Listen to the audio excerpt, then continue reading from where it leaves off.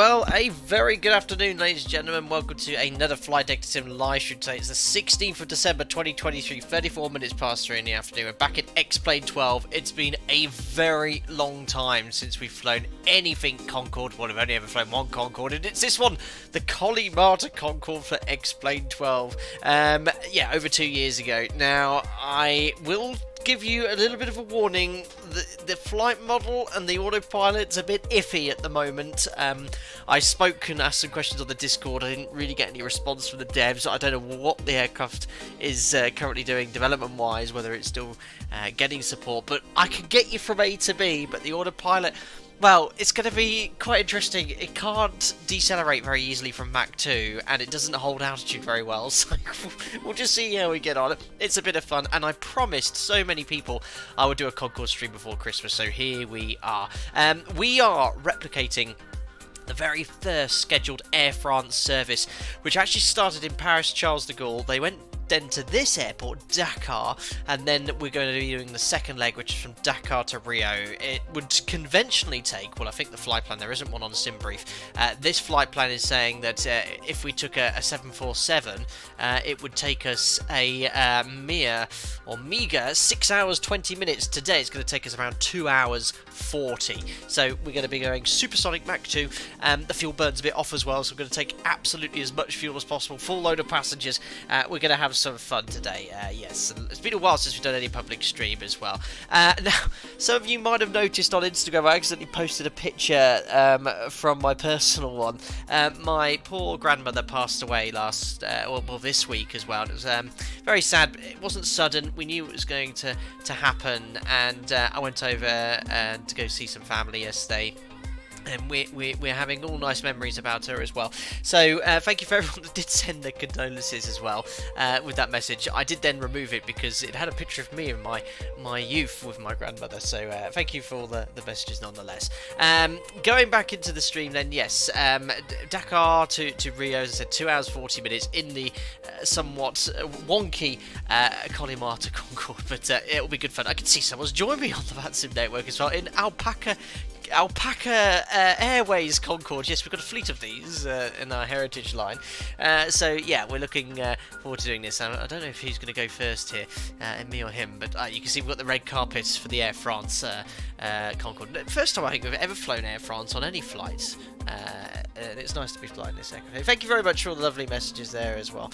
Let's have a look at some of the comments. Now, Steve, I've just remembered you sent me the email with your fix for the lights. I've completely forgotten. I've not installed it, but if we fly it again, I will use your plugin. Sorry for your time there, buddy. We'll have to use the default lights today. I've got the amazing FT Sim sound pack. The default sounds are a bit broken at the moment, especially the end and start here. So I've got the sound pack. It's actually really quite nice, and I have the FT Sim sound pack subscription, so I thought I'd install it and give it a go, and I'm very impressed with it. Alex Van der Paas stream will be higher in 10-minute value as it is then. Yes, well, now with a wonky Concorde, we'll see how we get on as well. Yeah, the FS Labs one for Prepared, I've heard, is really, really good, so we'll definitely have to try that one. Oh, hold on. I need to switch playlists because I've got my fixed intro song on here. Now, I might put some Christmas music on later, but for now, I'm going to go to my other sound playlist here. Very good. So anyway, let's get the show on the road. The aircraft's completely cold and dark. We'll talk about the routing as well. As I said, as I've not said here, the aircraft is a bit of a beast to set up. There we are, back into the cockpit. So yeah, it's a bit of a beast to set up. Of course, I'm not using GPS. I'm using INS, and this INS is... It's not like the Seaver and the Felis. It works a little bit differently. It's taken me some time, or any spare time I did have this week, to sort of get it all up and running and I have some practice. I haven't completed a full flight from A to B, but I've done supersonic to then subsonic and a takeoff on a few climbs. And yes, it will not be a pretty landing later. It better sound as good as the Vulcan. No, I think the Vulcan, Steve, pips everything in the sound department. That's such an awesome add-on as well. But these are not bad at all, not bad at all. Hi Joe, nice to see you here, buddy. Hope you're doing very well. You could try to fly to Santos Dumont to the Concorde. That's not going to happen, pouring water. Anyway, let's get some power connected to the aircraft. So now, what I'm going to do here...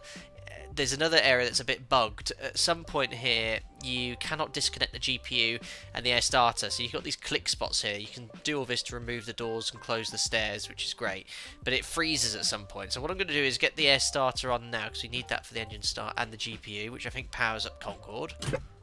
There we are. You can hear it coming to life, and now we have GPU on. We'll connect the batteries.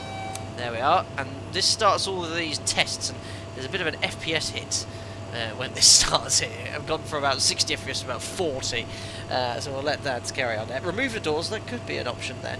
That's right, I've not flown it yet, so perfect. Nice. We'll see how it go on there. Hello Emily, my Christmas holiday has begun from college, very nice to hear. So we'll let it do its thing. Did the real Concorde do all this jazzy stuff? I don't know, but there we go. And I've got this amazing plugin, which was from one of the members. I think it was from... I can't remember now who sent me this, but it's based off Alpaca Airways Concorde checklist. But yeah, we can work through the preliminary cockpit inspection. It's all been modified from the default checklist, with the colours replicating the panel that you need to look at, which is really, really nice. Yes, it was Jordan that did this. Jordan, thank you, Dominic. We've seen it for reminding me. So yeah, that's really cool. Just to show you the GUI, which we'll be making reference to frequently today. So payload manager, a full load of passengers. It's 111. I don't know why, but I can't put anyone in this seat here. Was that R2 or something, or row 2C? You can reduce and add, but it just will not put this one passenger in there. So it's as full as I can get it. And as I said, full load of fuel. We'll imagine they've all got carry-on luggage. I've literally brimmed the tanks. The fuel burn in this version of the Concorde is so much higher than the previous version that even on this sector, which is about 700-800 miles shorter than the London-New York, I'm using every single bit of fuel here. So yeah, I've just had enough for this sector, so I think some work needs to be done. So we've loaded up with fuel, we've loaded up with passengers, we've got the power on here. Let's now do the preliminary cockpit inspection. So technical log I've checked, ground power's now on, main batteries are on, equipment bay cooling panel is on, so that's here. We'll move those switches to auto, and we'll put those all on as well, so you can see the mass flow indicator is coming in here. I'm not going to lie, I haven't a clue how Concorde works, so I'll just follow a checklist and flick some switches. I've made loads of notes from my previous ventures, which have been very useful in preparation for this stream. So we've got equipment bay cooling done, oxygen panel is down here, and I think it's set by default, so I won't turn on or move any of the switches there. So we've got the emergency system, emergency manual override, we don't have that on yet.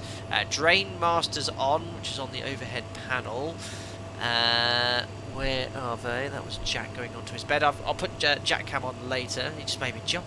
We thought he was downstairs for a second. Where are these drain master switches? I only did the full setup this morning. I remembered what to do. Drain master switches. Where have they got? There they are. On. INS 1, 2 and 3 aligned. So, oh yeah, look at these views here. The best views. So IRSs, we've got 3.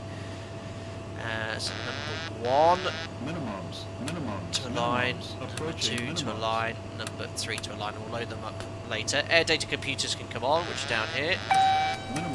Lots of dings. Oh my goodness me. Torrent 4x4 has once again very generously donated several memberships there, so welcome on board all of these lovely people. I am going to mute the alerts for a second whilst these all continue to ping up one by one, so thank you very much for your generosity there. Welcome on board Autism Emily, Bond, TO5, Reggie, Ralph, Blade, some of these old members, Pouring Water, Elvil Cam, FS Bean, John Franco, Chris Atkinson, all joining as members. Very generous Touring 4x4, thank you very much indeed. Welcome to all the new members of the channel. I hope you enjoy your time as a member, and you'll hopefully just make our group flight next month as well at the middle of January. So thank you very much. Very generous as ever, Touring 4x4. You've done that several times, so thank you, sir.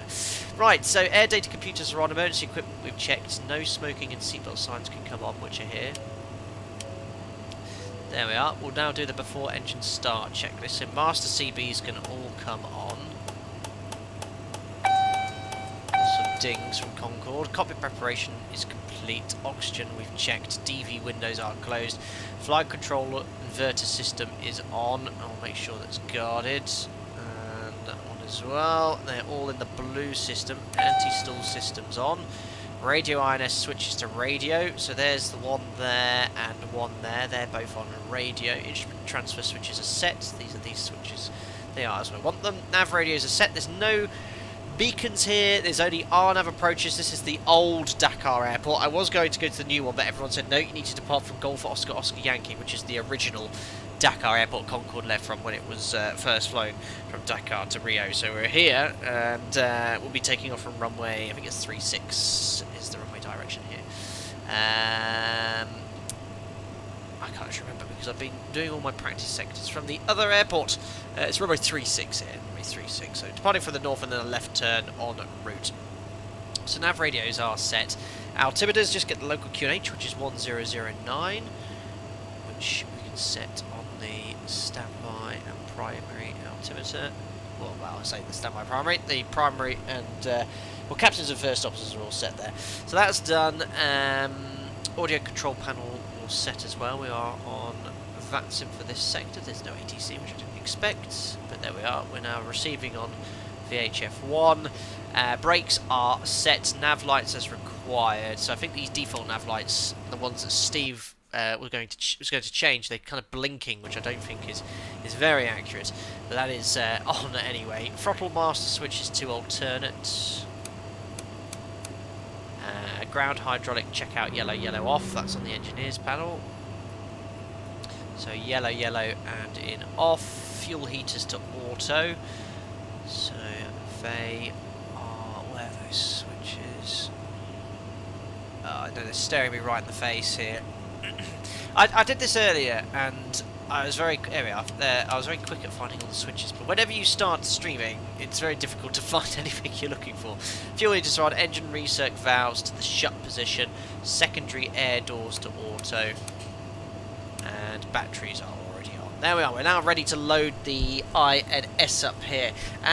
Welcome aboard there, Jerry Jensen. I'll turn the alerts back on because that should have hung up there. Hope you're doing well. Thanks for subscribing. Stratocast Concorde makes the Fearless 742 seem like the Zebo to me. Yes, the Fearless is I'd say a more polished product. No disrespect to the behind this, because Concorde is probably one of the most difficult aircraft to model. You can fly it at the moment. I just wished it was updated as V2 was in X-Plane 11, which I quite like flying. Thanks to the gifts in Chris tutorial 4x4, that was very generous from him. So, Harold says, so many switches, enough to make your head spin. There's a lot of switches indeed there. Hi Andrew, can't wait, watch the whole stream, but we'll check out later with a cup of tea and cookies after work. Just checking in, good to see you back in the Concorde. I think last time you landed at Leeds, I did, over 2 years ago. Look who is here, everyone. I haven't got a yoke up today. There we are, look under the desk. It's the baby. You gonna lay down then? Oh yes, we might put the camera up later. Just for Jack Campbell. Here he is, he's got his bed under the desk, which is where he'll stay there most of the stream. When I'm talking, he's probably wondering who on earth I'm talking to, but there he is, keeping me company at the moment. Right, let's get the INS all loaded up. So I'd quite like to show you our routing today. We're going to be a little bit naughty and depart from Dakar, southwest, right over the Atlantic. Now, we did this sector not that long ago well, not this exact sector, but in the Fearless 747 we flew across the Atlantic in 4 hours from, where did we go from? Was it, no, Recife, didn't we? We went to, I can't remember exactly where we went now. I think it might have been Dakar, I can't remember.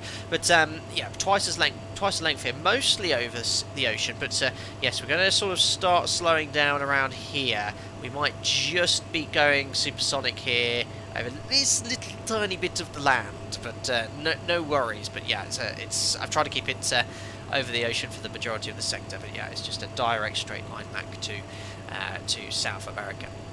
Right, anyway, let's get the INS loaded. So unlike the SIVA INS, you don't put your present position in like the one in the Fearless 747. So it automatically, even though from cold and dark, you only just turn on, shows you your present position it's in. Now, reading my notes, which I had when I last streamed it here, I put waypoint data, do not enter your position, it's there. Go to waypoint number 1 and just enter. Yeah, it doesn't have a 0, so you go to 1 and then you simply go from there, and that's how to put each waypoint in. And we'll do that whilst the alignment is completing. Point water, is the dog British? Of course he is, as British as I am. Let's now go over to our operational flight plans. We're not going to put in every single one of these waypoints, just waypoints sort of equidistant from each other, 9 in total. Do bear with me. If you notice I make a mistake, please bring it to my attention in chat, and I'll just turn the noise down here, and I'll put some nice backing music as well, because this bit's quite boring, I'm afraid, putting all of these these waypoints in. So first waypoint's going to be Turip, and we're going to go north 11.27.9, so 11.27.9, and unlike the Felis Siva, you don't press insert, you just go straight to the longitude. So west for Turip 019 400, insert. Now I've only got to do that 8 more times, guys, so if you want to make yourself a cup of tea, guarantee that would be more entertaining than watching me float up the Siva. Right, Kodos is next. We're going to put this one in and then take a bit of a gap to Dagta. So Kodos is north 01122 01122 west 02613. Insert. Waypoint number 3 is going to be Dagta, which is down here. Crossing the equator then, south 08451, don't press insert, west 0323006. Insert. Waypoint number 4 will be Pamox. So let's go here. Pamox. There we go. So that's south 16074. And then it's west 03725. Insert. Waypoint number 5 will be Minig, which is here. Thanks for subscribing there, Remy Access. Hope you're doing well. Welcome on board. Minig south 19081, 19081, and west 039059, and insert. Waypoint number 6 is Nimut, all the way down here. Oh no, I just saw the last page there. Nimut south 20510, west 0401009. Insert. Waypoint number 7, nearly there, guys. Have a break, have a cat, absolutely. 7 is Sapsa, which is on the next page. There we are, Sapsa, and that is south 222 63 west 0412007. Penultimate waypoint number 8 is Ada, which is a VOR. Will be subsonic at this point, hopefully around 100 miles. We want to be at around 30,000 feet subsonic at Ada. So everything I'm basing my top and descent is based off the Aldea VOR. So that's going to be number 8 for us, which is south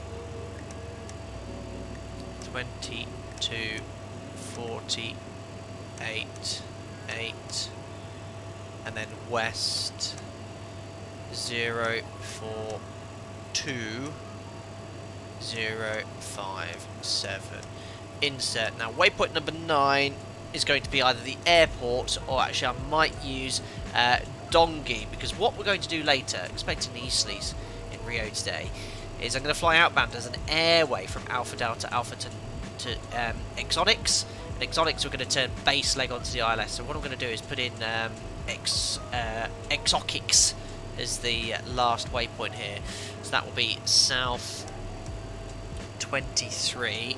Just get rid of that. South 23. 086.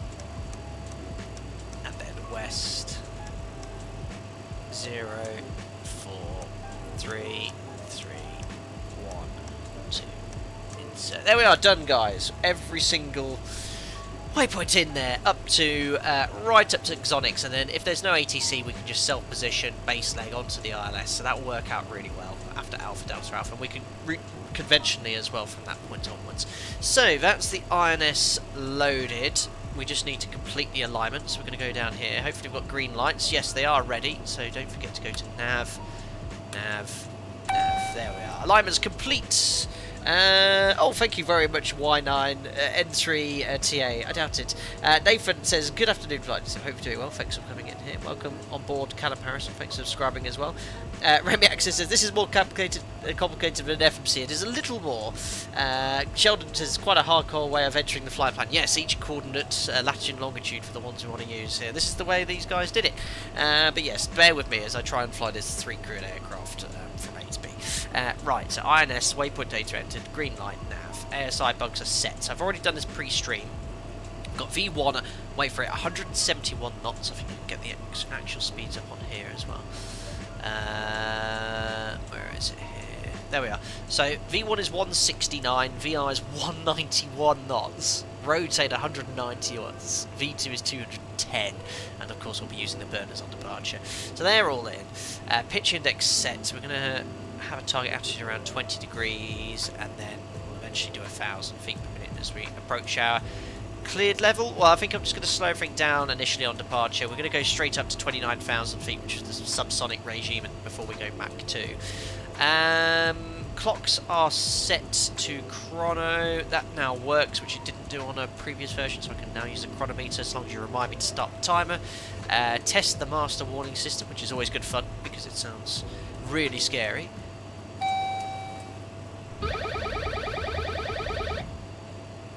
There we are.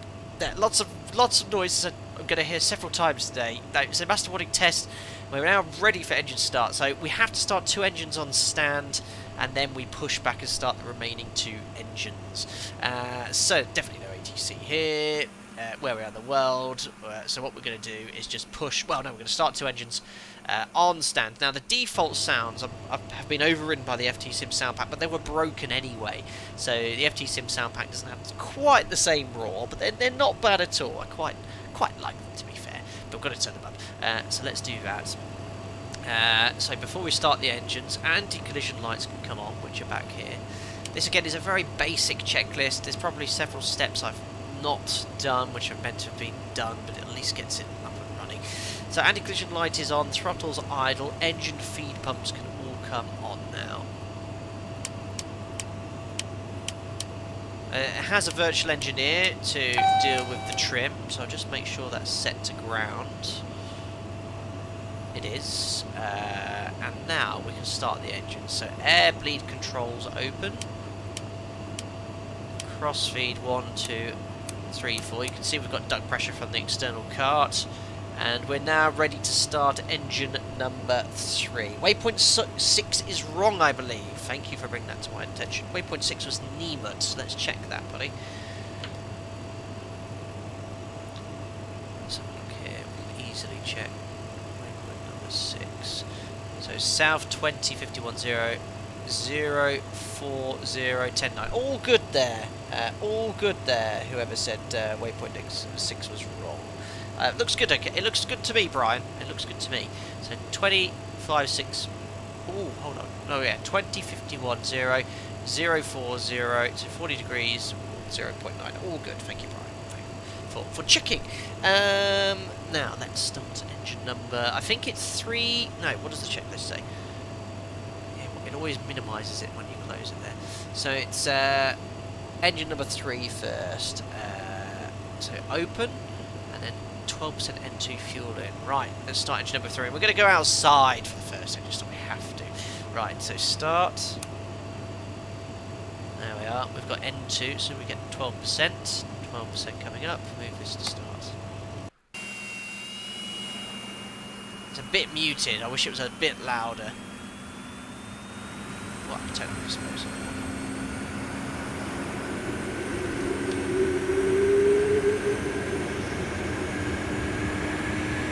Oh no, let's get better pushback.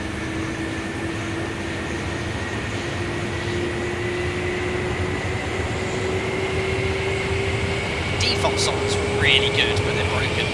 This is bad.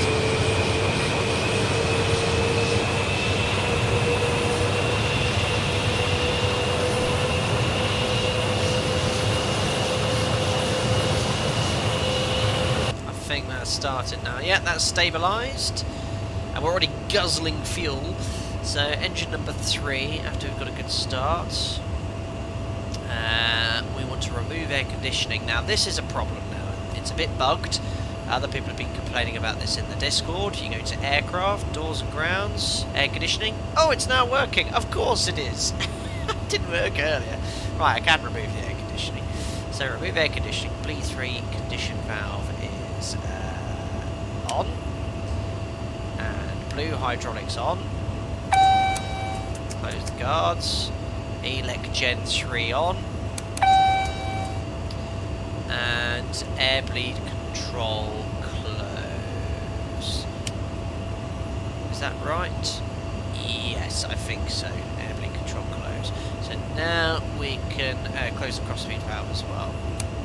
Now this is where it went a bit weird. Someone said don't close that, but this checklist says does, so I think I'll leave those open. Otherwise you don't have control. Right, I better just get the pushback ordered. Let's order that. Should have done that a little bit earlier. I think you've got to be a bit careful with the Concorde with the better pushback because it can go a bit funky. Right, there we go. Run to cockpit. Blood knowledge. Call me through the menu when you are ready. Very fitting. Run to cockpit. Tow is driving up. Right, let's start engine number 2 now. Just turn it down slightly in here. So it's exactly the same process as before. Nice. Can't remember what all my click spots are though. Right, starting engine number 2.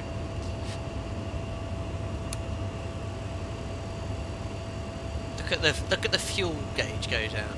You know when this aircraft was at full power with the reheats, it burnt its entire contents of fuel in the space of 1 hour. It's 90 tons. 90 tons.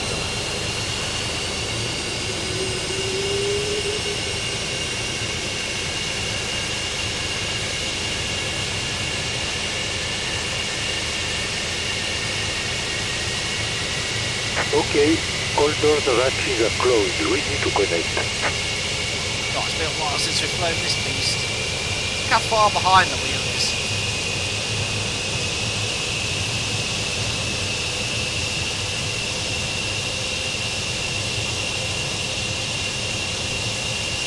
Amazing. Minimums. Cheers, James. Minimums. Ask the tug driver to say chowder. I don't get it, please explain to me. Is that because of his very strong accents? I don't know. Thank you for your continued support, James. 17 months as a member, appreciated. Right, so I can't do anything now until the pushback starts. So he's lifting us up. Let me just do Tow connected and bypass pin inserted. Release parking brake. Hold on here. So have we done that? So engine 2 condition valve is on. We then want to close the crossfeed valve, and green hydraulic pumps can now come on. And the number 2 IDG is on the bus. There we are. And we can leave the conditioner. That's all good. That's all good. Right. And now we lower the visor to 5 degrees. There it goes. And we can now start the pushback as well. So parking brake we can release. Starting pushback, and you may start engines. It's an old Simpsons reference, James. My apologies. I've watched Simpsons long time. There we are, pushing back. Starting engine number 3, I think. Someone know, Andy, you said the correct sequence. 4 than 1. Let's start engine number 4. Oh yes, very nice. Starting engine number 4 then.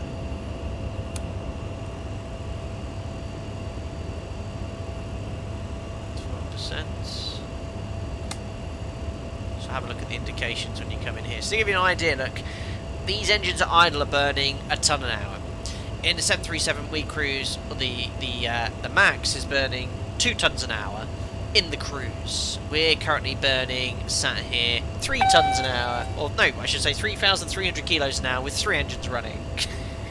It's about 4 tons an hour, well 4.5 tons an hour with all the engines running. Oh, you can hear that start up.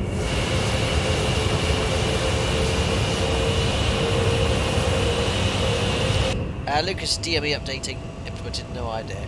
No, should be up until the target's clear, boss. My apologies. Yes, that makes sense, actually. Because I don't want to bash his tug there. Oops. I'll leave it down because I'll forget to put it back down again.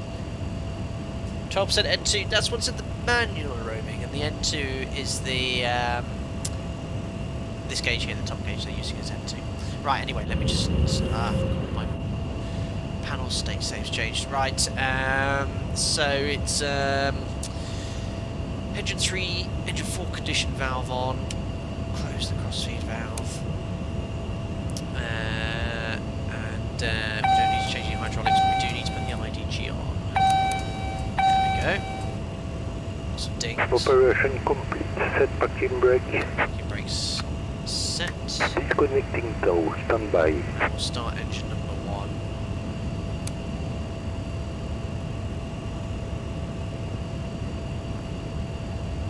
Perfect. Anything could happen in the next half an hour. That's a quote from Jerry Anderson, isn't it? From the newsreaders, isn't it? Star Wars, Thunderbirds.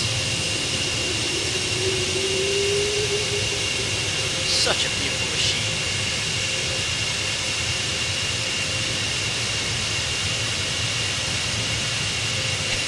Tug driver needs some Lemsip, absolutely.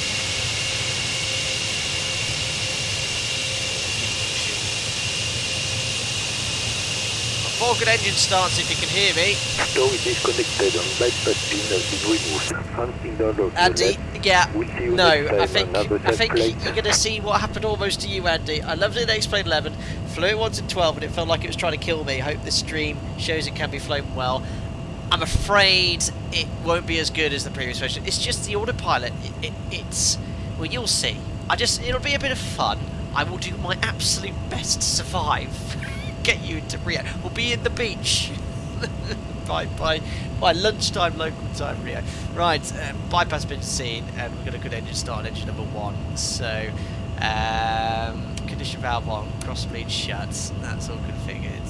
IDG number 1 is on, and we can turn on the hydraulics. I forgot to disconnect the ground power, but it looks like it's done automatically. Perfect. Let's have a look at the checklist then. So yellow hydraulic pumps are all on, engine 1 and 4 has been started.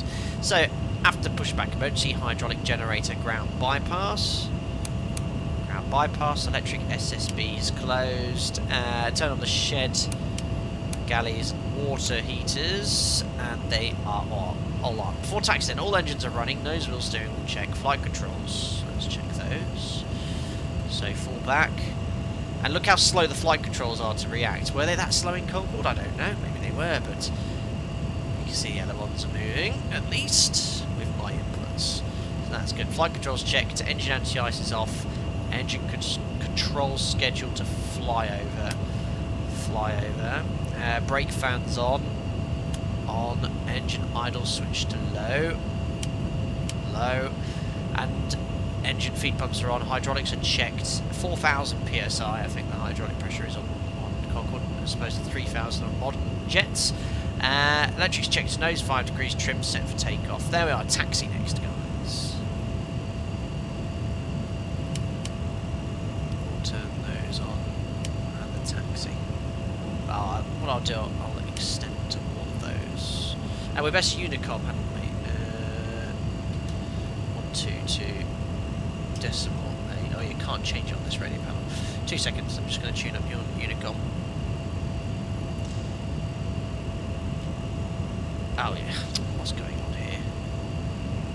There we are. Dakar traffic, it's Air France 085 taxiing to runway 36. Perfect, so parking brake is now released. Oh, going backwards. Add a bit of power. And off we go. Need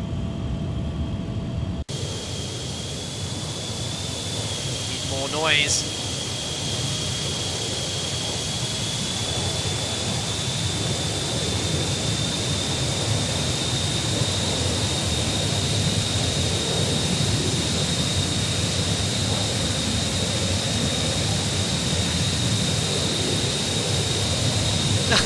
It's fine, Anthony. Thank you for asking.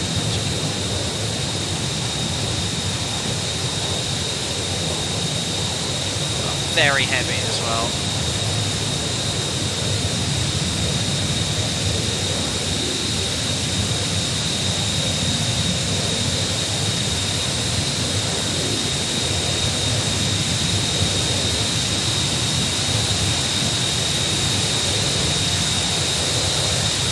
Concerned that the rear wheel is not on the ground.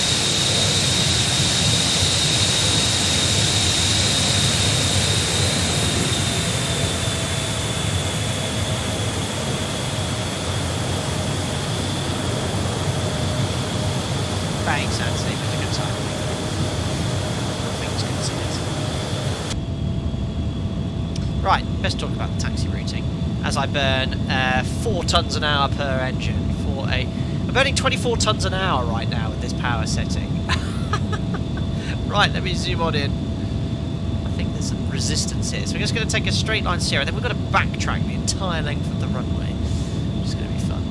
Yeah, it's... I don't know. Something's just not... I've got so much power here, and it's like I'm on the brakes.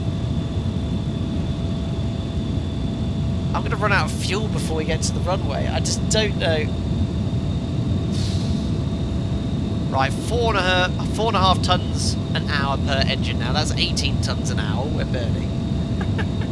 So what did I say? 4 times 4 is 16. My apologies. What did I say? Something else. Yes. 16 tonnes an hour. We're now burning 18 tonnes an hour.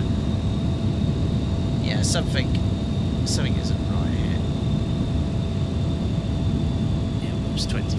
Maybe it's because I was going up... Ah, that's better. Maybe it was a little bit uphill in the sim. Yeah, there we are. That's more like it. So, just as a reminder, I can't remember exactly what we had at the start of the stream fuel-wise. I think it was 95.4. We've almost burnt a ton of fuel. Is it 95.2 or 95.4? We've lost a ton. Oh dear. Let's hope we can make it one piece. I think John, Frank and Concorde sort of got some priorities. Basically always landed with only about 45 minutes of fuel left anyway. Right, let's just have a look at the taxi checklist. So we've got the lights on, engine rating mode is takeoff set. So that's on the overhead panel. It's in takeoff. Auto ignition on. Great. The throttle can come on. That's good speed. I'm still having to use quite a bit of thrust to taxi. Engine flight ratings in climb, which is pressure static heaters can come on, which they are now on. ADS probe heaters are already in the on position. D-air tanks are on. I think the only one I need to switch up is this one, and I think there's a couple more. That one, I think, no, not that one, that shuts off the fuel. Might have been a couple more air pumps on there. Well, let's hope that it's completed by the virtual first officer. There we are. So they are done. Inlet valves are all in the auto position, which they are by default. The standby inlet valves are fine, but the other ones are in auto. So that's done, and we now have the before takeoff checklist. So just make sure no one's here. No one's on final, so we'll advise for backtracking. Dakar traffic, it's F1 085 backtracking runway 36. Perfect. Yes, so I think even taxiing here, there's so much resistance. There's no inertia. I mean, I've got so much thrust on. I mean, just to show you where the throttles are there, that's idle. And you can see our ground speed here, 9 knots, 8. It's like braking. There's no inertia at all. Anyway, let's hope we don't have the issue on the takeoff roll, otherwise we're going swimming.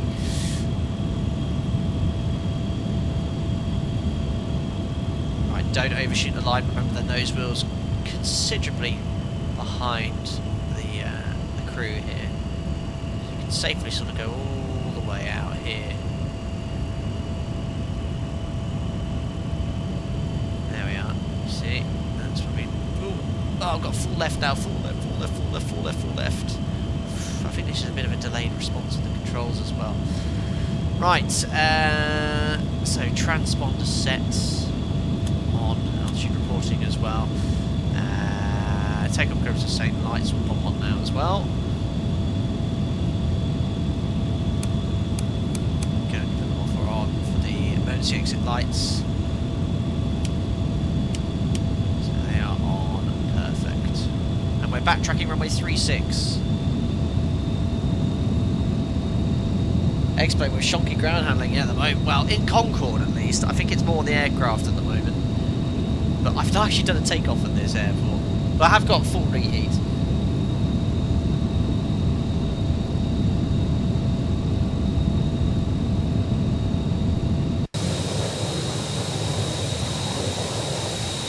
I'm gonna run out of fuel taxiing. I didn't have this issue there. Pretty sure.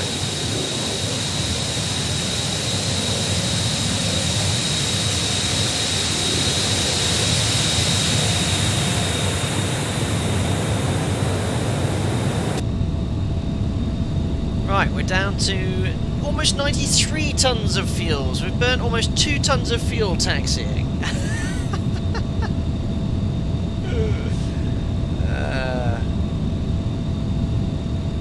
Right, there we are. That's 30 knots.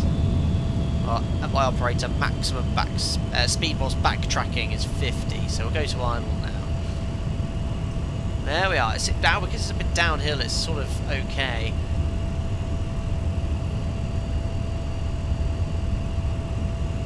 At 2 tons of fuel. There we are. Right. Next is parking brake set, takeoff monitor, reheats on. Also, the brakes is either all or nothing. Whee, whee. Oh yes. Right. Now this is going to be hard. I've not done a 180 in Concorde yet.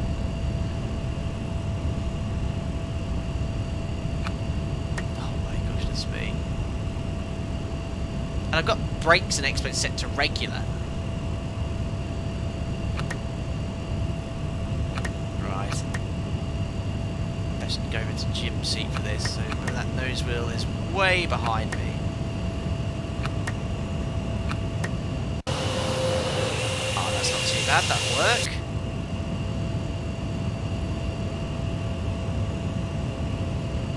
So, if I go all the way over here, that's probably not too bad for Concorde.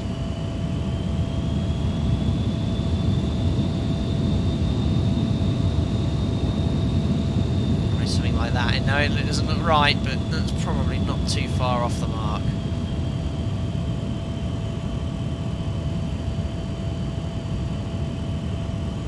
Oh, I think we'll take that.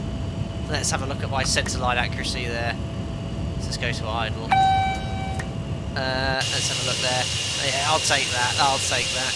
Right then, shall we go to Rio, ladies and gentlemen? So we'll be flying runway heading, and then we'll make a left turn eventually en route. We'll switch that over to INS. I'll give myself an initial heading of 240, I think.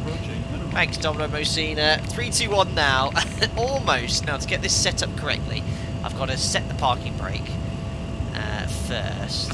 So we'll go over here. Parking brake is set. Turn on the takeoff monitor. Then when I move the reheat switches on, which I think they are by default. There we are, they are. We just release the parking brake and it will start the countdown. So Toga's in chat, ladies and gentlemen. I'll reset the timer. There we are. Timer's on. Please work. 3, yes. 2, 1. Full power. It's working.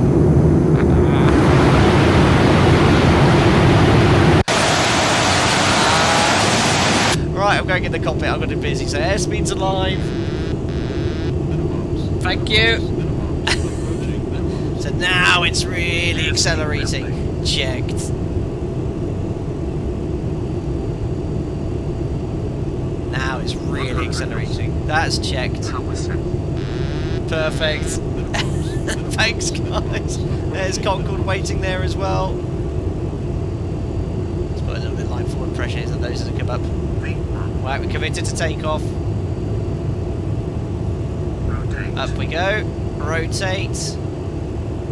V2. Oh, up we go. Oh, keep the rotation there. Oh, we're airborne. Positive climb. Gears coming up. Positive climb. Come on, Gear climb, coming climb, climb. It doesn't want to climb. Woo, 250, I think. 250 knots. Oh, come on. Right, I'm going Gear flipping up. Doors locked. Come on, now we go. Now pitching up for 250. It did not want to climb initially. Right, I'm going to pitch to maintain 250 knots now. Trim. Oh, come on, I'm pitching up, pitching up, pitching up. Did not want to climb initially. It's so much harder to fly than the V2 one. I'm up at 30 degrees nose up now. Just trying to get the speed back to 250, but it's still accelerating. There we Our go. pitch check 3, 2, 1. Points. Right. Hit 3,000 feet. Our pitch angle is too high. Well, if I've got to go higher because otherwise, the speed's going to come off. We're going to take a bit of speed off. The burners are off. Oh, honestly, it's so tricky to fly this Colimata. I just really struggle with it now. Right, let's pitch up a bit more, back to 20 degrees now. Just going to bring the speed back to 250 knots. There we are. It's still not in trim.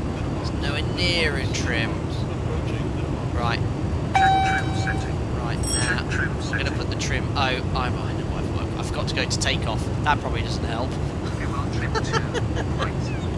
There we are. So it probably helps if I trim for takeoff. Right, just going to do a left turn en route now. I'm going to have fly initially. I've got the burners off. INS is on. So 250 knots, still hand flying here. Taking a bit of power off because we're just doing about 1,000 feet per minute. There we are. Now we're flying nicely. Now I have to put my hand up there. I didn't reset the trim for takeoff, which is probably why I was handling like pants. Not that I don't think a huge amount of trim would be changed, because there's not much fuel. But now it's flying nicely. I'm pitched for 250 knots. Doing about 1,000 feet per minute. Let's try and do a little flyby for you. That's quite hard to keep it. What's the trim set to now? I'm trying to see whether... Look, I'm at the full trim. I'm fully trimmed nose up, and it's barely. I've trimmed all the way his nose up here. There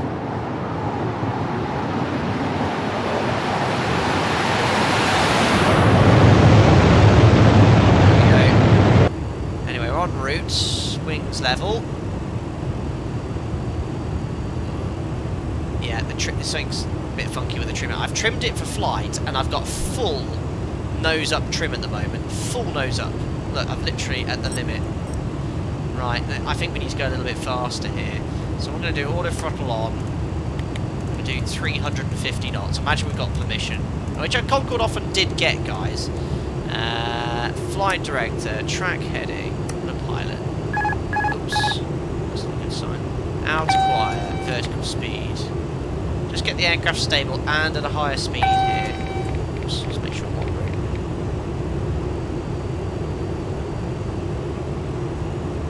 Right, there we are. That's going to lower my work. I think 250 knots at the moment in Concorde when it's heavy.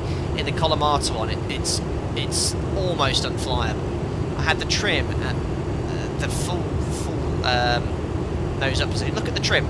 That's where the trim is. 14 units, right on the limit there. Thanks, Paul, for the high speed improved. Right. So we're going to carry on with this heading until we're back on our INS routing. Just going to accelerate now to 300. Get up to 300 knots. Put the visor up. Thanks, guys. That will increase the speed limit as well.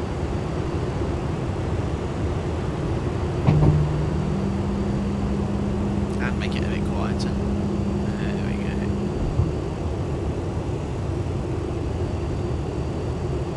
Good. Right.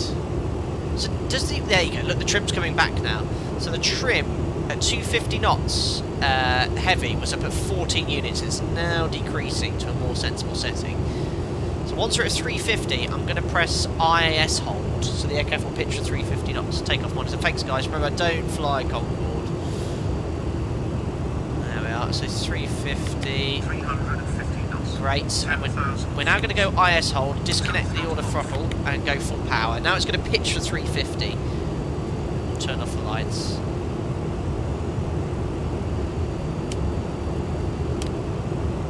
Retract them. There we are. So now it's climbing at pitch hold, full power, 7,000 feet per minute. No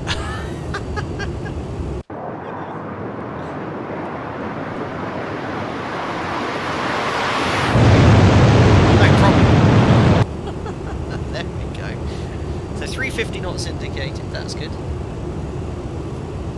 We're waiting for that INS routing to come live. That's better. It's sort of stabilising now at 350 knots, 4,000 feet per minute. Up to 29,000 feet. We'll set standard now. And we'll do like the after takeoff checklist as well.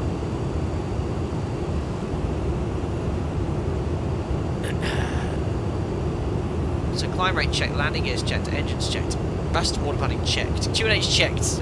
There's no more switches to flick. Fuel trim to fly, external lights off. Yeah, so initially the takeoff, I really struggled to get airborne initially, and I think that's because I forgot to set the trim for takeoff. But then I'm almost at full tanks of fuel anyway, so I don't know if the trim would change that much. Anyway, we're down to 86 tons of fuel. We started with about 92, or was it 94? So we nearly burned 10 tons of fuel. We're burning 8.5 tons of fuel per hour per engine. So that's 32, just over 32 tons of fuel an hour. INS should be coming alive any second. And we're going to go up to 29,000 feet, Mach decimal 905. Perfect, it needs a better auto-flight engineer. No, Longcat, I'm sort of having to half be the flight engineer. So there we are, INS is now alive. You can see the HSI is coming alive, so we can now select INS. There we go. 20,000 feet. 20,000 feet. And I think there's a few other things I need to do. I need to put this to auto.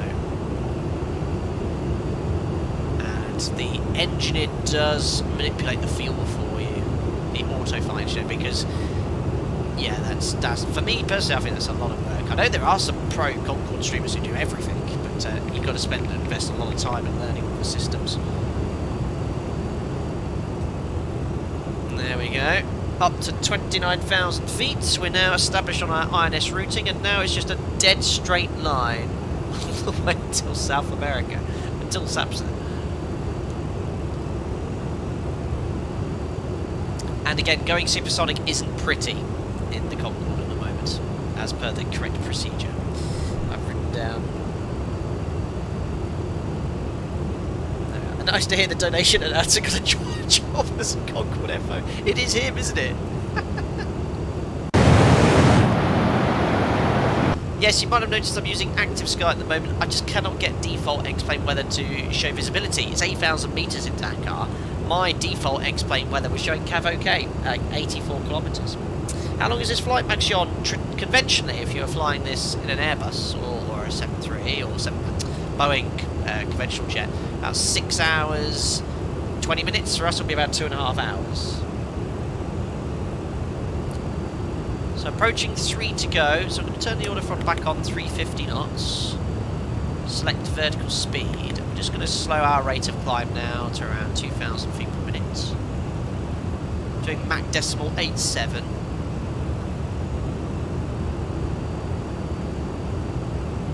Is there an INS update necessary for this flight? I don't know if it's modelled. Either way, Oleg, I don't know how to do one. Kind of reminds me when I took the Amsterdam. Oh, yes. Absolutely. Anyway, approaching 1 to go. We're just getting out of range of the NDB. It's an NDB tuned.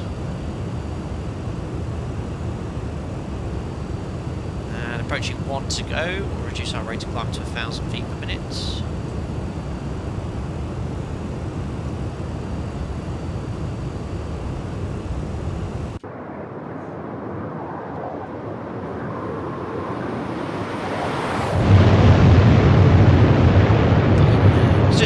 It's just ticking over at the moment. Let's just monitor the level off the autopilot. It's gone to outer quiet really early. Let's see how it manages the level off at 29,000 feet.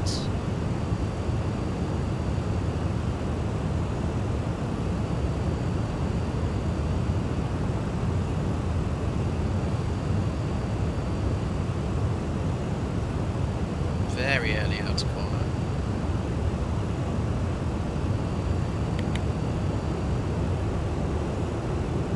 So 29,000 feet out hold, slight balloon.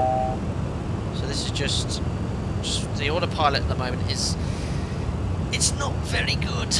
See, look, it's sort of ballooned 100 feet there.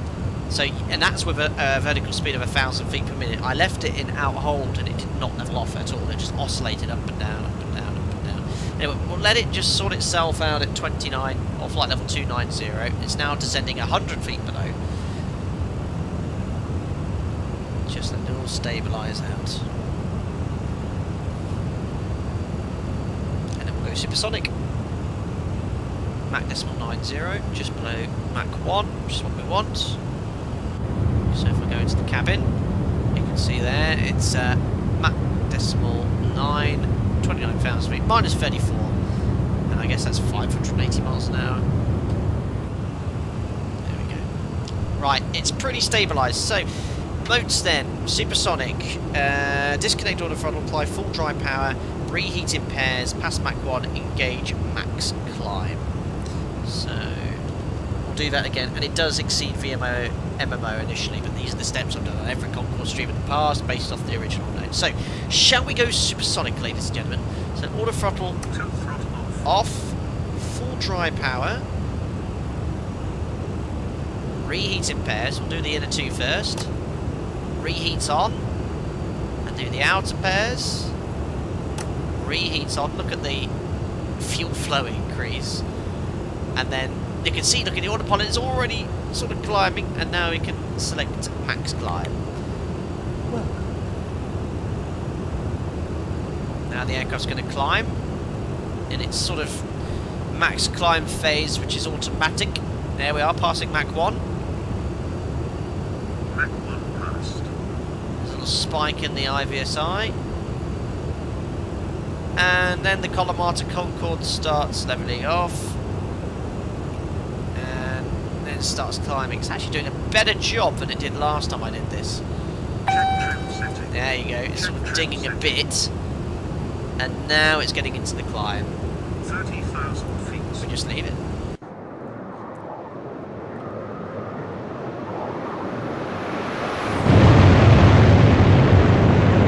Because I've got the FT Sim sound pack, no sonic boom anymore, I'm afraid. Look at the elephants, they're pointed very high up.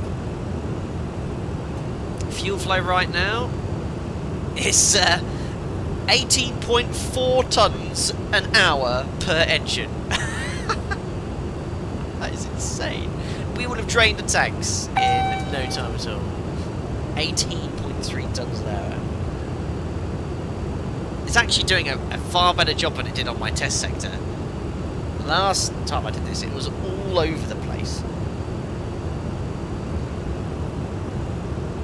That's absolutely crazy. So 18.4 tons an hour. So over 70 tons, burning over 70 tons an hour. So we'll drain the tanks in just over an hour if we left them like this.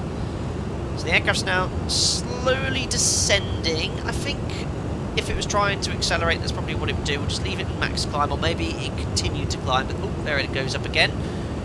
Just leave it in max climb. And remember, the aircraft doesn't maintain an altitude of just oscillate between sort of 50 and 60,000 feet automatically, which it was allowed to do because there's no other traffic up there. And then you see, we're just sort of, I think they requested a block level or something.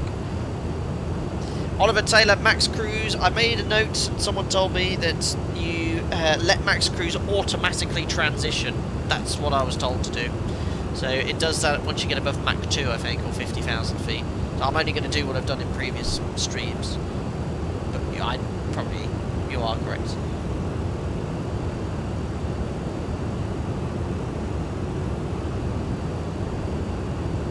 There was an X-plane update as well, so I don't know if that's changed anything, because it is flying very differently than it did before. Very heavy. The reheats stay on until Mach 1.7, and then you're instructed to turn them off. Gene, that is it. That's the advert, isn't it? No bumps, no bangs, Concorde. It is if you're outside, though. Although I don't think we're going to hear a bang today. Oh. That was quite depressing, but to be fair, that's how exactly it would sound if it was approaching you at a supersonic speed. You wouldn't hear it going.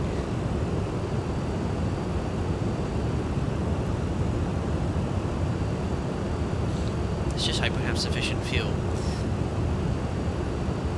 Because on the test sectors, I was climbing a lot quicker and a lot faster.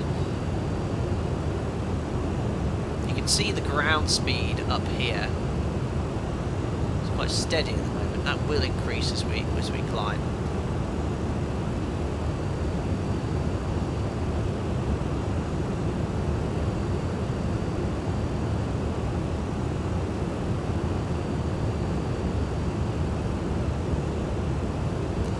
There's a lot of drag initially, but it's sort of, when it got a little faster, it sort of accelerated a little quicker.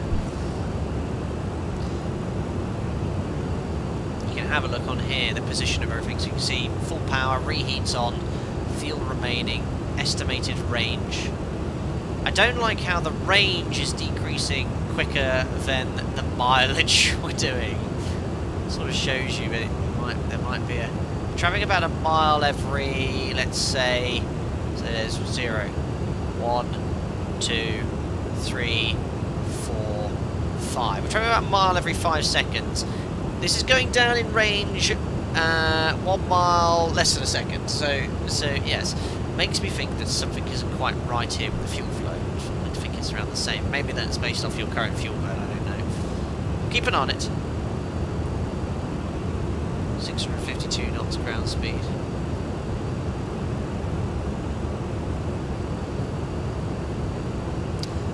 And what's the reason the reheats can be switched off at Mach 1.7? I think it's just because there's sufficient thrust from the remaining engine.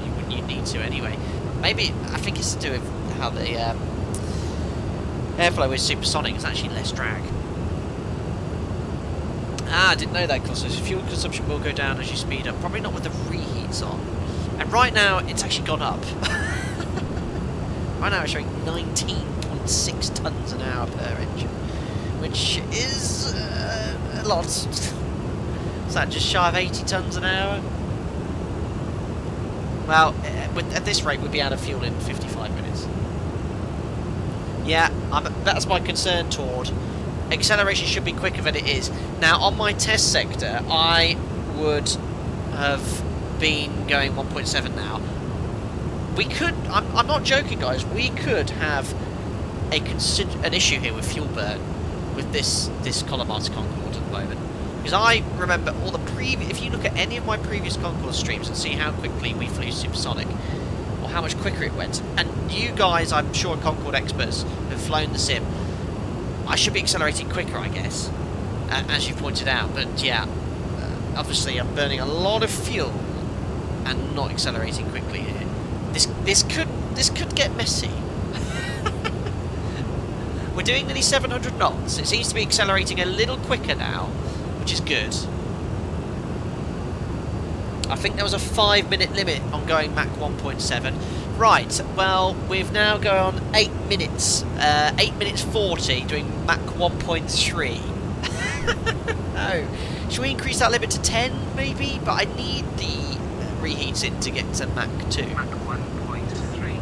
Ramps moving control. So the ramps are now moving to slow down the airflow into the engines. You can see the position of the ramps here.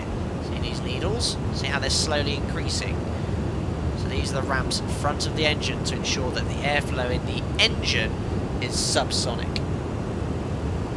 Is the CG in balance? Yes. Bang in the middle, where it should be. The engineer is taking care of that.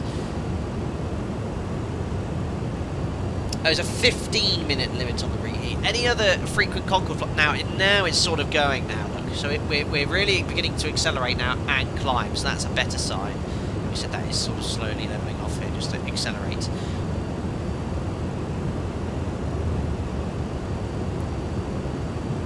God, I can't wait to get these reheats off. And someone said as you go faster, the fuel burn decreases. We're now burning 20 tons an hour. It's actually increasing. Wow.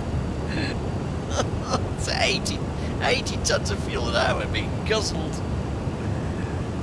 Must have left the gear. I'm just going to have a quick look outside. We're okay. I like how it is quiet in front of it, which does make sense if you go to Supersonic. Nice. Come on, give me Mach 1.7, then I can turn the reheats off. Come on. We're not going to make it at this rate. we might have to divert, guys. We might have to go to... We've got Recife. If we can't, we've got there. 50, 40, Vittoria as 30, well. We've got options. 20, We've got options. 10. Thanks, Creature Prologue 2 for the £4.30, buddy. Company message to Speed Poker from Iron Poker. We love that fuel guzzling bird. Great to see you flying it again. Enjoy your Oceanic swim, Captain. Love the banter. Thank you, Creature Prologue 2 from Bolton. Very long-term member of the channel. Thank you very much for your support. I hope you're doing well. Yes, it's quite cold in the Atlantic this time of year. Thank you. Right, it is Mach 1.47 now. We've passed 40,000 feet. We're down to 70 tons of fuel. Can you imagine if I tried to do the longest flight we did, which was Barbados to Heathrow? We would be going for a swim. Torn hop, yeah, better calculate the point of no return. Mach 1.5. Point was, how do you know when to start descending in the Concorde? A good rule of thumb, I was told, is just 200 miles. But we have issues with the Colimata Concorde at the moment regarding deceleration. Now, I think something's been changed because this did not happen in the test sectors, and there has been an X-plane update since I... Reheat counter for 12 minutes. Uh-oh. Watch the 15 minutes limit. Oh, that's what he just said. Caution. Reheats on for 12 minutes. Watch out for the 15-minute limit. Okay. Yeah. Ryzen. Oh, thank you so much. Press Alt 4 for more power. I've heard about that one. Well, look, I think 15 minutes we might just get to 1.7. So yeah, I think something has happened with the drag, with the latest update. And I mean, something considerably different has happened. Because I've never taken this long to get to sort of Mach 1.7.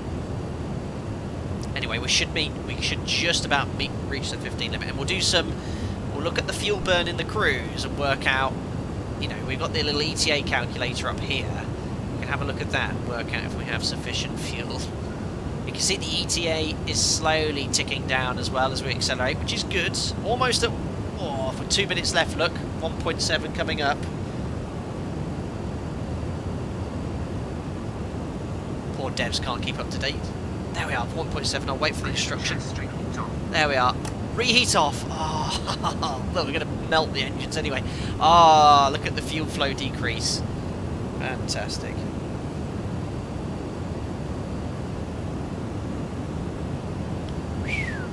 Right, and now we do our subsonic cruise, Mach 1.75. Look at the oscillations. Is that a sonic boom? Oh, there is one, listen.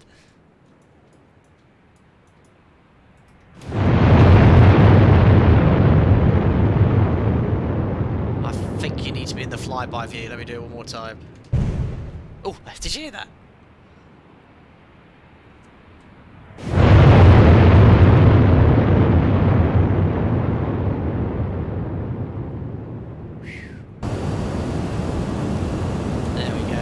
Yeah, I think, to be fair, Colossalco, the thing is accelerating as fast as when the reheats are on. I think once you get above 1.7, the drag does decrease.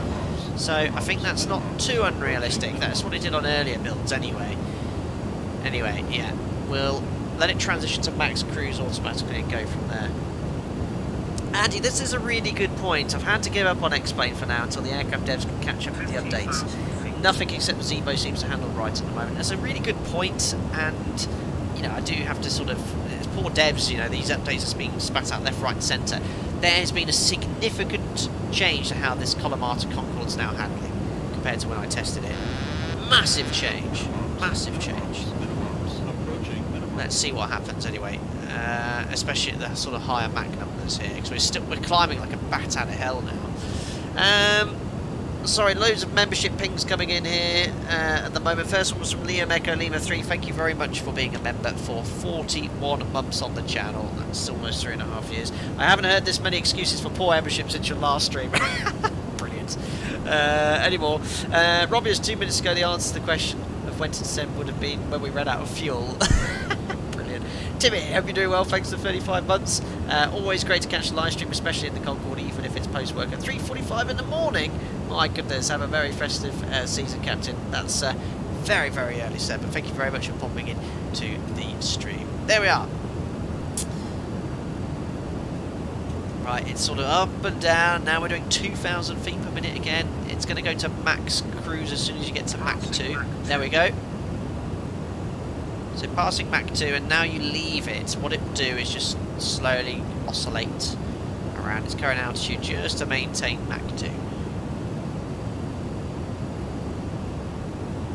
Selam, yeah, it's quite normal to have a difference between the altitude here, which I think is just based off sea level, and this is based off your pressure setting 1013. That happens quite a lot. There we go. Right, let's just do some little fuel calculations here. So let's conservatively say this aircraft at sea level, if you're cruising around at 250 knots, burns around 25 tons an hour. Okay. Now, right now we're burning 6,300 kilos an hour per engine, so that's going to be about 25-ish tons. We've got 67. So, what's the ETA here? 1859, so that's 17.8. So it's just over 2 hours. Right. That does leave it tight, doesn't it? So 25 tons an hour we're burning, and we've got ETA. Plus we've got to slow down. So that ETA is going to probably be more like 7:15, 19:15. So that's 2.5 hours left until we land. Taking into account slowing down and everything. We don't have enough fuel. I don't think we've got enough fuel. I mean, obviously in descent we burn less. Oh, this could be interesting. Steve M might have to be subsonic if so you don't run out of fuel. Yeah, this is when it's most efficient though. So this is going Mach 2 now. Obviously, our speed over the ground is over 1100 knots here. So obviously for fuel burn per speed, this is the most efficient place to be at. Now, let's see, Don. What we'll do, we're supersonic now, guys. We'll reassess. Approaching sort of north of Recife, we might have to dive in and divert. It's gonna be fun. This didn't happen on the test sector. Why did I update it? Oh dear, James Davis, thank you very much for joining as a member. Hope you're doing well. Glad you've joined the members only Discord. Hope you enjoy using the customer using chat as well. Thanks, buddy.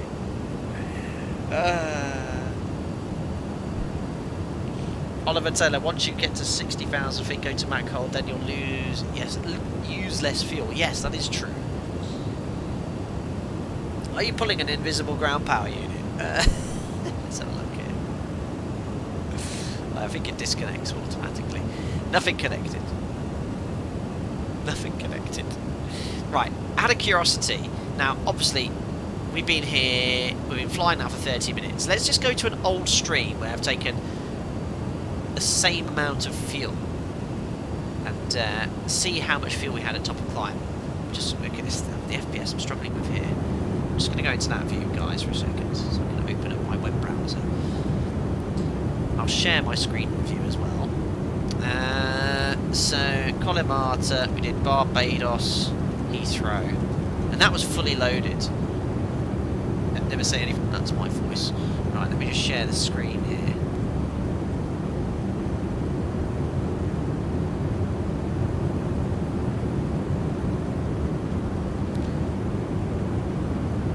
Right, so this is the Colimata Concorde stream. There we are. Supersonic Cruise Mach 2. Right, so look at this, guys. This is when I last flew the Colimata Concorde. We just reached 52,000 feet in the cruise, supersonic, and we had 82 tons of fuel on board, okay? 82 tons.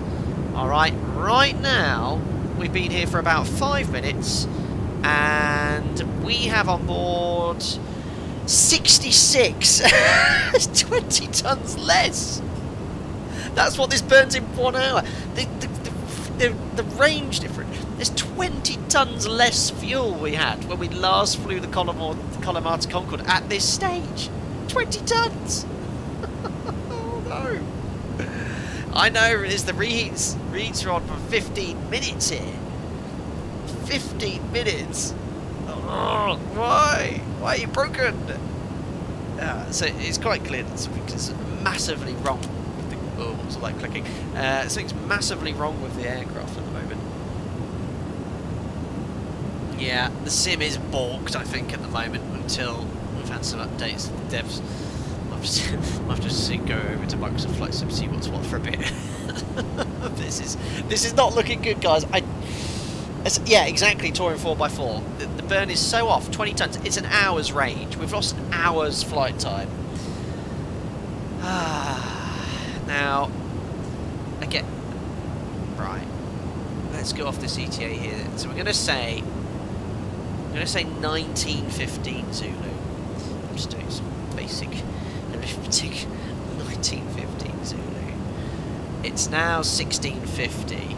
Let's call it, just to be conservative, 16:45. So that is still 2.5 hours until we land. And we're burning 20 tons an hour, and we've got 60 tons. Oh, okay, okay. 20, 40, okay. We're going to get there, but we're going to have not a huge amount of fuel, okay? And bear in mind, okay, this is nowhere near the maximum range of Concorde. Let me just show you on the flight deck sim maps. Sorry, I have to go in this view, guys, because there is a big FPS decrease, which lags my PC when I'm looking at the cockpit here. So, just to give you a perspective of the range, let me just switch here to Chrome. It won't work for some reason, I don't know why. We'll put it this way, the length of the sector we're doing today, I'm just having a look here on Google Maps, from Dakar to Rio, as the crow flies, is 5,042 kilometres. So let's call it 5,000 kilometres for cash. When we did the Barbados to London stream, that was 1,300 more kilometres, nearly 1,000 miles longer. So if we were actually doing Barbados Heathrow, we would be swimming. But we're going to make it now. We're burning 20 tons now. We've got over 60 tons. So we've got endurance at this speed of 3 hours. But obviously, as I descend and go subsonic, we're going to increase our fuel burn again, because I'll be burning the same amount of fuel but doing half the speed. So yeah, it's going to be interesting. This approach here, we are going to have... Well, I know I'm going to say this question here: would you like me to divert en route or carry on to Rio De Janeiro? I think I know what the answer's going to be. Anyway, look, we're doing Mach 2 at 57,000. This bit seems to be doing quite well, I think. High speed improvement to 1 mile final. I'd rather go supersonic past the airport. Anyway, it's nice and stabilised in its cruise climb phase here. Yeah, I thought you'd say that, Shuey. I want to see how this pans out. Right, anyway, I'll put some tunes on.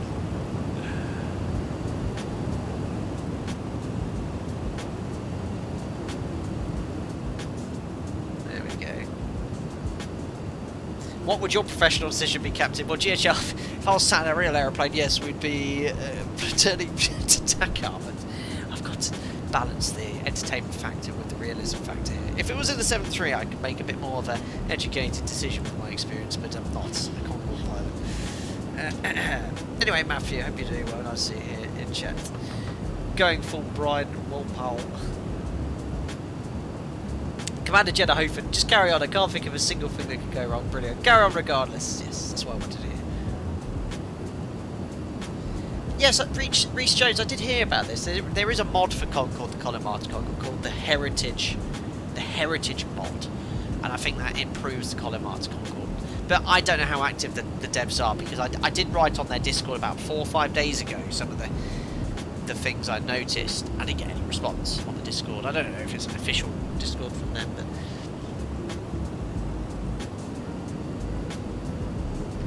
anyway. Let's see what the passengers see. Dining on their caviar and whatnot. Mach 2.02, 57,300 feet. Feels nicely in balance. It's great having this virtual flight engineer, because I would not have a clue how to balance all this.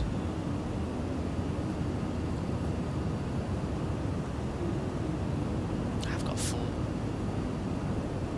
Yeah, I've got full power there. Yeah, so you can see. Look at the range now. It has stabilised. Look, so 2,390 nautical miles. Yeah, that's sufficient now. Too heavy to land, of course, because we've got all this fuel on board. So we've used all the fuel in the outer tanks. So now we're using fuel from... Well, these are the feed tanks, I think, which are always kept full. Now it's using fuel from these main centre tanks here. It's very complicated. I'll just leave it doing its thing.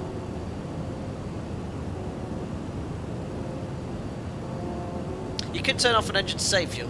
That doesn't work like that, but that's good. Fly Warner, all of a sudden a desire to order an Indian takeaway has grabbed me something to enjoy whilst I watch this happen. Perfect, yes. True, long cut. Yeah, caviar. It's Air France. We'll be eating snails. That is true. Anyway, navigation-wise, look, we're inbound from waypoint 1 to waypoint number 2. So we passed that first waypoint. It's direct to Kodos. Just to give you an idea how fast we're going. 506 nautical miles in 27 minutes. That's absolutely balmy. You can see that we're travelling about a mile every 3 seconds. At least I haven't depressurised the plane. Look, cabin altitude's around 7,500 feet. Welcome back, Jessica Hunt. Thank you for rejoining as a member. 21 months, or maybe you still are a member. You're just using your ping. Thank you very much indeed for your support.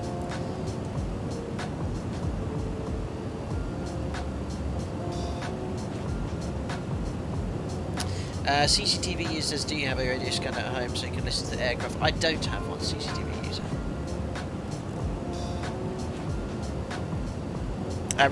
Yeah, the Heritage mod, yeah, always updating it, and Gaston has done lots of videos on it. I've heard of it, I don't know much about the person who's made it as well, but yeah, maybe I'll look at that. Look at that again. I should think it needs reworking based on that latest X-Plane update.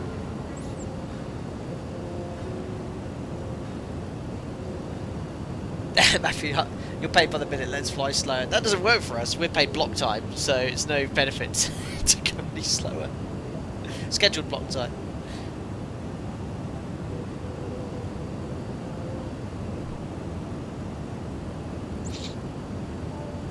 Dave, well, a 737 is more fuel efficient, or at least not less efficient than normal single engine due to an improved thrust-specific fuel consumption. That's very specific, but yeah, the single engine, it is does fly quite happily single engine, burning about 2 tons an hour.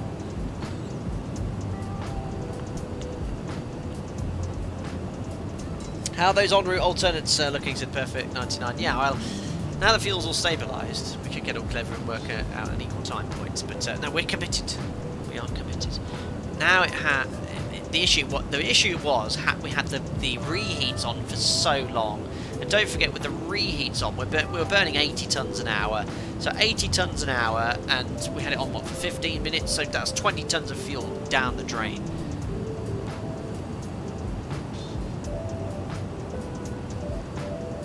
You might have to jettison the champagne bottles to get to the runway, probably. Wolfgang, you have 3 hours 9 minutes from New York to Heathrow and nearly 2 hours to the hotel, to the airport. Yeah. Well, now it's in this Mach cruise phase. It has all stabilised. It was just that initial supersonic climb from Mach 1 to about Mach 1.5. It was really slow. Once we got above 1.5, 1.6, it really did accelerate. Yeah, it is long cap. That is realistic though. With reheats on, it was 80 tons an hour. Yeah, in an hour it would have drained the tanks. It is crazy. Let's have a little look at the fly past anyway.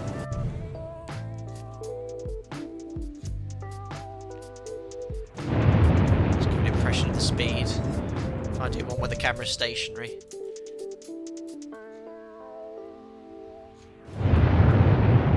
It is balmy how quick this was. There wasn't any aircraft that could keep up with it. You know, a supersonic fighter could obviously intercept it and catch up, but it would have run out of fuel within 10 minutes, and then I had to go straight back.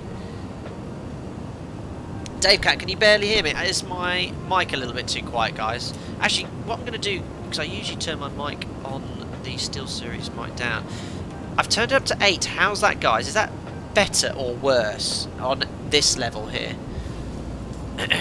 Let me know. I've just turned it up a notch. CCTV user, how many passengers in Concorde carry? I believe it wasn't many. Yeah, about, I think it was 110. What does it say here for?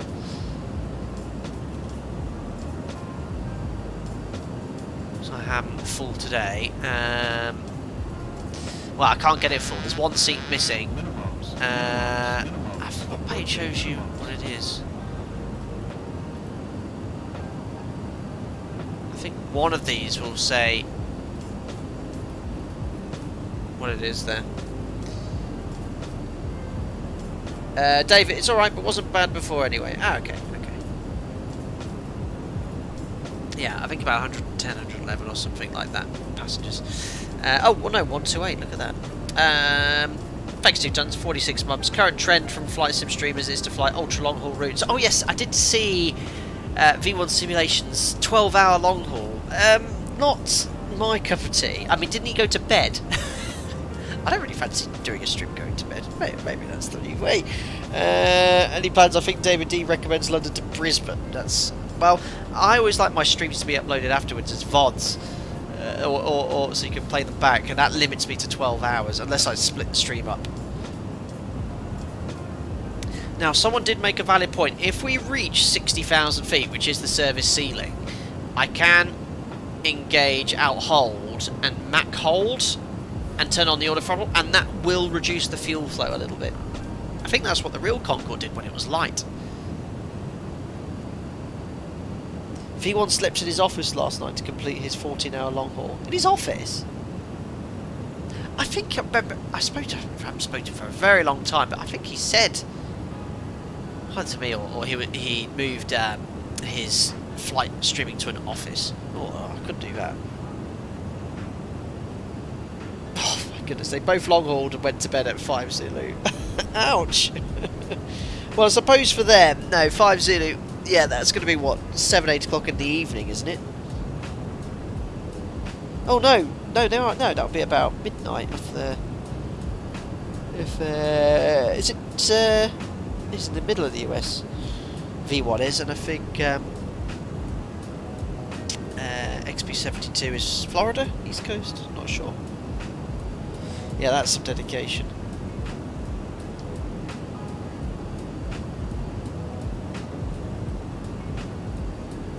2024 is the year where we'll do a corporation. Yeah, we've said it for a long, long time. Picture of the bed in Discord, brilliant.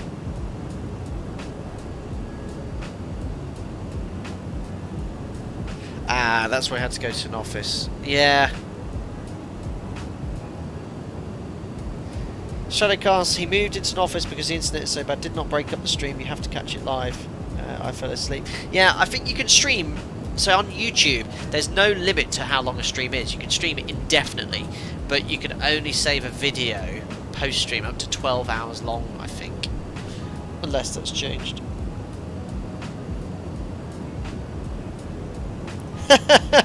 Aaron, yeah, I think it would be. I mean, I struggle to sit there on a Canaries for for 4 hours and then do it straight back again. Oh, cool, he's gone to Georgia, Atlanta. Well, Atlanta's in Georgia, isn't it? Good for him.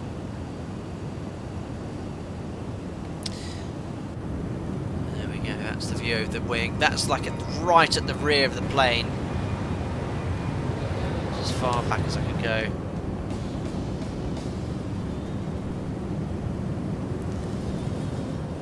What on earth are we listening to, guys? I think we'll skip that one. Well, I could put some Christmas. I'll put some Christmas songs on.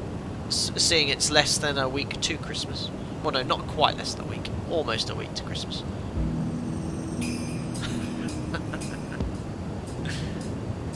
Johnny, what volume mod is that? It's called B2 volume control.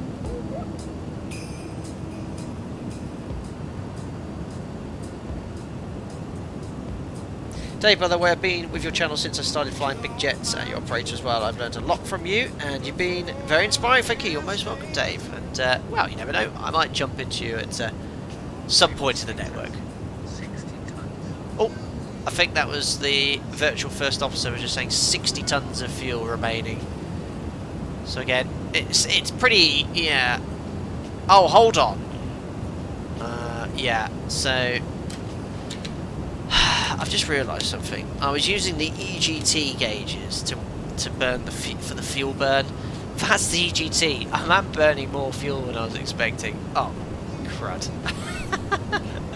Right, this says ETA in less than an hour, 2 hours.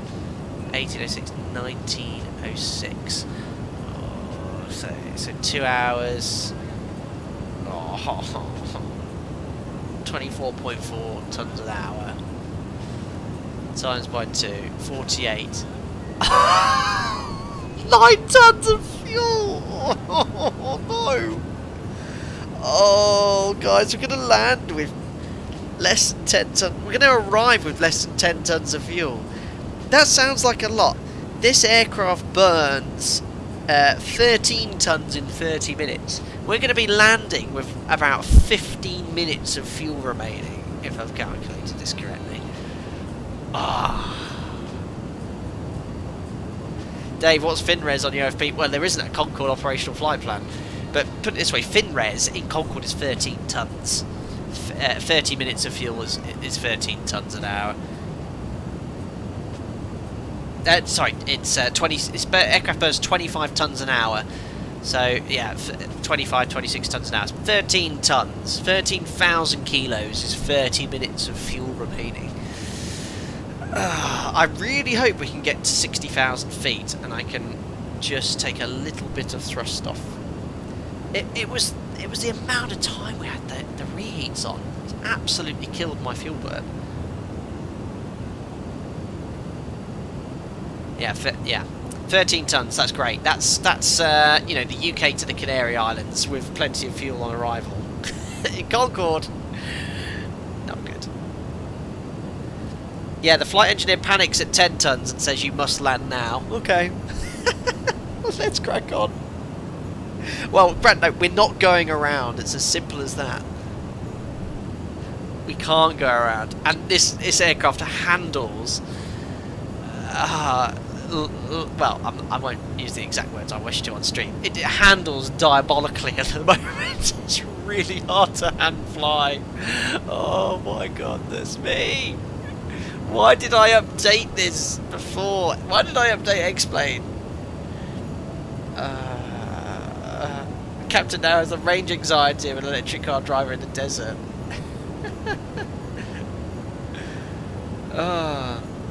Sean Cooper, hi. Invited to see him. Had a full tour of the Vulcan today at the East Midlands Museum. Crazy how crap the cockpit was, but what an incredible bird. Very cool. Yes, there's one at East Midlands Airport. Where else are there Vulcans stationed or left for you to explore? I've never actually sat in a Vulcan cockpit, but you know, it's very cramped.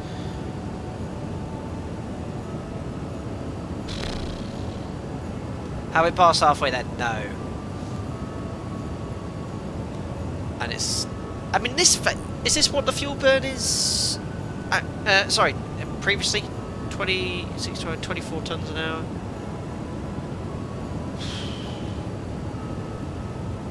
Right. This is not good. Can Mother Nature help us out? No, not really. What's the wind?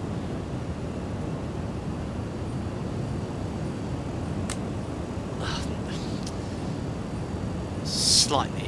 I don't know if that's... No, it's going to be towards us or away. Slightly helping.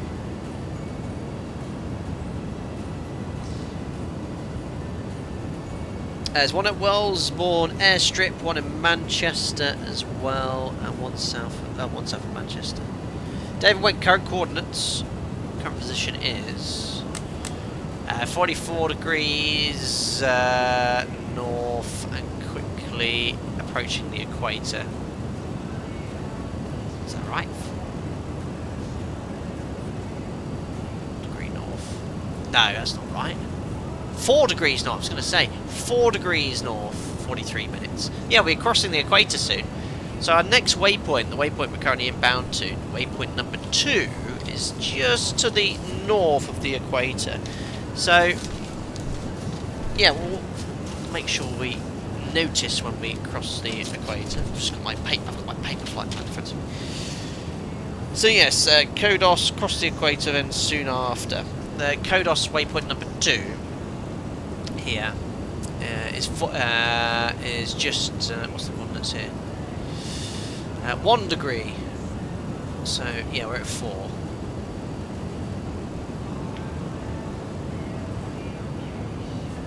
Oh, we're going to run out of fuel. We are not going to make it. Is this fuel burn right for the cruise? Airborne for almost an hour. We've almost burnt 40 tons of fuel.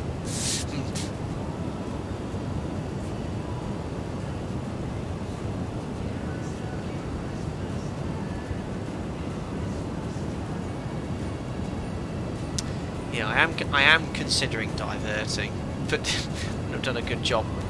Let's wait until, what's the ETA still? 1900. That's going to be 1915, taking into account slowing down. So what we'll do, well, we're going to be landing in about 2 hours. Just over 2 hours from now. The fuel burn's gone down slightly.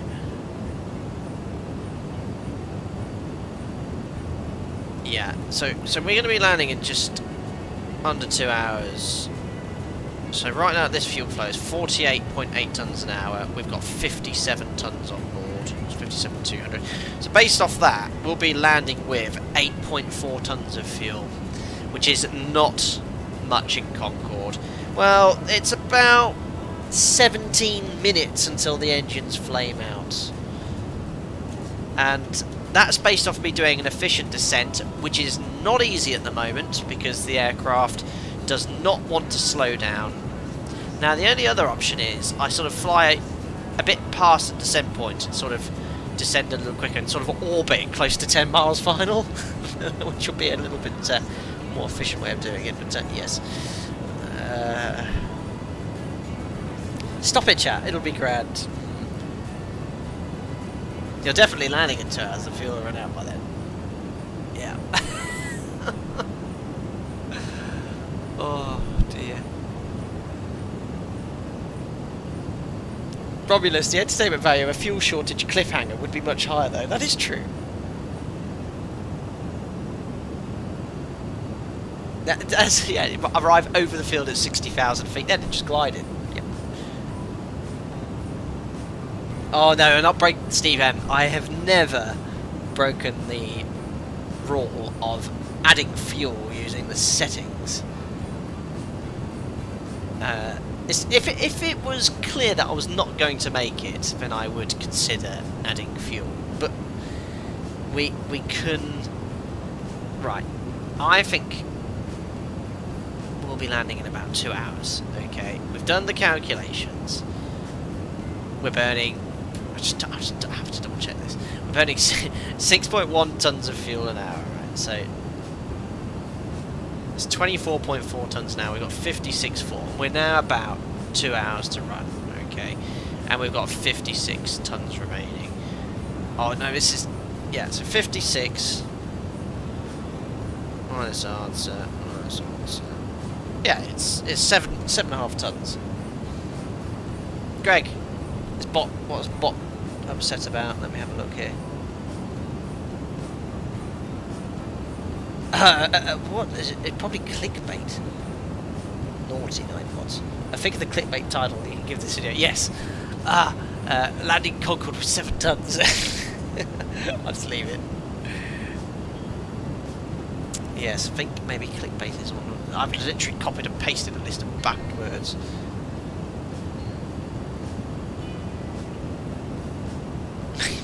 Instead of Greg's food retailer pun there seems to be a user. Yeah, okay. I'll have a look at my settings.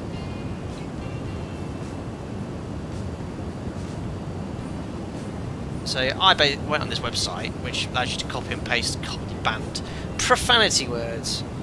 Let's see what's in the list.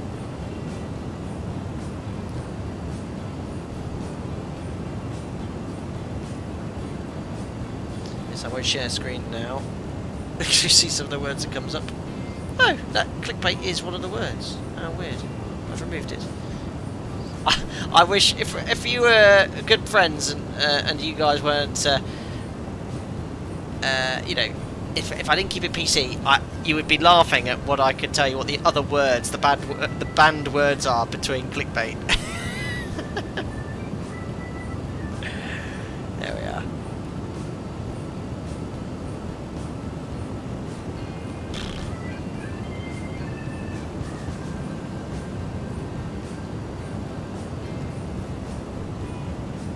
Can you show you them in Discord? No. I might show you mods, maybe. Ooh, there's a bit of an oscillation going on here as well. It seems to look. You see that it's rolling slowly left and right.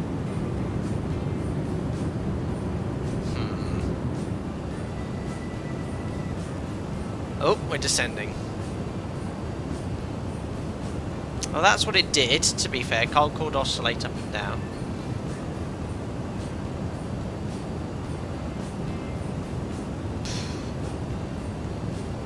You now have 1 hour 44 minutes until final reserve. Great.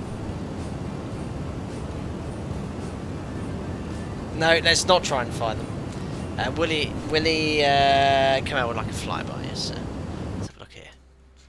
Can't hear Concorde coming. Remember.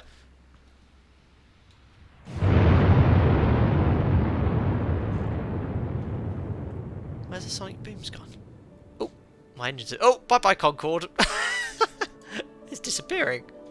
It's vaporized.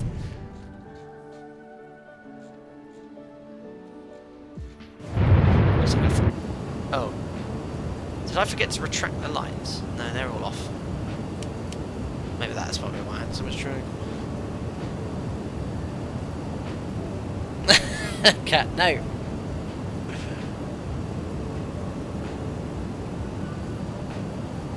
CCTV user. I've watched loads of YouTube videos about Concorde. There's one British pilot who is very well spoken and knows his stuff. I'm not sure if he still flies. Oh, there's some really good. Yeah, I think I know who you're talking about. Is it Bannister?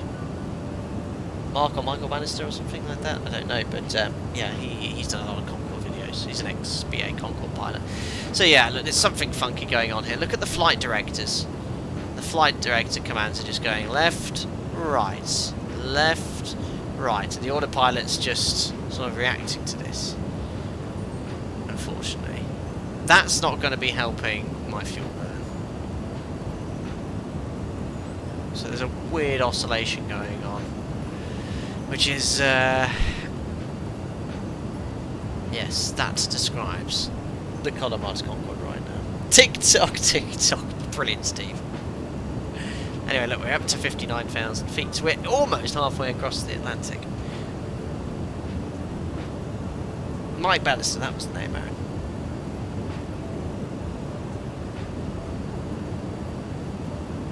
Did Tesla make the automation on this one? I mean, I have to say, I've done a sort of a half a test sector, didn't complete the flight, but I at least got across the Atlantic with loads of fuel. It is this X-Plane update that came in, I updated, I think it was this morning or last night, when I got back from my family's. It has done something massively to the flight model, certainly for the Colimata Concorde, and just getting that acceleration up. Are we over the equator yet? Not quite, not quite. 2 degrees north now, not long. So 3.8 minutes until we get to Kudos, and it's about, I'd say, 6 minutes until we cross the equator.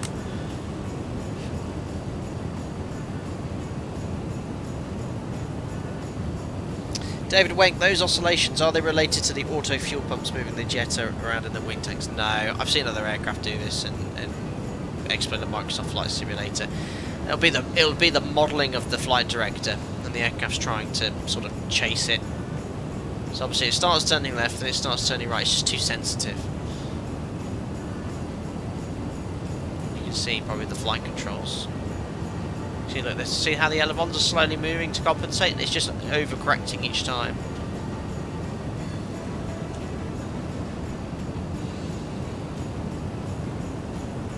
Sky Vector showing a 25 knot quarter tailwind for you. This could have been even worse. Yes, it could have been. Yeah, that will probably help, Dave. Some dampening in there. Almost at 59,000 feet. So again, if we can get that fuel burn, if we could just save sort of 5 tons an hour, that would make actually quite a big difference. Well, actually, no, not really. Not this thing. But it would help. Oh dear. No! Happy fishing, not good, not good. Thanks for your donation though, thanks for $2, buddy. Not good. Fuel situation is not good. Airborne for 1 hour and 3 minutes, and I'm down to 53 tons. What also didn't help was the extremely high taxi fuel burn as well. Something is balked in this latest X-Plane update, because also when I was taxiing on the test sector, there was nowhere near as much drag as I experienced sort of taxiing around. Oh dear. Lucas, this is not bad. At the moment it needs significant updates, and in defence to Colimata and all the other devs, as someone quite rightly pointed out earlier, they can't keep up with the X-Plane updates. 40, so this 30. This update's come out quite recently, as in today, and no dev can keep up that way. Thanks again, Happy Fishing. Just came back. What's the fuel situation? Not good. Also high. Hi. Not good. Not good. I'll have to keep an eye on it. Thanks again, Happy Fishing. Very kind of you, sir. Who had didn't happen on the test sector on that bingo card? Oh, I've said that about 10 times, Greg, today. There's no reason to expect for it to be higher than some demonstrate. Oh dear. He hasn't told the flight attendants about the issue yet. No, they don't know anything. Right. Not too far from the equator. 1 degree north. Now. Let's see if we can get to 60,000 feet though.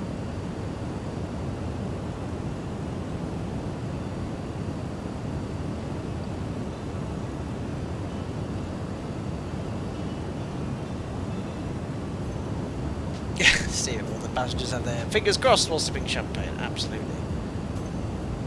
Braddon, you handle difficulties brilliantly, honestly. It makes it more enjoyable for us. Well, there's handling difficulties. I usually do okay in the 7.3, but not the most complicated aircraft built. Whoa, what's going on? Oh no, we're turning over the INS waypoint. Again, look, you can see look how it overcompensates there. So it was a massive right turn, now a left turn. Oh my days. So we've just gone over the waypoint. That's Kodos, so routing out waypoint 2 to 3. But I could tell it was off, because remember, if you play the stream back, if you go back to that page here, when we had the reheats on, the range was dropping about 1 nautical mile every, well, about 3 nautical miles a second. So actually, let's have a look at what this says now. Range estimate 1953. We just passed Kodos. Remaining distance. Range estimate 1950. Is that till flame outs or taking into account reserves? This says remaining distance at Kodos. It's almost identical. 1838. Range estimate 1948. I don't know is that until we flame out. This is 1838. It was 100 miles in it. Plenty of time, plenty of distance. Did a better job of the level up. Yeah, level up was wonky. Right. Anyway, we want to see when we cross the equator. Look at that, not long to go. When that says all zeros, we're on the equator. Not long to go.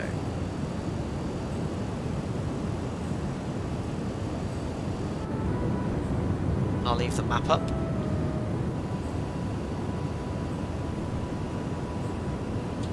Yeah, reheat and drag physics, something's not right.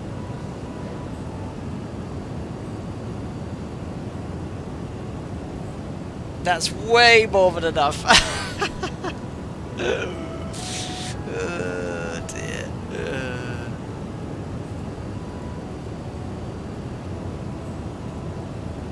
Nearly at the equator.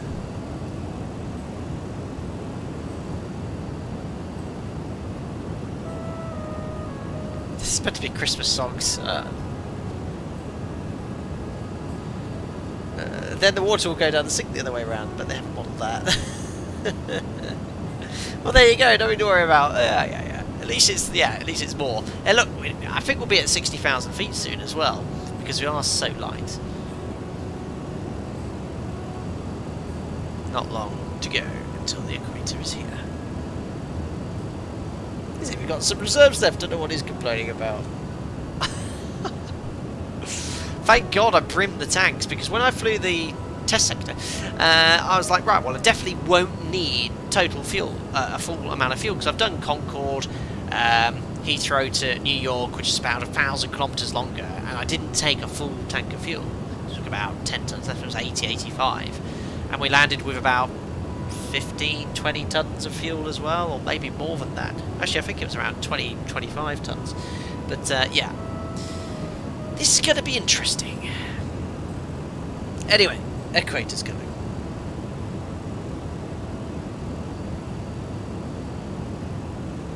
Lucas, yeah, 1,200 knots ground speed. Yeah, what are we doing? 1,100. Crazy.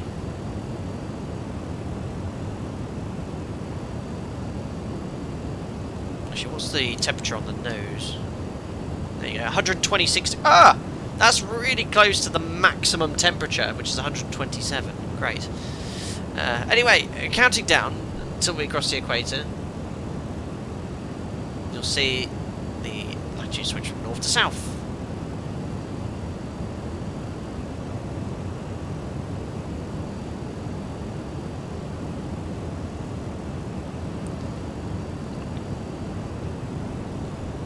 Nearly there.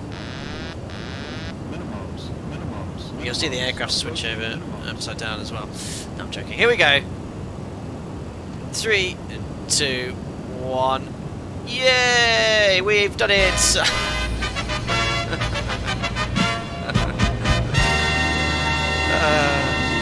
Welcome to the Southern Hemisphere, ladies and gentlemen. Where we might not make our destination. Brendan, thanks for the 8 months as a member.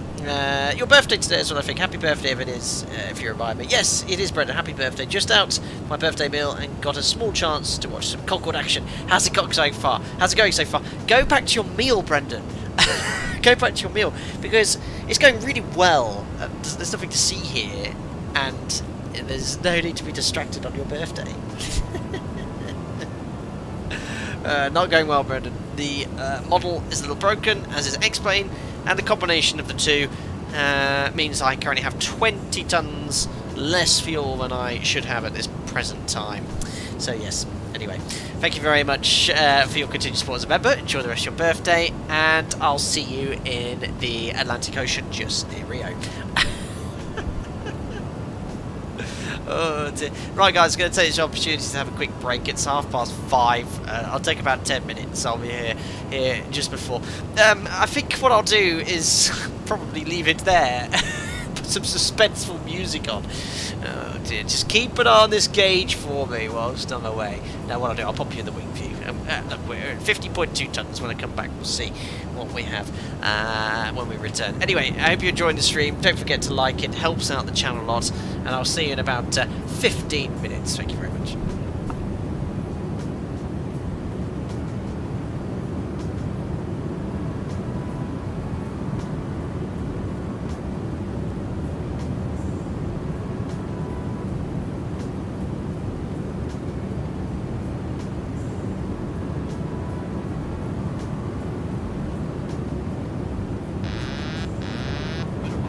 Minimums. Approaching minimums.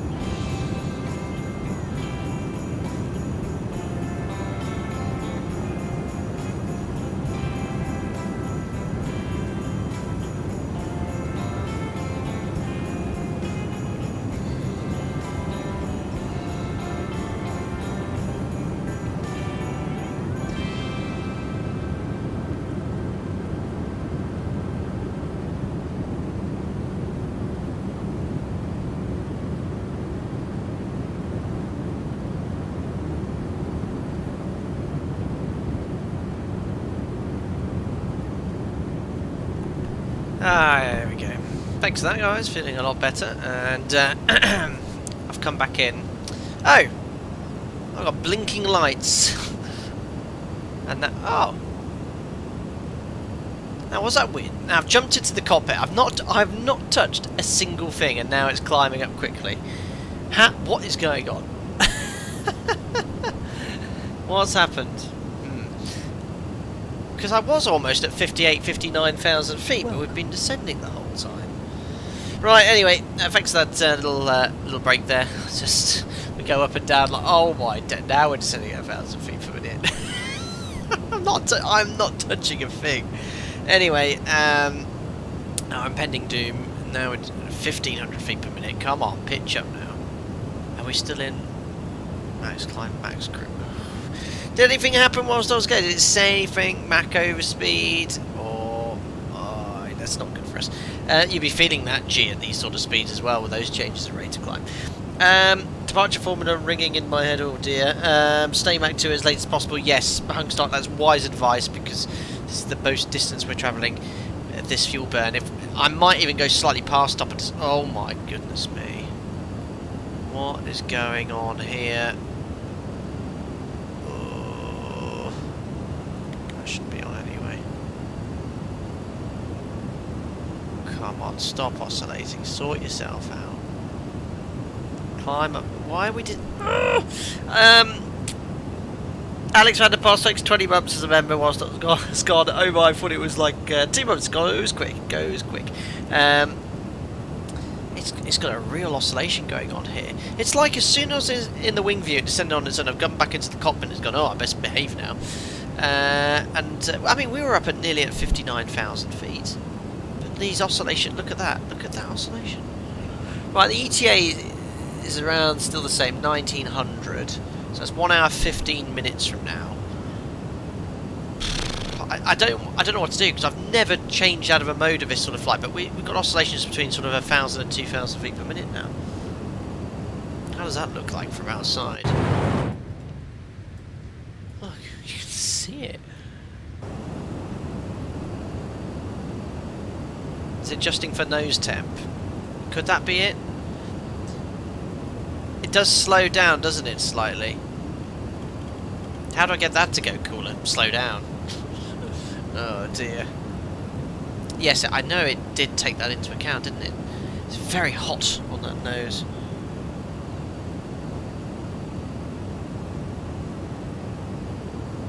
Yeah, I think Hootie the Horse is right. I think the autopilot did take into account the temperature, static air temperature, which is obviously very hot because Mach 2, there's a lot of friction.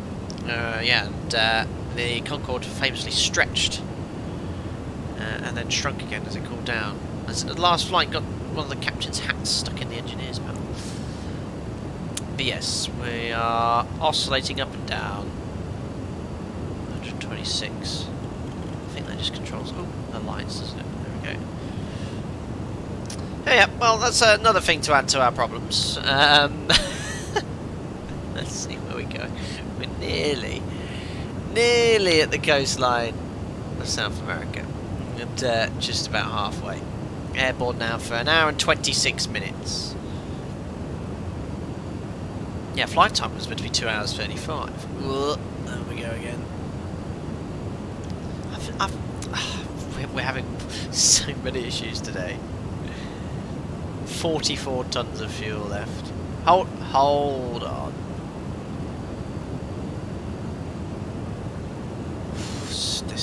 This is crazy how tight this is. I'm getting awful FPS as well. My FPS is 2530.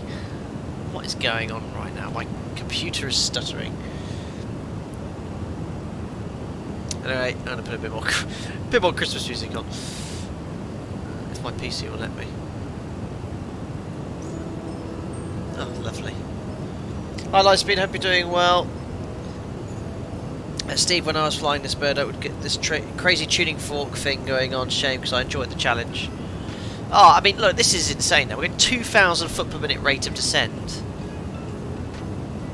And it's 126 still. We're not going to make it. If it starts doing stuff like this, we're not going to make it. And our speed's going to drop off because as we descend, I mean, it is unfortunately, it's just not working. The aircraft is not compatible with the latest version of X-Plane 12, and we're going up. These oscillations are increasing now. We're going up 2,000 feet per minute, descending 2,000 feet per minute. We're now accelerating. Oh, grasping. There we go. That would make you feel very... Is there a way of seeing a G meter in X-Plane? Because doing 1,000 knots, those changes the rates of climb and descent. But now the oscillations are increasing each time.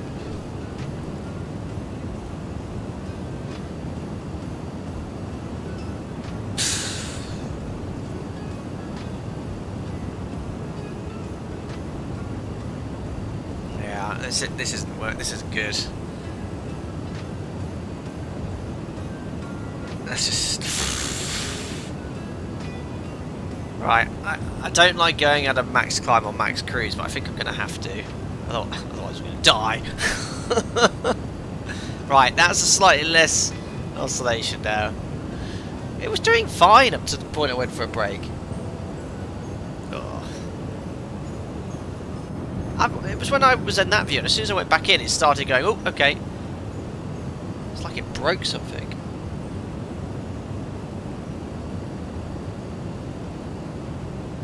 There is an out-hold function, I think.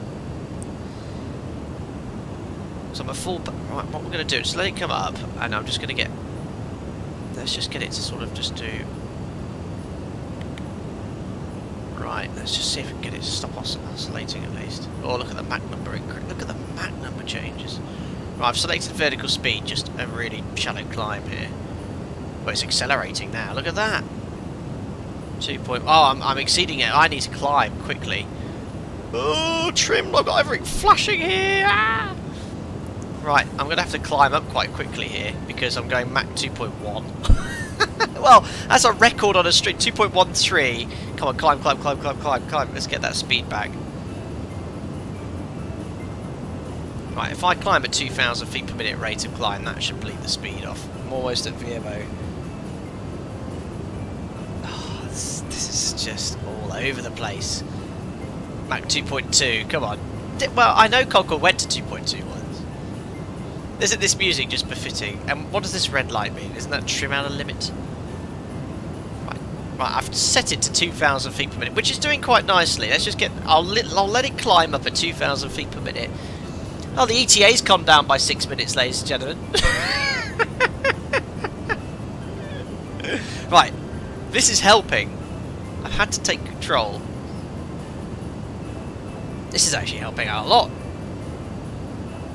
We're going faster and higher. Yes.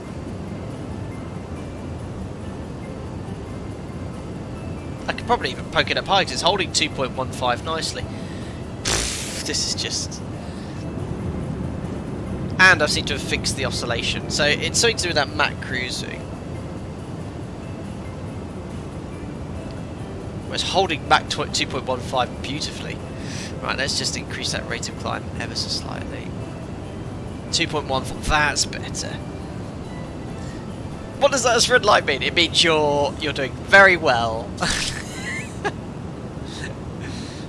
Right, I think I might just zoom up to 60,000 feet manually and go, and we might just hold it at Mach 2. Mach 2.14. This will help with our fuel burn for the next hour as well. Because you previously have just left it in max climb, max cruise the entire sector. But this is wonderful. If we can get to 60,000 feet and hold it at Mach 2, and that will produce a little less... Look at the fuel going down. I'm just basically Mr. Bannister.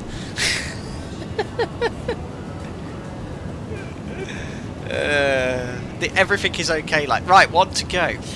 Right, what I'm going to do is go to 1,000 feet per minute now, and we're going to turn on the auto throttle. I'm just going to... Well, no, I know, because it's going to reduce a lot of thrust quickly. I do not want to do that, so I'm just going to take a little bit of thrust off. You can't go below 94%, otherwise the engines will cough and splutter. Oh, look at the speed go.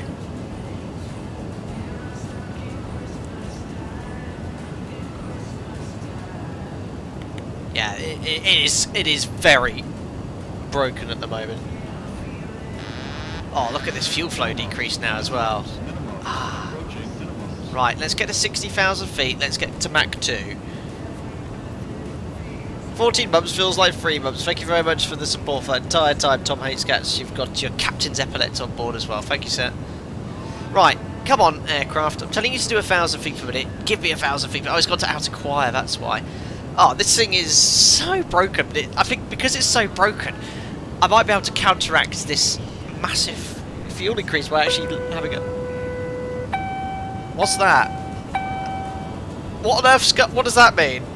Concorde Express, please. What's that noise? This stream feels like 14 months to cap. It does. Right, I've got one less blinking light. Right, 60,000 feet. 60,000 feet. Right, outhold. Maximum flight level. So that it will. This is what Concorde did when it got to the cruise, and now because it's so slippy at this speed, less blinking lights, wonderful.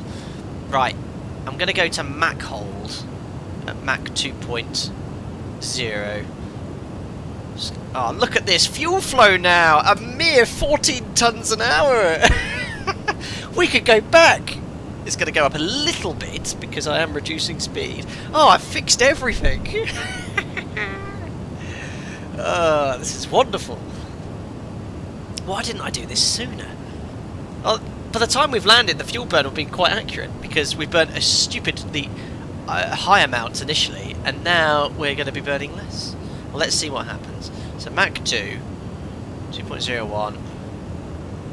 Where's Mach 2? Come on. Yeah, this is very unrealistic because I've reduced power by quite a considerable amount. We should be at full power here. Oh, I'm just going to turn it on now. Mach hold. Right, we'll let the engine stabilise at Mach 2 at 60,000 feet. I mean, the autopilot's not even doing a good job maintaining 60,000 feet here. Right. Come on, auto throttle. What? Why are we accelerating? Come on, reduce a bit of thrust. 94% is the least amount. But anyway, for descent it's broken anyway, because previously you set 94% N2 and it actually slowed down really quickly. Now it doesn't slow down at all, so the only way to do it is to reduce thrust further, below the amount which would have actually caused the engines to flame out. So right now, I mean, there's a slight oscillation going on. We're burning 14 tons an hour, so now our endurance has increased dramatically. 14 tons now. We've got 40.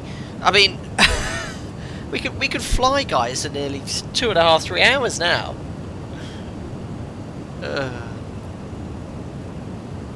So hold on, 4, 8. No, we're doing 16 tons an hour we're burning. Yeah, 4. That's definitely 4. Yeah, not 16. What are you saying? 40 tons an hour? Yeah, it's not 40 tons an hour per engine, Happy Fishy. It's 4 tons an hour per engine now. It's massively reduced. It's because it's broken, that's why. It shouldn't be like this at all. But right now, we're burning 4,000 kilos an hour per engine. So that's 16 tons an hour. And we've got 40 tons on board. So, based off that, we've got an endurance of 2.5 hours. So we've got more than enough fuel now. So this is not going to be an issue at all anymore. It shouldn't be. This is incredibly unrealistic and everything is very broken. But right now, we will have no issues getting into where we're going, Rio De Janeiro. Yeah. Anyway, disaster averted. If only it could do a good job at maintaining 60,000 feet. Oh, my FPS. Yeah, there's big performance issues. So back there, look at my FPS. 60 FPS outside, 60 FPS looking forward in the cockpit, 35 FPS, and it's really stuttery for me. So something's absolutely killing the frames at the moment, and it's getting worse. Yeah, panic over, pass the drinks, back into the Christmas music. Disaster averted. I actually have to thank 2 tons of love here, one of the members of the channel, who suggested going to outhold, and then I was like, well, no, we'll just go VS, and you'd usually at this stage still have full power and max cruise and max climb, and all that was going on, we were going up and down, and that was using fuel drag and everything. So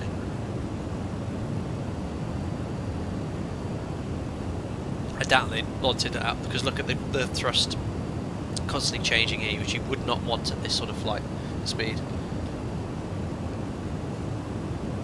Yeah, fuel use is oscillating. Yeah, that's just as it maintains the Mach number. But yeah, it seems to be just under 4 tons an hour, so 16. We've got loads of gas now.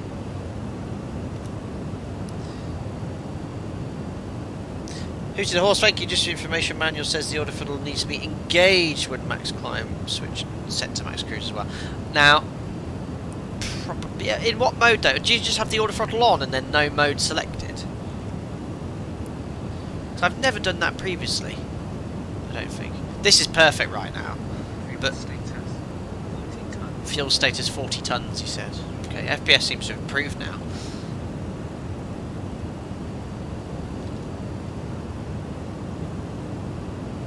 Right. These Christmas songs aren't very good, so I'm going to go back to my regular playlist.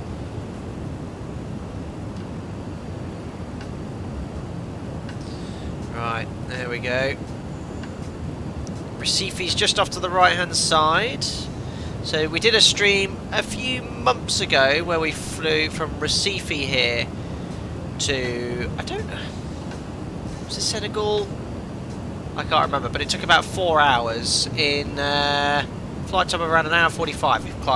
We've flown the same length, so we are zipping along very quickly now.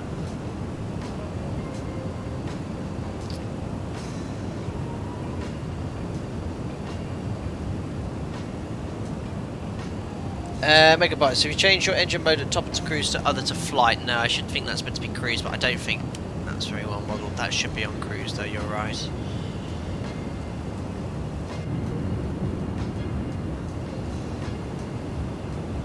Yes, these are the feed tanks. These always need to have fuel in, otherwise the engines will flame out. You see the fuel being moved to this tank as well. I mean, once you know what you're doing, I guess it's absolutely fine, but thank goodness for the engineer.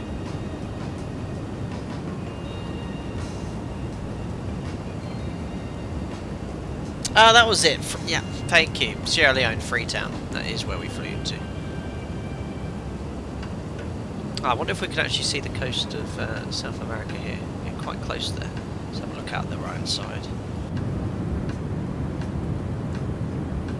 Not quite. I'm staying in the cockpit though. What do these little yellow lights mean? CTY, isn't that something to do with the reheats? Yeah, they're currently in the off position.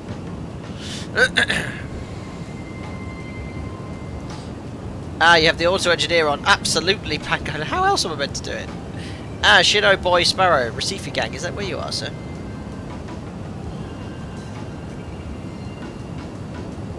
Hooty the horse. If max climb is in use, max cruise engages automatically. Yeah, we saw that when we got to Mach 2. Max cruise did engage. Max cruise will switch on Mach hold on the auto throttle quadrant for around 100 seconds. Make sure that the auto throttle main switch is on. Ah, so the auto throttle will then maintain the Mach. I remember though, it said you N2 cannot drop below 94% until you get to Mach 1.5. When you get to Mach 1.5, you can then reduce the thrust further to 77% N2, and then when you're below Mach 1, you can set whatever thrust you like.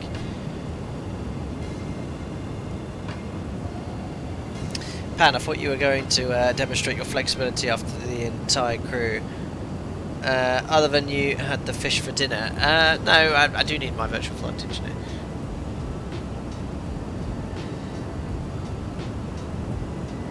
Oh yeah, Sushi the horse. So I think it's fair to say the Concorde is not being really doing what it's supposed to be doing today.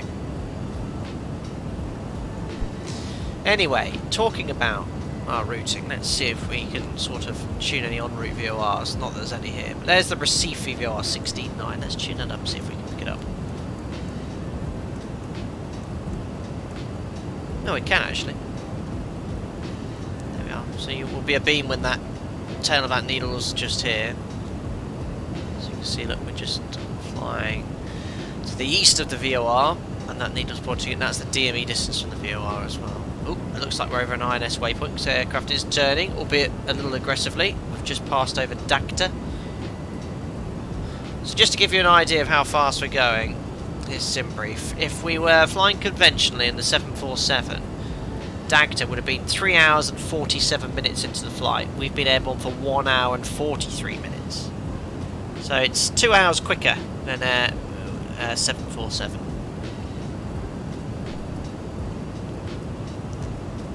And our top of descent will start when we are 150 miles from Alpha Delta Alpha. The reason is that's going to be around 225, 250 miles until touchdown. And now we've saved the fuel issue. So yes, if you come back and you saw they were having a fuel issue, we've utilised the broken aircraft to save a bit of fuel without having to change it in the menu. So we've reached our 60,000 feet here, and just sipping fuel at this stage. Yes, but me too, Dave. Shinobi, you are from Recife, but I don't live there anymore. Now I belong to Sweden. Also, never go to Recife. Hot is hot as yes. I can imagine very humid as well. Pascal, what's the nose temperature right now? 127 still, right on the limit. Sipping 16 tons an hour. Well, bear in mind we're burning 80 tons an hour when we had the reheats on. This is great. I don't know if anyone wants to look back at any earlier stream in the Colimata Concorde, but when we had max climb, max cruise on, I was curious to what the thrust would have been at full power. Yeah, if it was actually as economical as this, it would have never stopped flying. Might have the issue of actually being too heavy now. Anyway, that gives us a bit more fun, less pressure on less fun for you, less entertainment, much less pressure on my shoulders. And it's Dave burning less an hours now with 4 engines than 1 engine with reheat on. Yeah, says it all how broken it is, doesn't it? Oh, that's crazy.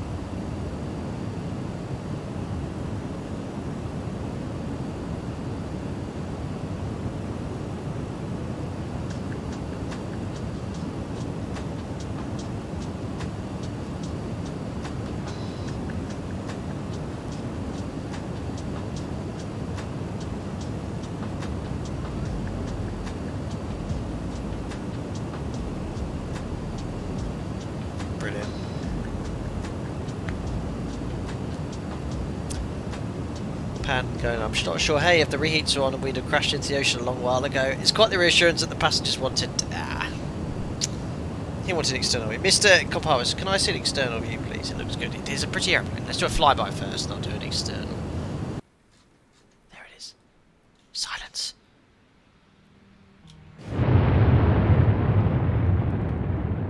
That's what happens to sonic booms. Some sonic booms earlier.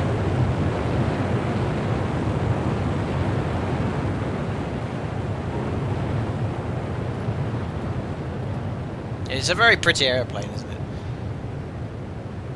And then when you get to the front, listen. It's complete silence. Which it would be at the speed we're travelling.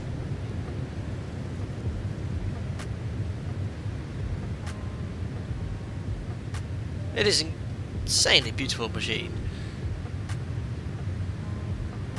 What's with this though? The controls sort of going down and up. Maybe it's because of the attitude.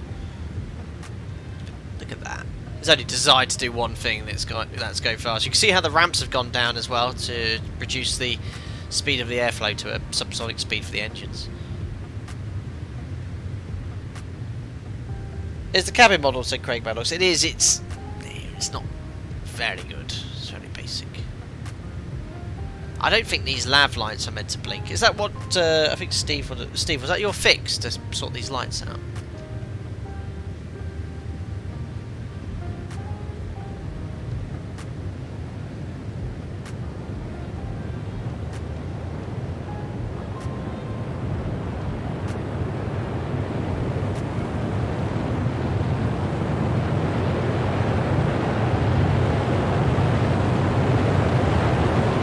louder.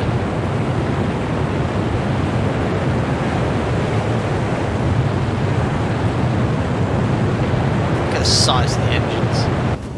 No, well, it needed them.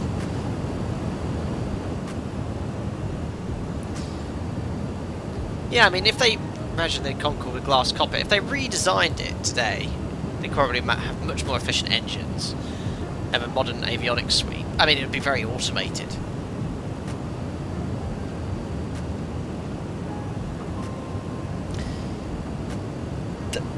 Well, they are the strobes. Are they actually meant to flash nav red and blue, red and green?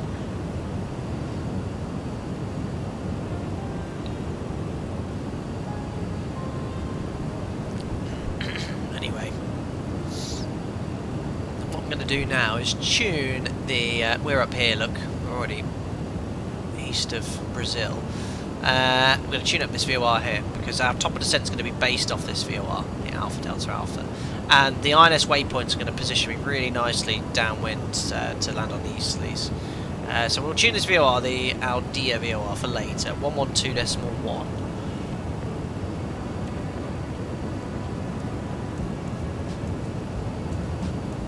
There we go. Jim can have it as well.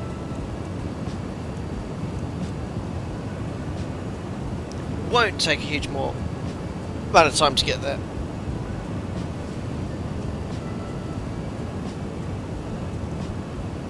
Concorde was so beautiful when flying well from the outside anyway. I mean, yeah, inside it looks like any aircraft built in this sort of era, really. But you had 3 very highly qualified and trained crew operating this aircraft, and they only took the best guys.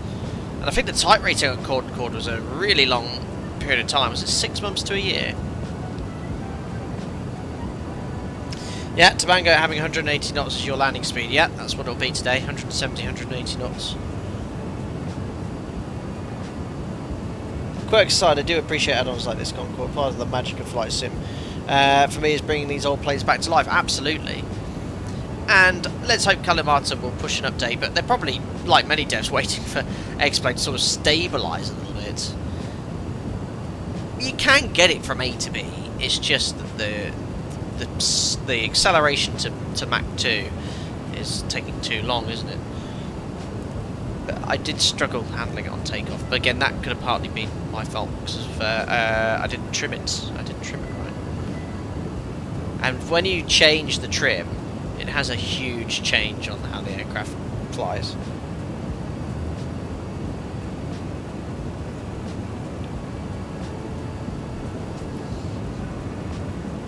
Hi Chris, you hope you're doing well. Good evening all. Bit late to the stream this evening. Hope all is going well so far. Not bad. We've had some issues with fuel, and I've not done anything, but we've used those issues to sort of fix or improve our situation. We were at one point going to almost run out of fuel, and now it's burning a lot less fuel than it should. So it's sort of balancing itself out. Steve said pilots wanting to fly Concorde had to complete an intensive 6-month conversion program consisting of a 6-week technical course, 19 weeks in the sim, route briefing and route flying. Lovely.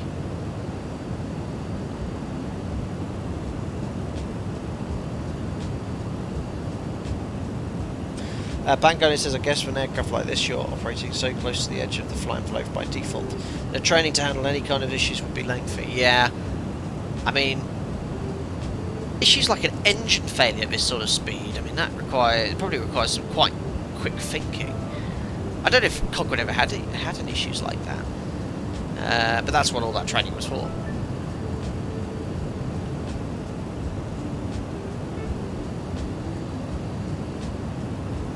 Freckles, you might be doing Mag 2, but there's probably still a BMW tailgating you. Yeah, probably Finley now. I see he's got a BMW.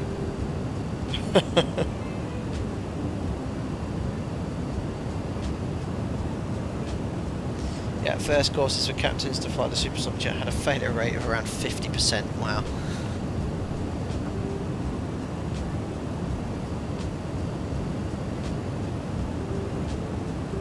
Anyway, we are really shifting here, and as I said, the issue now is actually getting the fuel burned down. The reason is, I'll show you here. Look at that, it's only at 95%. Look at our landing weight. Current gross weight is 125 tonnes. Maximum landing weight is 111 tonnes. So we need to burn another 14 tonnes of fuel. And we've got 36 tonnes on board. So we need to get the total contents down to 22 tonnes. So see what I mean? How 13 tonnes is sort of 30 minutes of fuel. I've got a full load of passengers. 22 tonnes is... I've got to get the fuel down to 22 tonnes or less, otherwise I'm going to land overweight. So we're going to have to end up holding now. So 20... I've got to land with... I need to make a note of this. 22 tonnes. Oh, dear, dear. Landed with 22 tonnes or less. Alright. We've got 36 tonnes on board. So we need to burn another 14 tonnes of fuel. And right now we're burning 16 tonnes an hour, and it's about 45 minutes. Right, we're going to descend a bit earlier now. we've got to burn more fuel.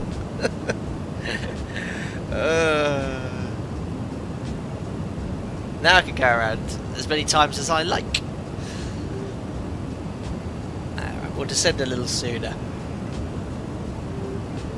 Oh, dearie me. Because I remember trying to hold it and log everything Japan in Concorde. I vaguely remember that.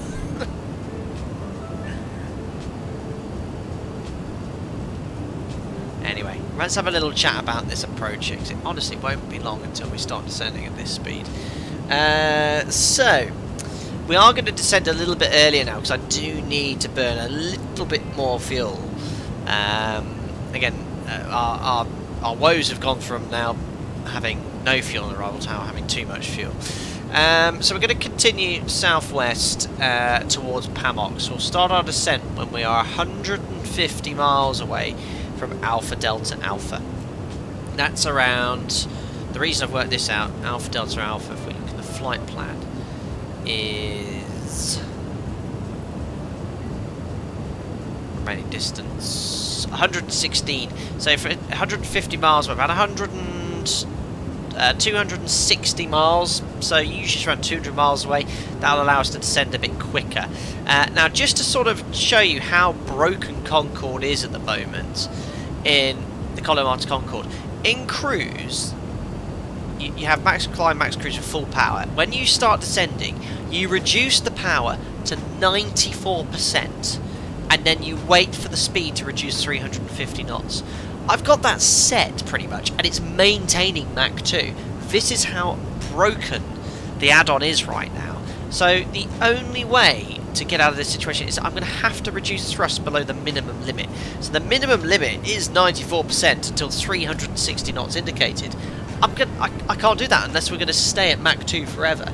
So the drag model at high speed is also not accurate. So I am going to have to reduce thrust further to slow down. But once we do slow down, I'm going to have to go like down to 70%, I think. We'll descend at 350 knots, and then we'll get down to sort of 30,000 feet first, and then reassess the situation. Then we can sort of treat it like a conventional aircraft with our altitude distance cross checks. Now, Alpha Delta Alpha, if I go to the low altitude airway charts here, we're going to then fly this airway from Alpha Delta Alpha. Oh, where's it gone? There we go. There's a low altitude airway here. We're going to fly from Alpha Delta Alpha all the way to Oceanic, and off that we're going to make a turn 90 degrees to Dongi. And Dongi, if I show you this chart, these ILS Tango, Dongi is just to the south of Gavagon. Now we're going to no, there it is. Dongi's there, 6,300. So we're going to maintain 6,300, get to Dongi, then start descending on the ILS. So I'll put that as an overlay. And that's just worked out really well for self-positioning. Now, if we have a look at the weather, it's from the east, 13014. So that's great for us. We're going to be landing on... Oh, there we go. Why is that not scrolling? We're going to be landing on runway 10, so I'll pin that. So nice headwind, unless we get ATC, and that's the longest of the two runways. And then when we get closer, we're going to obviously have the VOR initially tuned Alpha Delta Alpha, but then we'll get onto the ILS chart, We'll change the frequencies to 1093. Courses will set to 097. Now I want to set that initial radial first to fly from Alpha Delta Alpha. That outbound radial is 279 degrees. I'll set that on the courses. They won't change at the moment because I've got INS navigation set, but then we can rig conventionally as well. 279, and then what I'll do on Jim's side, I'm going to give Jim the ILS frequency already, which is 1093. There we go. So frequencies, courses, minimums, cap 1 on LS, 216 feet. 200 feet RA. I'm going to set the RA to 200 feet. That just gives us the decision height light.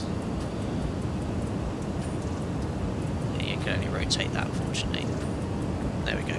So 200 RA will do, which is 216 feet above sea level. RVR is 550 metres, and we've got on this runway a lovely long runway for Concorde. It's 4,000 metres, 4,000 metres long, which is fantastic.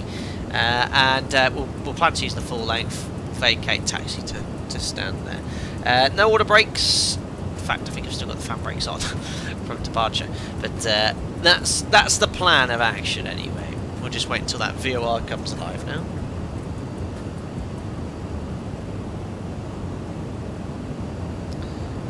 Tamango, what kind of food did the passengers eat? Oh, the best, didn't it? Lobsters and caviar. It was all very much a fine dining experience, I think.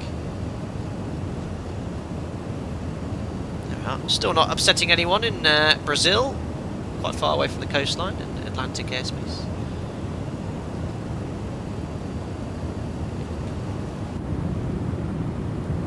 What's the temperature of the nose now? 127 degrees, minus 68 outside. Craig, hopefully you highlighted the issues will wake the devs up and it will be fixed soon. Yeah, I mean, has it still replicated the Concorde experience? Yes, it has, and we've worked our way around the issues. Well, I say I've worked our way around them. We sort of just let the aircraft sort itself out, but it was. I enjoyed it in the V2 version. It's usable in V3, but there's a lot wrong with it. Too much drag at sort of Mach 1 to Mach 1.5, not enough drag at Mach 2, so you just need to fiddle it with there. But there was a fundamental change with this latest X-Plane update with how this aircraft handled.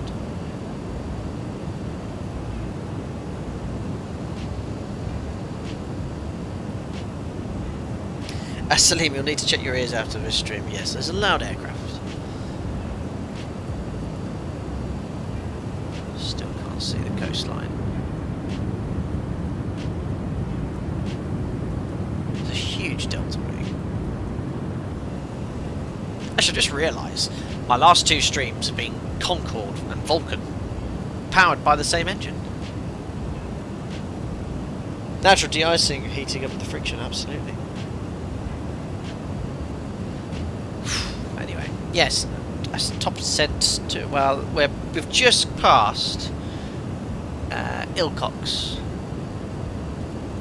So Ilcox, how many miles have we got left to go? Ilcox, remaining distance 801 miles. Okay to go. We're doing 1,139. That's crazy.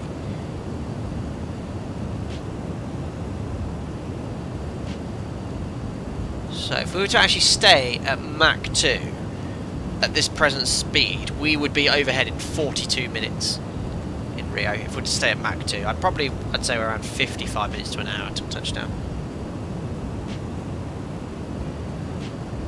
So yeah, what we're waiting for top of descent, we're waiting for the DME to come alive.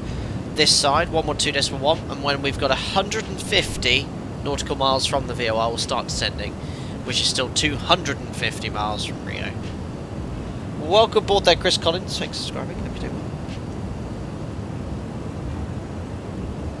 well. Yeah, exactly. A lot of similar design principles than Concorde as well. Ooh, almost at 90,900 subscribers. Thanks everyone for jumping on board. I think it was 90,900 and... No, 90,897. Craig, I have a baby on my lap and she hasn't woken up with the... she hasn't woken up with the noise. It's probably like AMSR.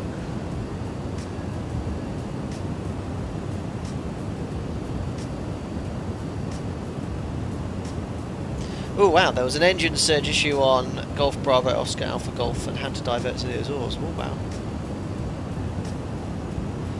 Clark Rockups, do you think they'll ever build another supersonic airliner? If so, would you want to fly? I'm sure I'd like to have a go.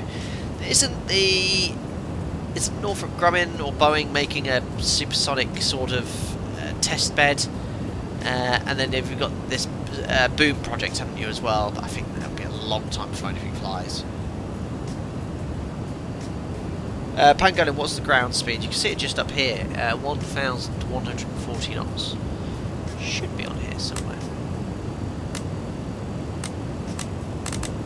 Which one show? Yeah, right down there. Look. Yeah, 1139.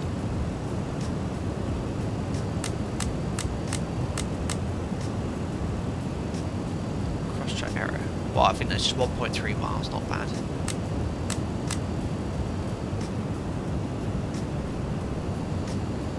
What's the cabin altitude for Concorde at 60,000 feet? Right now, it is 7,500 feet. But it's quite a small fuselage and cockpit area, so less of a size to pressurise. The cabin is really small in Concorde.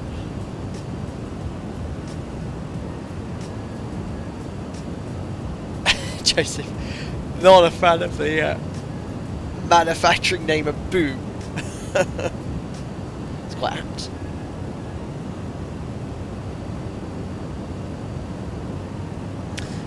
Stephen Hayden, I've actually interviewed with Boom not too long ago at their facility here in Denver. Cool.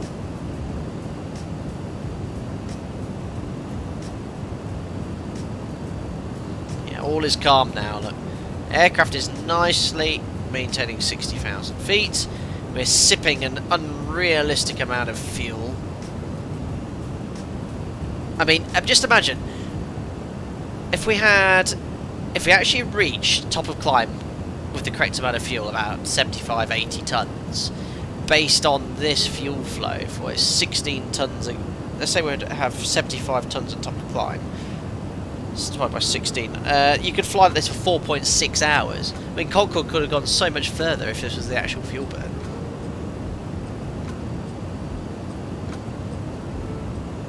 Don't forget to hydrate. I'm sipping on my water here, Tomato. Cabin altitude, sir. Okay.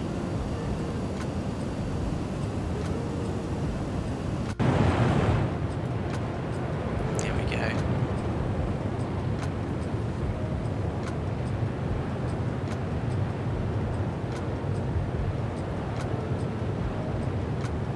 I like the air front slippery for it. It was just really plain and simple. Which is all it needed to be. Really was like a dart, wasn't it?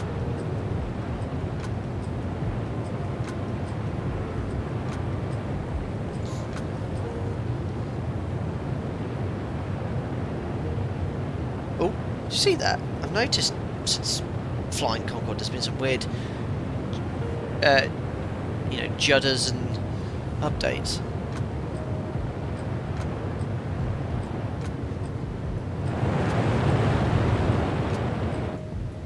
Complete silence there.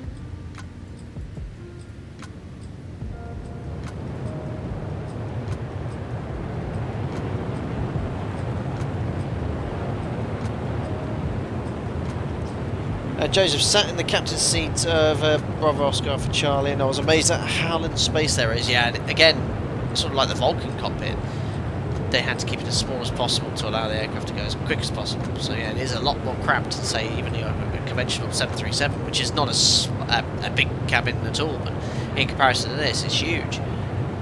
Really small windows as well, Concorde had. Tiny windows.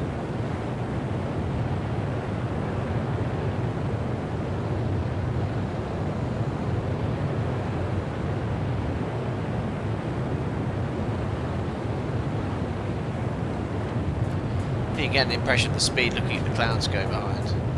Oh, the clouds are getting denser as well. I don't know if you're noticing active sky updating live.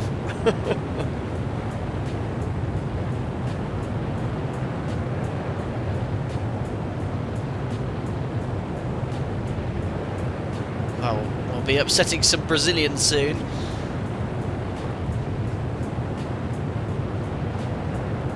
Just going to these west coast of Brazil. Do get very close to the coastline there to download some Warflow for that bit.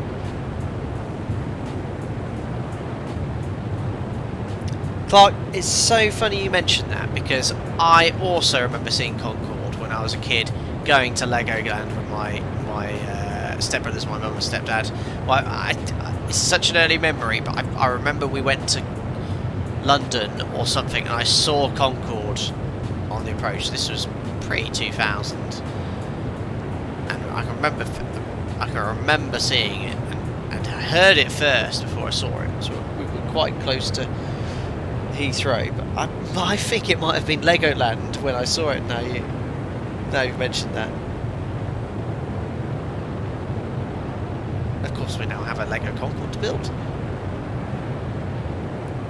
Ah, yeah, we were talking about that briefly earlier, Joseph, Roy. Yeah, one of the pilots left a hat between the engineers panel. The only way to get it back was the plane to go supersonic again. Yes, and obviously it extended, didn't it? The fuselage as it flew above the speed of sound as every heated up. And it cooled down, all the everything retracted again.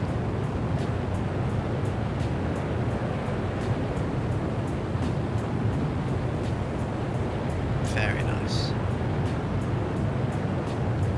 Anyway, let's jump back into the old cockpit. There we go. Sipping fuel. 20 tons an hour, remember? Or 22 tons we need to get it below. I think we might be okay. I think it's just sort of balanced out in the end. But we are going to have to reduce thrust far lower than it would actually be to actually slow down.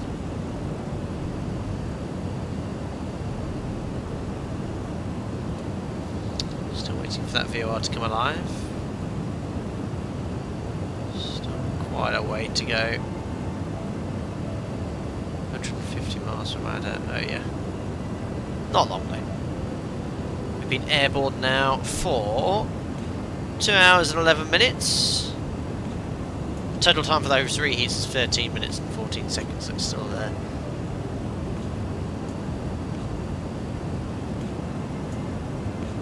Short of disassembling, of course. Now that is a very cool sight, Blade, if you managed to watch Concorde take off from Heathrow right in front of you. That would have been very, very nice. Now another waypoint over Pamox, and it wobbled its way past.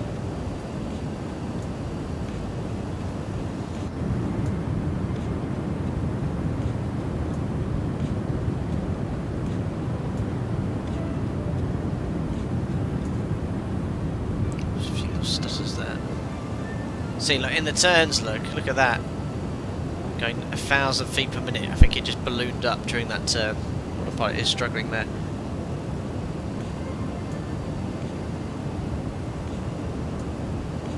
Oh, is that automated hung start with DME doing its interrogations for SEMA if we had to do it manually?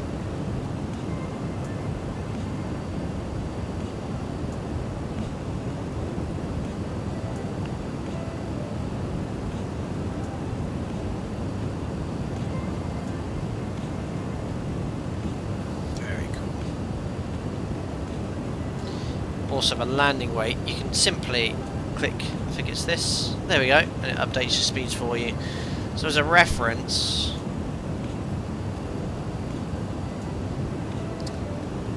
they're the V speeds for departure there. VREF is 170, so, oh, it doesn't actually come up there.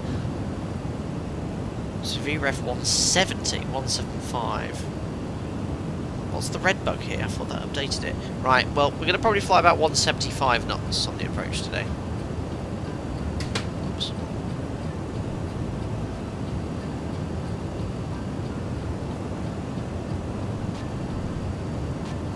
Very classy, Blade.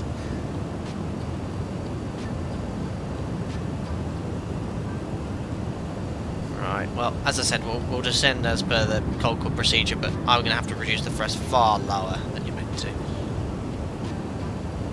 Such a huge nose as well. So it just extends out, doesn't it? Oh, I think, look looking out there, guys, I can see a little bit of the Brazilian coastline. Can you see that? Not that clear yet. It will come into view as we get a little bit closer shortly. Approaching Mudsulet, you'll see we get quite close.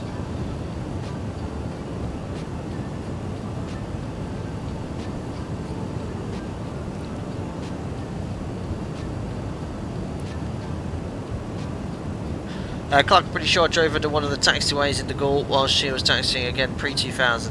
Feel old. Brilliant. I'm behind you. Oh, Oliver Taylor, was that you in Dakar? Hello, Joe. I'm behind you with X-Plane 12 weather and haven't reached 60,000 feet on 29 tons of fuel left. Ah. So you're having sort of similar issues to me then. Craig Maddox, does Microsoft Flight Sim have a Concorde? It does. DC designs, but it's very basic. I think it's a bit arcade, which is fine for some people, but not for us. Very nice blade.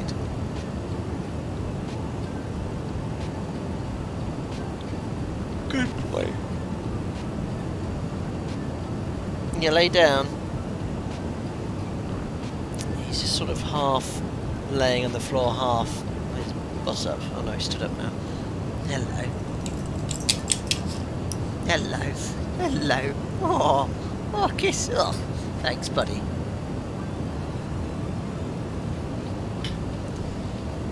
Oh, now down it goes again. Look, 1,000 feet per minute, or 500 feet per minute. This is sort of like your target. You set your target medical speed using this. I don't know how accurate that is, or if they use a gauge, or a separate little knob somewhere to use that. Ooh, there's Brazil, look. Very nice. Ooh, FPS. Yeah, that was a long time ago when that sort of stuff happened, Clark.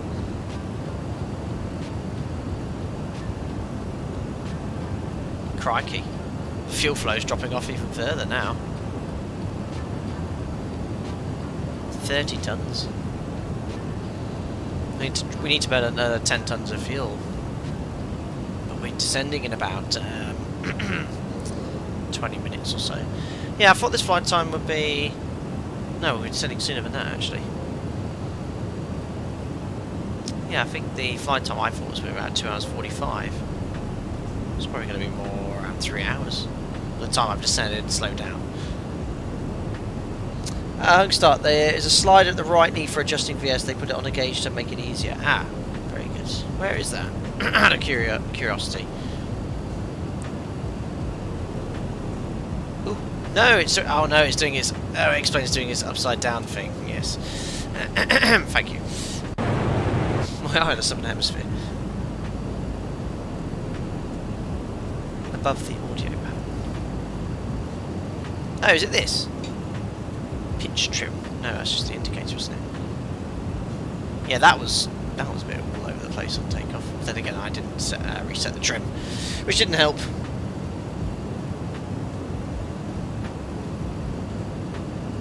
Ah, this is it. Here.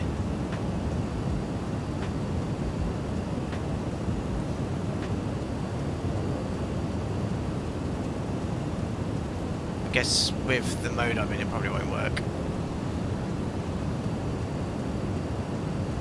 2 tons, still can't replicate that upside down. Yeah, it's only if you sort of do.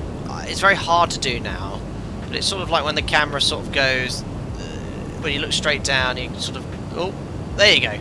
So you try it. It is doable. You sort of just got to do it. There you go, and you can flick it forward as well. Yeah, it's unusual yoke. Yes.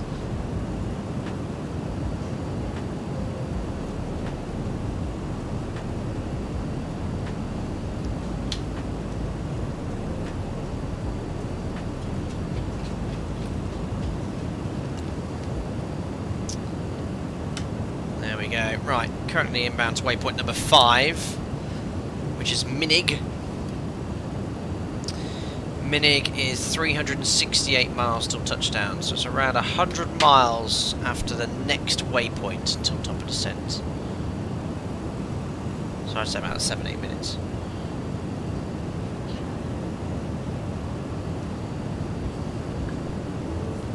Well, I think when Concorde was being designed, they envisaged it being flown all over the world, didn't they? But so many countries went so strict with sonic booms, sort of really restricted where Concorde could go.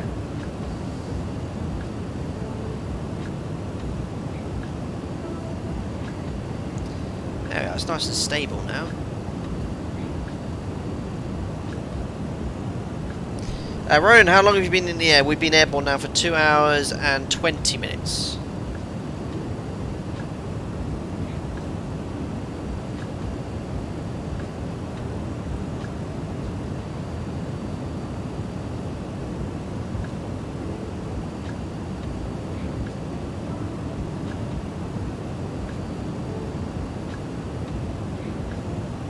God, look at the distance between the waypoints we're going.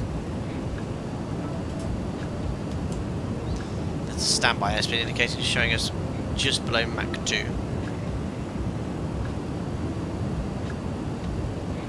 I think the fastest Concorde ever went was Mach 2.2 on a test flight, so it must have gone faster than MLO.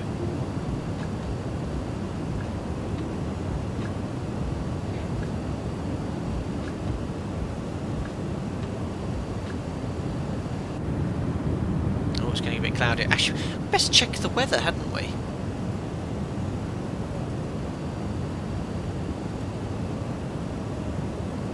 I think we're quite lucky today. Let's have a look.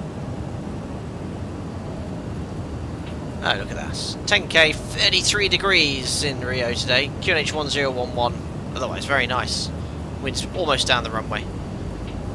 Runway 10 we're landing on.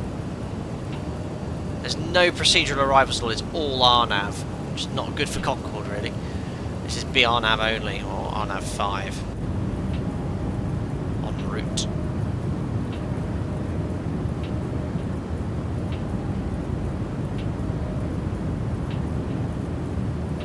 Yeah, I think it's still there by the runway at Heathrow to Mango. One of the Concordes.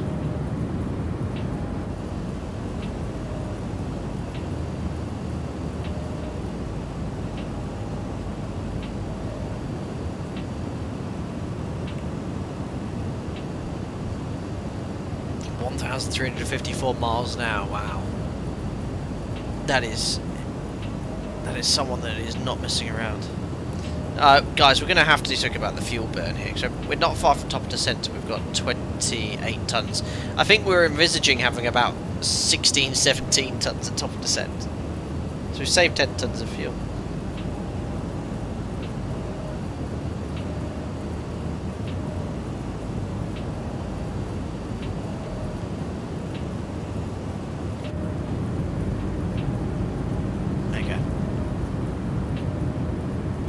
Waypoint.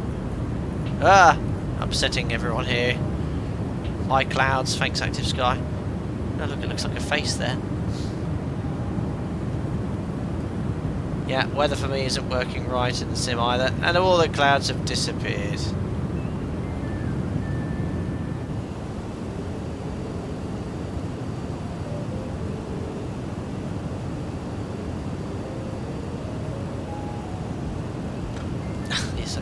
Turn some brake fans still on. Where's all my fuel gone? Look. You can see why we didn't like less than 10 tons, because there's only fuel that's in the each of the feed tanks. But I've just oh yeah, 4620 in those. These are the feed tanks, aren't they, for the engines?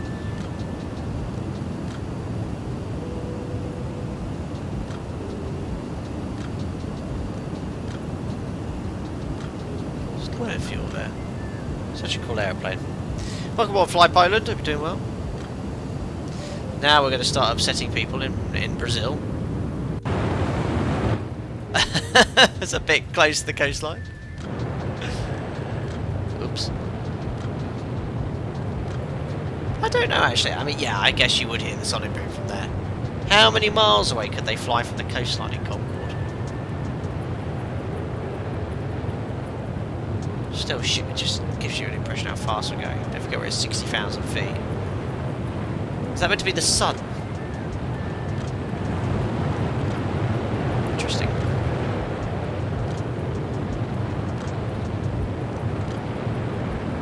Brazilian's already complaining on Twitter. X, you mean. Right, really not too long now till top of descent.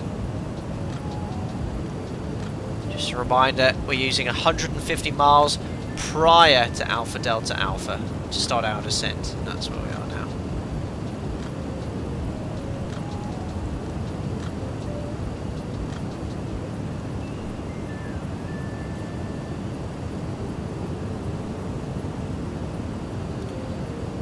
Yeah, we'll fly this again when it's been updated, and we'll enjoy it.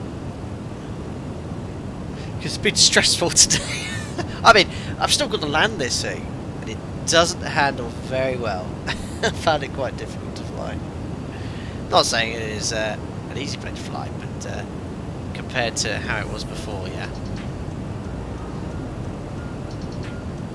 And again, remember, slowing down.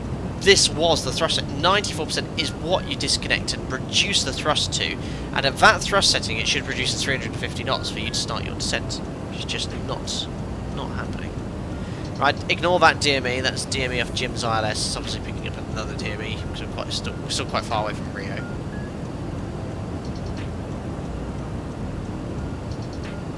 Yeah, Joseph, right? I know it is. It's easy to stall the Colimata. I know. We're going to probably fly about 10-20 knots faster than the suggested speed, because I don't think the suggested speed is always that accurate. Merc, just joined problems with the plane. Yes. At one point we were going to run out of fuel because it took 15 minutes with the reheats on almost to get to Mach 1.7, and we worked out that we'd be landing with about 10 tons of fuel.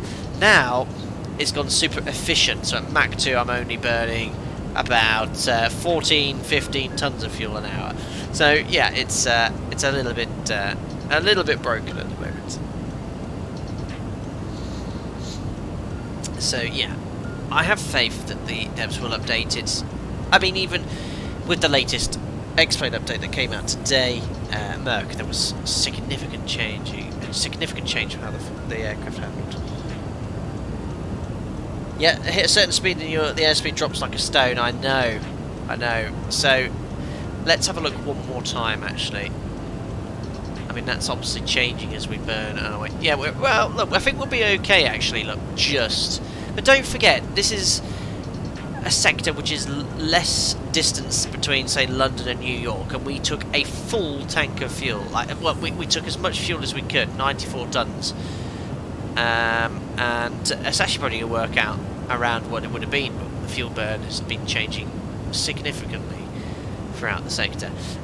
So yeah, current gross weight 116 tons, landing weight 111, so we can actually work out exactly what we're going to be landing with, or how much fuel we need. So 116.5, 0.4 now. I've got my trusty calculator. Max landing weight is 111.1, so we need to burn 5.3 tons of fuel, and we've got 27.5. So the magic number, guys, in the gauge is 22.2 tons. Alright, so when we're down to 22.2 tons, we can land, which we will be by the time I've vectored around and been level, so we don't need to worry about burning off the fuel. Yeah, I've noticed, Joseph. Yeah, development updates have been quiet. I posted on the Colimata Discord about 3 or 4 days ago. Didn't get any reply. Just because I had some questions, because I noticed these issues on testing before. Let's just fly anyway. DP Vector should land between 10 and 19 tons of fuel. Yeah, we're not too far off the mark then. But that's because I took 94 tons of fuel, and we've flown a sector 1,000 miles less than what it should have done. Well, compared to, say, Heathrow to JFK, because the fuel burn in that acceleration to supersonic flight was about, what, 5-6 times too high. And we burned at top of climb. We had 20 tons less fuel than we should have had. Yeah, is he working? I looked on the Colimata Concorde. Isn't it like a fighter jet they're making now? Oh, look! Our DME's live, and I said 150 miles away. Oh, we need to start descent. 150 miles away. Right, top of descent in chat. Guys, this is now really unrealistic. Okay, so what the Concorde pilots would do is reduce the thrust to 94%, the aircraft would slow down to 350 knots. We've had 94, 93% maintaining 440, so I've got no choice but to reduce the thrust way below the recommended setting, which would probably cause the engines to flame out. So I am going to have to reduce it to say, I'll try 85. This would probably cause the engines to flame out in reality, but that's what I'm having to do to get the aircraft to slow down. So we'll wait until 350 knots indicated, and then we engage VS just to initiate a gentle descent. We'll do something maybe around 1,000 feet per minute. But we just want to slow down to 350 knots initially. Again, don't forget, we would have probably caused the engines to flame out here. And look at the fuel flow now. It's just sipping fuel. And look, it's unable to maintain altitude. Look, it's descending. It should not be doing any of this here. We've just lost, I mean, outhold 60,000, flight level 600, and we've lost 200 feet. That shouldn't be happening. No tactical descent. And look, I've started descent. I've already travelled 20 miles. But this is helping. We are getting good drag. Yeah, reverses in the descent when lower. Yes, you can use reverse thrust. You have to be below Mach 1. Let's see how this works out anyway. Right, there's back to 60,000 feet. Getting ready to initiate it. We're going to descend initially just to 30,000.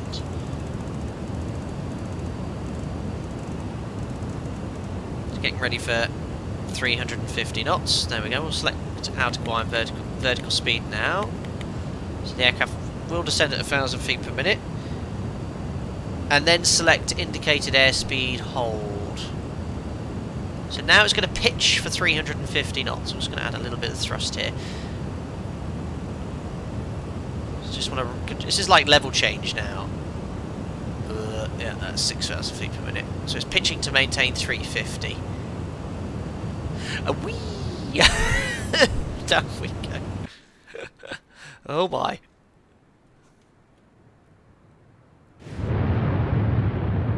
So. Oh yeah, oh hold on. Trim for descent. And it's an instant change when it changes it as well. Right, that's looking okay. That's looking okay. About 3,500 feet per minute. The thrust is not too far off now. It would still be at 94% usually. But I think we're in that really high drag phase. Remember when we were struggling to accelerate? I think the drag's much higher at this sort of speed. But it's sort of looking okay.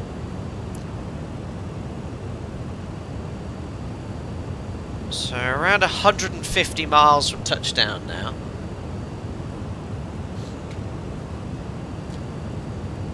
I think we switch these over to climb. Or just follow a checklist. But I don't think this checklist is. So Mach 2, reheat off, we've done all that. Decelerate subsonic, seatbelts on, throttle back slowly, we've done engines checked, fuel trim to descent's done, fuel trim to landing, yes, misses out quite a few steps here. So this is looking good. Now we're below Mach 1.5, you can actually reduce the thrust to 77% into, apparently. Yeah, oh yeah, you can't go to idle to Mango. If you go to idle at Mach 2, the engines will flame out. Remember the ramps have moved to slow the air down, but you'll see now these ramps are going to open up to increase to ensure the airflow is still subsonic. There we are, still a little bit of sonic boom for this area of Brazil. Have a live odd, and then we'll be inbound to the VOR. Sorry, whoever's down below.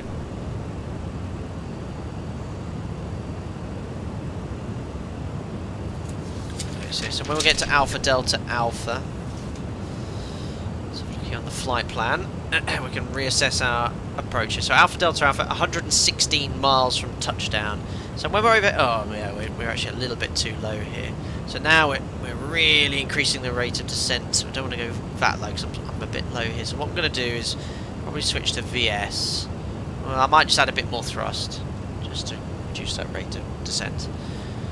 Because Alpha Delta Alpha, we are 116 miles from touchdown, which is pretty much the route we're going to fly. We want to be around 35,000 feet at Alpha Delta Alpha.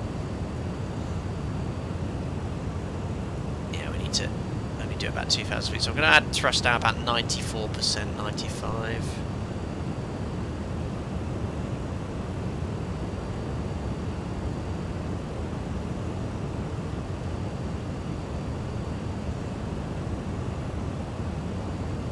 People are going to cancel the Concorde for that. Check trim setting. Check trim It's in descent, Jim. Calm down. Ah, look. Yes. A few complaints down below.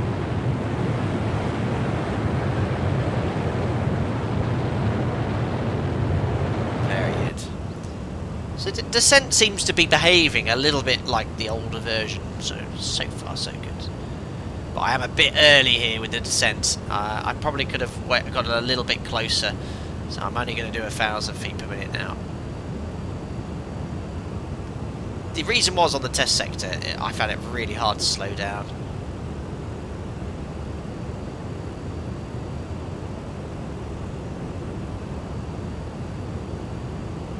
Oh, I don't want to climb though. No, don't climb, don't climb. 350 knots, please.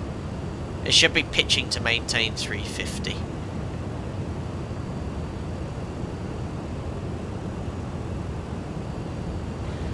There we go. 20. Still, 10. still can hear the supersonic airflow. Thank you, D-Sides, for your $2, sir. Thanks for choosing my beautiful country. Ah, you're most Smile. welcome. We haven't done many flights in Brazil, but we are inbound as we speak to Rio. Thank you very much for your donation, sir. Really appreciate it. Glad to be visiting. Oh. Sort of just a little bit of thrust off, to be fair. Yeah, if I increase thrust here, just to sort of control the speed. But yeah, I was a little bit early with that descent. But we need to burn a little bit more fuel anyway, so that's actually going to help us. Oh god, that's my dog. I'm just going to check that everything's okay outside. It's probably Joe coming back. He's really barking. Oh, hold on, guys. Just give me a few seconds. There's a delivery here. Great. 2 seconds, guys.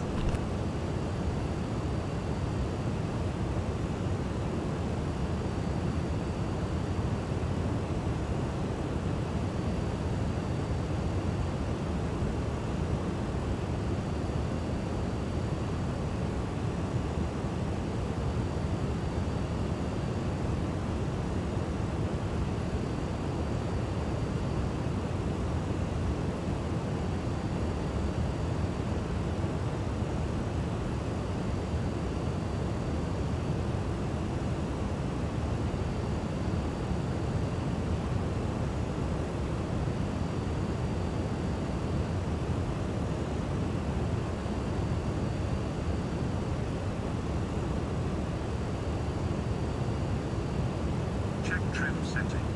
Check trim setting.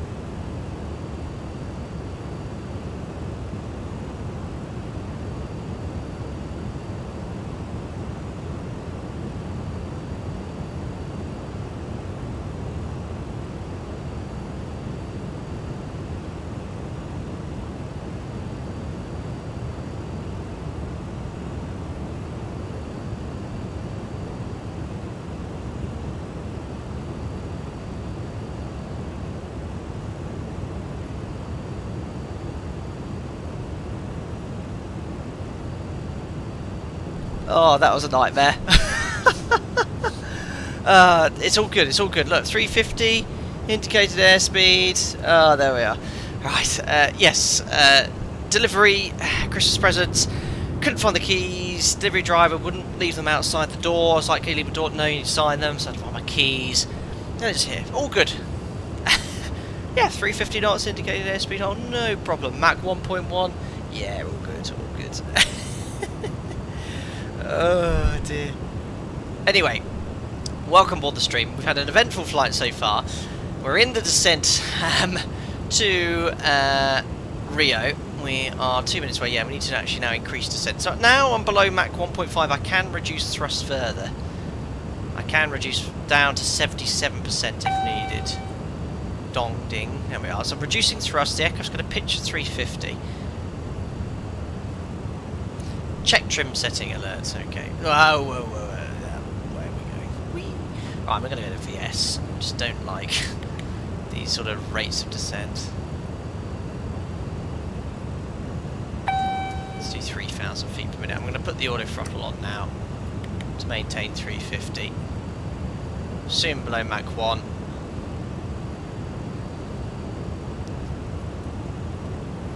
Right, Alpha Delta Alpha, remember, we are 116 miles from touchdown, so we want to be at around 35,000 feet, which we are, and we have 15 miles to run. Okay, so if we just do around 3,000 feet per minute, that should work out nicely. What was that clicking? I think that was the Mach hold, that's fine. Straight across, how am I calculating my descent? 3 times height. So 116 miles at the VOR, we have 12 miles to run, so it's got 126 miles. Times that by 3, want to be around 37,000 feet, we're at 34, rather be lower. And then for every 10 knots I need to reduce to 200 knots on 350, you add another mile, so that's another 15 miles I need to decelerate to 200 knots. David Wayne, good question about the auto throttles. I guess it had 2. About to decelerate past Mach 1, so now I have full range of the thrust levers below Mach 1. Jet remains the goodest boy ever. Our gaffer is safe. He is, and he was really barking at this woman delivery driver because he didn't recognise him, which is great. He's fantastic for that. You're a good boy, aren't you? You're the best boy. There you go. I should be flying Concorde, but I have to show you. He's leg. Oh, where we go? Oh, he's gone on his bed. He knows where to go. Lay down then. Yeah, lay down. There he goes. And he'll rest there now. He's the best security dog. There we are, approaching 30,000 feet, directly overhead Alpha Delta Alpha VOR. So now I'm flying outbound till we get to this waypoint on INS. Our last INS waypoint called Exotic, and then we're going to be on base. And what's going to be really useful if we go for distance time, we can see how many miles we've got. So 8 minutes, we want to be at around 8,000, let's say about, well, 7,000 feet. So 8 minutes, 7,000 feet. And we're at 30,000 feet, so we need to lose 7,000 feet. That means we've got 23,000 feet to go in 8 minutes. We need to be doing about 3,000 feet per minute. So what I'm going to do, oops, out of quiet. So 8,000 feet. And we'll do 3,000 feet per minute. And we'll try and do a CDA from now on. There we are. And we'll maintain 350 knots until we descend. VS is a lot more stable in the Colimata Concorde. IS hold, all the drag is all over the place at the moment. It's quite hard to control. Fuel flow, we're burning 2.8 tons an hour per engine, so that's about 10, just over 10 tons an hour. Yeah, we should be just below that. We've got to get that below 22 tons. It's going to actually worked out just right because the fuel burn's too high. See, now you can hear the noise in front of Concorde because we're now going subsonic. And we're coasting in to Rio. The visibility was not great, was it, for the pilots? I mean, sort of looking out here, you can see how great the view is, but look in Concorde, they can't see much at all, really.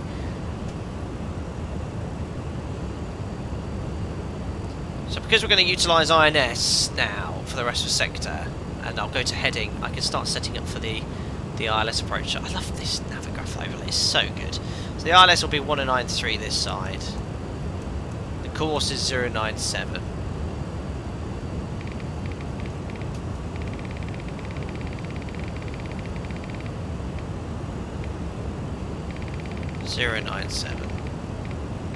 And the minimums we've set. So we just have to go from INS to radio. For descent planning, We'll aim to be at 8,000 feet at Sonics, and then the minimum descent altitude at Dongi is 6,300. So that's what we'll aim for. 6,300. The MSA to the south is 5,000 feet. We just got to keep descending after that because that puts us on the glide slope, I think, at Dongi. From there we can step down to 3,900 feet by Sunsea.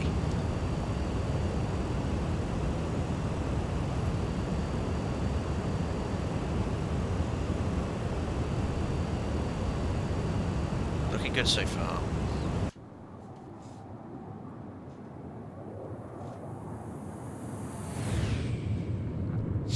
That was a little less dramatic than my preview video before the start of the stream, where I added some jet sounds.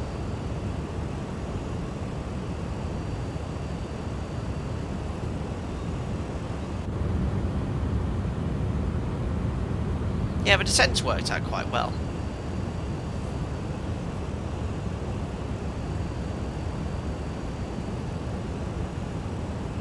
So this approach jet has missed out quite a lot of important steps, I think. But we're going to put those back to climb. Those as they are. Are they meant to stay on alternate, the throttle masters? That's all sorted. The flight engineer is going to sort the fuel out. I haven't actually manipulated any of these switches, but I don't need to. There we go. Still doing 3,000 feet per minute. Again, we'll be where we want to be in 5 minutes. So we're at 19,000 feet. Remember, we're descending to 8,000 feet. So we need to lose 11,000 feet in 5 minutes. So we need to do 2,200 feet per minute now. So what I'm going to do is adjust that to, so just under 2,000. And we'll just reduce to 300 knots now.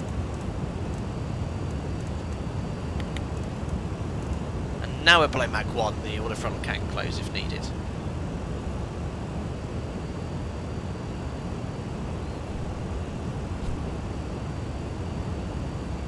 Good. This is working out well. Obviously our ETA is now going to stay around the same for a short while as we slow down.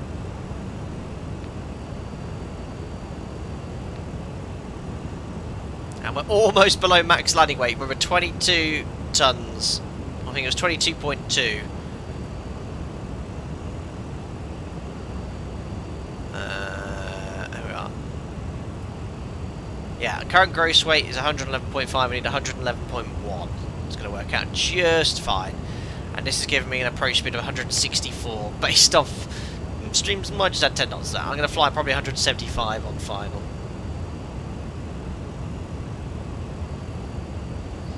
There we are, 300 knots now being maintained. About 5 minutes still till touchdown.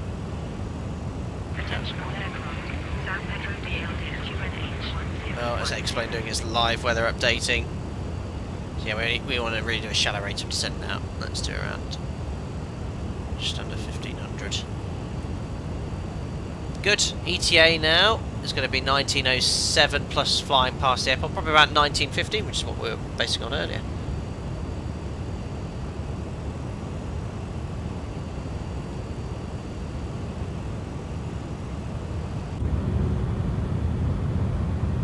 Rio should be on the nose. Oh no, I think it's off to the right now. There we are, there is Rio De Janeiro. Our airport, actually, the airport. There's Santos Dumont! There we are. Oh! I have to go back into Jim's seat. There is Santos Dumont. That's Sugarloaf. There, look. Is it the Sugarloaf Mountains? Santos Dumont. We're not going to land there today, guys. We have done a stream into and out of that airport. In the mod. Very short runway. One of the shortest runways a 737 can land on. Just off to the right hand side. There is Rio. Not bad, guys. We took off from Dakar 2 hours 48 minutes ago. And there is Rio. That is Concorde.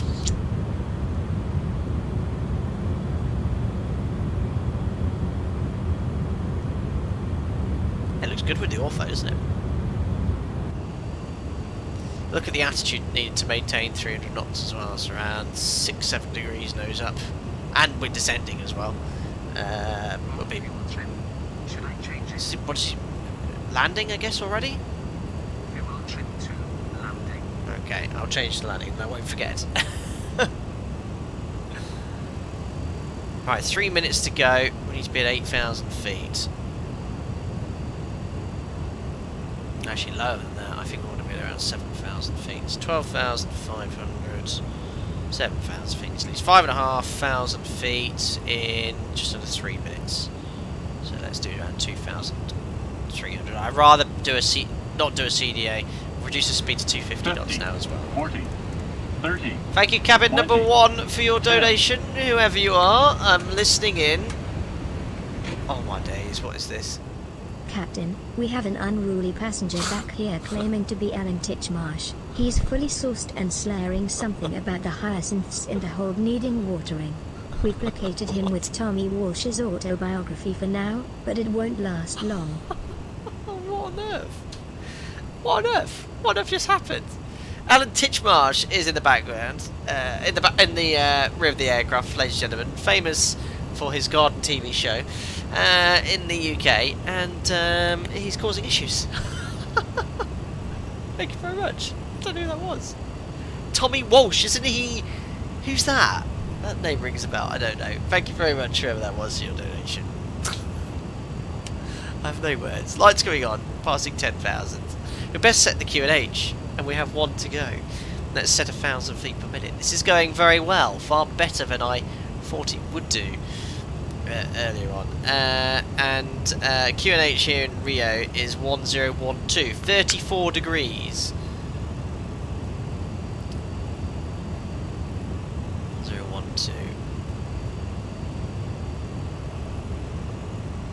No. No issue, divers. We're just below our max landing weight by the nick. Oh, the nick of time. Let's just show you this here.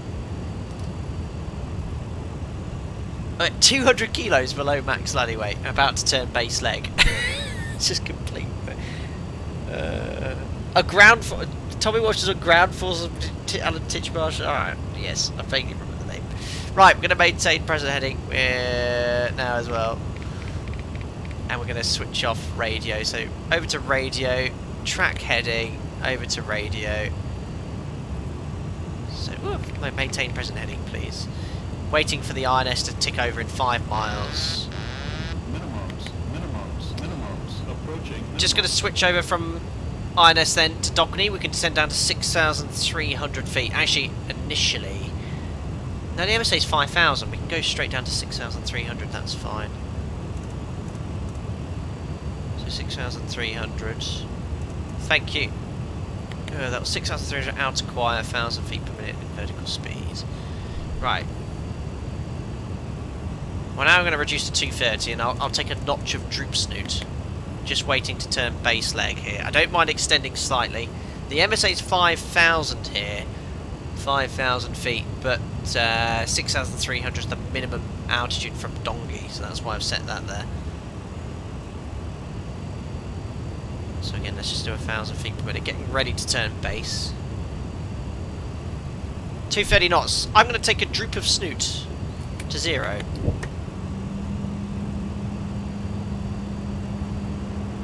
Oh, that's cool, isn't it? Here's a slight increase in airflow.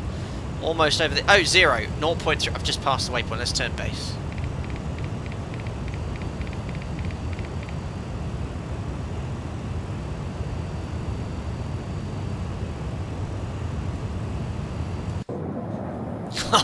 What a sight, isn't it?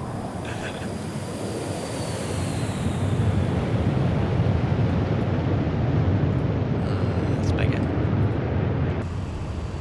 Right, we've got loads of fuel. We're fine for fuel. This is what Concorde arrived with, even less than this. So, ILS 1093, why do I not have the localizer yet?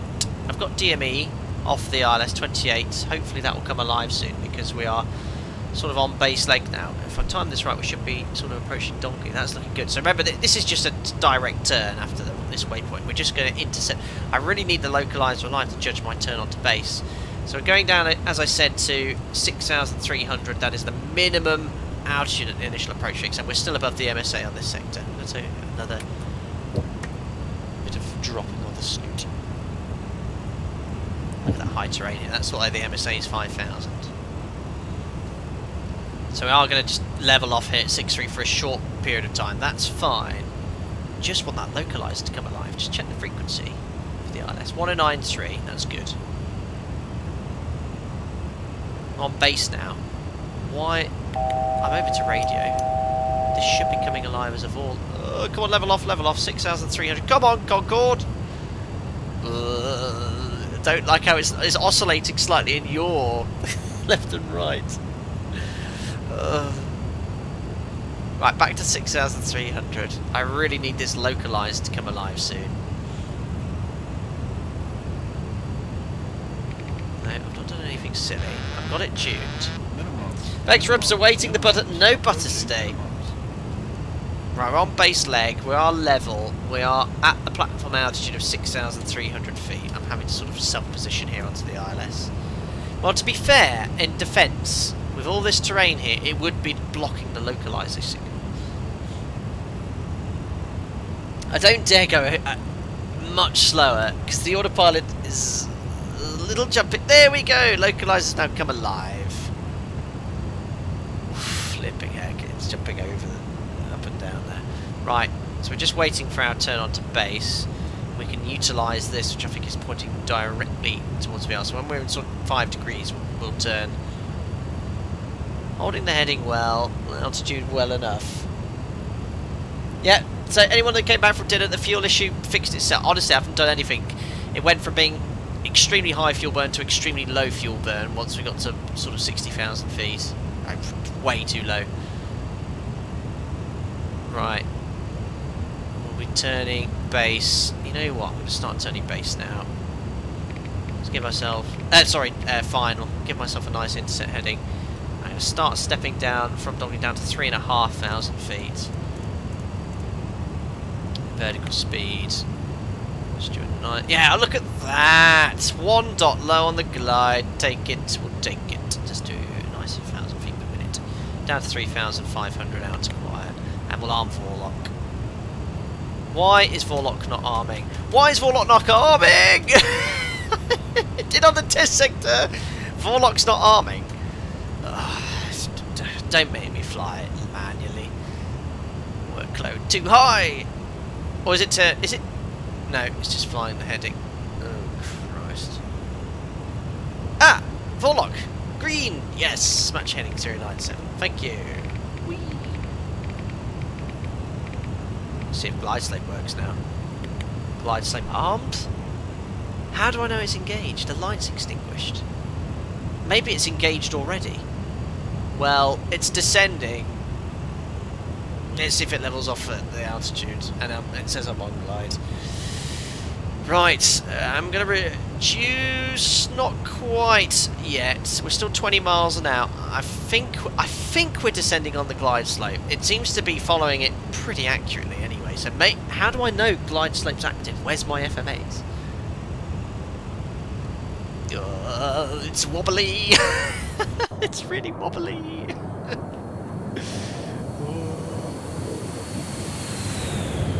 Dear me. Oh, look at it wobble.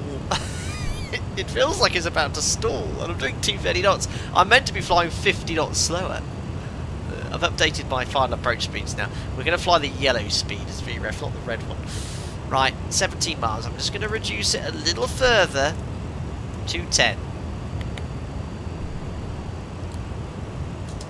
Right, brake fans coming on. I'm sure this is meant to be on it's meant to be on approach.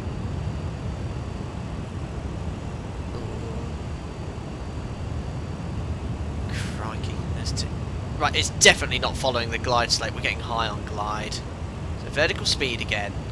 Let's set about 1,500 feet per minute. We're getting a little bit high. 15 miles. Come on, vertical speed.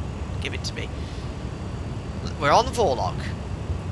Glide won't activate. I had this issue once, I think, in another stream. Well, I think if I set 2,000 feet initially here, oh, the speed's going to run away there. But I've got reversers. Don't forget, you can use reversers in flight in Concorde. That's working. I think I'm just going to leave it in vertical speed.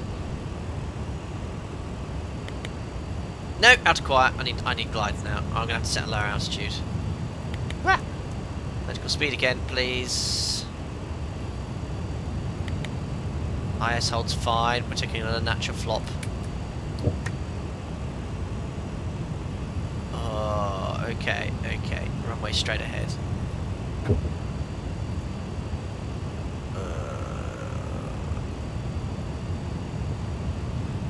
Right. Well, I'll try one more time. No, it's just not taking glide. Fuel status 20 tons. My aeroplane. No pilot off. Right. Well, I'm gonna actually use the auto throttle just to lower my workload. That was probably prohibited, and I'm gonna turn off the flight directors because they are not on an auto throttle and glide slope. So the altitude's around the same as Concorde, 9 degrees. I can't get it onto the glide slope, so I'm raw data now. So the localized deviations in the middle, glide slope deviations straight ahead. So I'm looking at the HSI and the glide slope indicator. Okay, so glide's good because we're going to keep it around 1,000 feet per minute. We're going to bring the speed back now to around 180, and that's going to be our final approach speed here. I don't have yoke cam because I'm using my joystick. What was that? I heard someone say something. I'm also lined up quite nicely with the taxiway. No, I'm in between the two, so let's go left slightly. Can someone get me the wind? Right, on glide, back on centre line. Auto throttle, thank you. Yeah, I don't need any of these modes anymore. Thank you. Oh, look at the speed. Oh. Wind is, thank you, 13011. Okay, slight crosswind from the right. I'm slightly being drifted downwind. Oh, it flies like a... I feel like I'm about to stall. It's very sloppy, and I feel like we're so close to the critical angle of attack. The auto throttle is making huge changes. I think I'm going to have to get rid of the auto throttle. 50. Right, my thrust. 30. Because every time the 20, thrust changes, there's a 10. big oscillation in pitch. So, I'm going to have to reduce thrust 190. After this stream, I think you need a few Christmas drinks. I will, Liam. Thank you very much for your donation. Oh, my goodness me. Right, on glide, on localize, at thrust, I've got off that. So, 180 knots. Right, I've got the auto throttle was up and down, right, 180. Let's plug in 175. A little bit low on the glide here, so pitch up slightly. Speed, speed, speed, speed, speed. Flip me. I need to find a target thrust setting for Concorde. I don't know them. 178. Let's hold it there. Right, 3 reds. That's okay. A little bit lower than I'd like to be. Right, let's correct the pappy. 2 reds, 2 whites. Let's keep descending now. Keep descending. Right. Oh, the thrust. I am struggling here. Continue. I'm very high on speed. Okay. A little high now. It's so hard. I'm closing the thrust now. I forgot to lower the gear. Oh, yeah. Okay. We're going around. Yeah. Okay. That was a close. Oh, I think I might have touched down. Oh, this is horrible. Going around standard missed approach. Oh, what, Jim? Just testing you. Yes, just testing you. Someone requested a low approach and go around. No damage reported. Thanks for the donation, Liam. 20 quid. Very generous of you. What's the missed approach? Oh, no.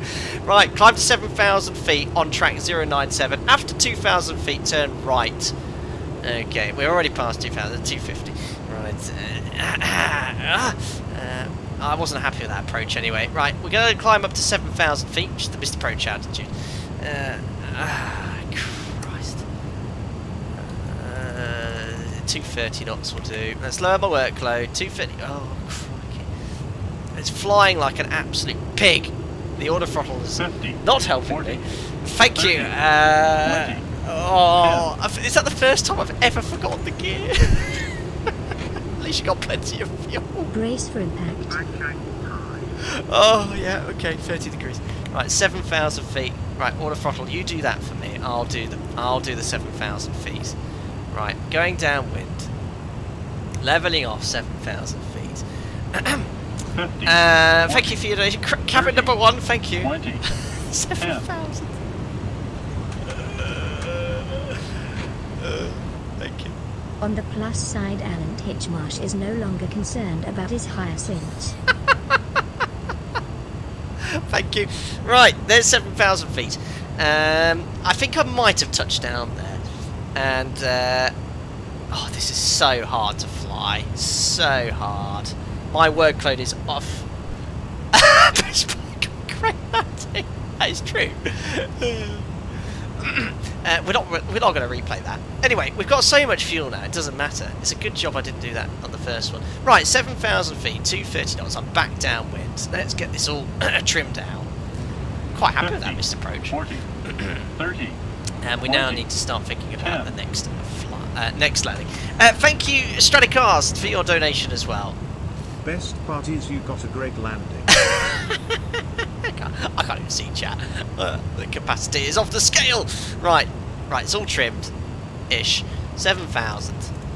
Oh, look what I mean. I just want to show you how hard this is to fly. If I picture look down, no change. Up, no change. It's just so. It's like flying at the Titanic, which we always ended up being.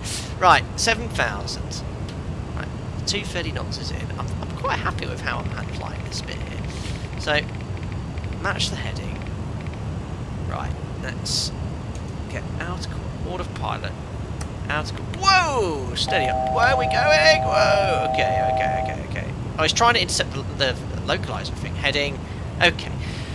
And breathe. Right, I can take a breather. We've got 17 tons of fuel, which is fine. And we're now going to remember to lower the gear because I've lost my triggers, you see. We're downwind. We can now go back down to we're going to maintain 7,000 feet. So we're going to do a nice long final again via donkey. Let me just have a sit rep here. Damage check. Yeah, it's completely fine. I can't believe I forgot to do that. I'm just having a look back in chat. Gear. Oh yeah, a lot of people said gear. Okay. Oh, I think what happened was on the go around I just might have clipped this part here, but I don't think I've ever done that in 7 years. Oh. Towers are number for you to call. Thank you. At least you have plenty of fuel. That is true. When will the next alpaca group flight be? Said Wacy. I don't know. Captain, what did you do on the weekend? Flying to Sim. I landed at Concorde without landing it. Hey, I think had I saved that, I would have looked like a hero, but I might have just scraped my tail there. Anyway, 7,000, 230 knots. We're gonna lower the landing gear here on the second approach. Just need to get downwind again. Nice long flight. I can't cut and do a nice short final because look at all this terrain. 3,300. I need to get round this hill, which is just here. I just wanted to do another approach as well. Yeah, I think you're right, Astrid. During approach, you're on the back of the power curve, so you can't settle on the target airspeed. In real life, they always use auto throttle on approach. Really? Yeah, because I think when you're on the back of the drag curve in Concorde, below VMD, it's biting you hard here because the amount of thrust required to recover your airspeed. So I think it got like to 160 at one point. That was huge. So I think, yeah, I will lower my workload. But what I found was the auto throttle was constantly fighting the airspeed changes here. Now, I'm going to try and get onto the glide slope. Again, I don't know why. Right, it's arming now, you see. See, it's going. That's arming. So, we'll try again. Nice base leg. We can go down to 6,300 now. In fact, you know what? I'm going to go down to 5,000 feet, which is the MSA. Vertical speed. Out acquire. Here we go again. What was the landing rate? By the way, I did say great landing. My eyes were blurred. We haven't crashed yet. That's the important thing. Close, but no cigar. So 097th track. Oh, minus 220. That's respectable. Yeah, as you slow down, the drag actually increases. Also, I think the real life order throttle was much better. Yeah. Right, turning base again. Oh, wait, I just want to get out. Yeah, we're actually at 20 miles now.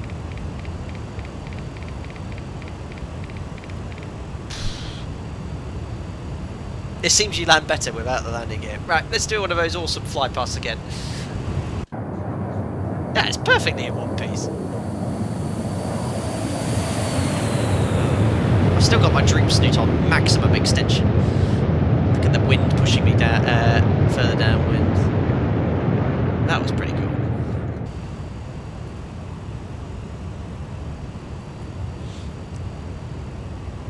That high terrain off to the right as well. So the elevons constantly making inputs. That's why I had to extend further, because look at all this terrain here to the west of Rio. Yeah, no, the sails are flat, exactly. Yeah, it's alright, I'll do the replay on that. It's going to look quite epic. Right, let's see if we can get glide slope capture now, purely for a workload perspective. And also, I know I'm below the platform altitude now, 6,300. I'm self-positioning. Visual approach, let's say, onto the ILS. Right, out to choir, there is 5,000. Is it because I was level, maybe? That's why I couldn't intercept before. No, I don't use auto-ortho. I think you left the reverses on the runway. Oh dear. Right, take 2. It is beautiful around here, isn't it? Right, let's give ourselves an intercept heading. We're way below the glide, which is fine. I'd rather be below the glide. It's arm forelock. I can't see because I don't even know if that's armed because of the lighting. Well, it's flying the heading. No, it's doing it again. Oh yeah, flight. Thanks. Do I need the flight directors on? They should. I turned them all off when I was doing the go around. But how do I get it to arm forelock? Because I'm pressing the button. Nothing is happening. No white lights happening or anything like that. Glide's not working. Oh. Okay, I've got glide capture. But it's sort of descending below the glide here. Let me try Vorlock again. Vorlock is armed. Glide is armed. Let's see what happens. Right, it's turning. 18 miles. Let's just see what it does here. Because at the moment it's descending at around 1,000 feet per minute. And that little light is armed. Default scenery, yeah, default. No, ortho 4XP, sorry. So it's about 1 dot low here.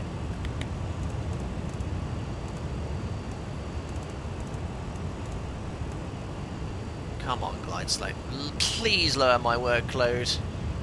You know what happened was I decided to hand fly, and that was just test saturation. Just forgot to lower the gear. Simple as that.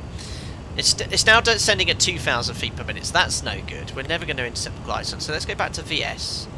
I can do a localizer only approach and just use VS to fly the glide path manually. That's what would be the best thing to do. Missed approach altitude I can set now, 7,000 feet. Oh, just look at it flying all over the place. Yeah, I think if I select glide though, it's just... I'm going to use VS to manually get the aircraft onto the glide slope. And this time remember the gear, yes. I'm going to lower... What is the maximum gear extension speed? Well, it's got to be around this. Right, 190. Air France cleared to land. Thank you. Right, I'm going to get it right on the glide slope and then arm glide. And if that doesn't work, I'm just going to use VS and do a VS only approach. Right, there's the glide. Glide! You did a thing! Right, I'm dropping the gear now! Workload decreasing! Localizer glide slope capture. It worked! IS holds on. Fuel 15 tons. Excellent. Thanks, Jim. 4 greens. Let's do some sort of landing checklist. There's no recall. Everything is off. There's no speed brake. We'll reduce now to 185. Our actual final approach speed is less, but I'm so worried about this flight model in this aircraft at the moment. I'm gonna land at 185, which I know is fast for Concorde, but I just want to see what the autothrottle does at 185 knots. See what target thrust is, and then I'll probably just leave it in last second. Oh, it's actually doing a really nice job flying this. On localizer, on glide slope. The rate of descent required at this indicated airspeed is around 1,000 feet per minute, which is what the aircraft's doing. Right. One more flying past. Oh look, wheels!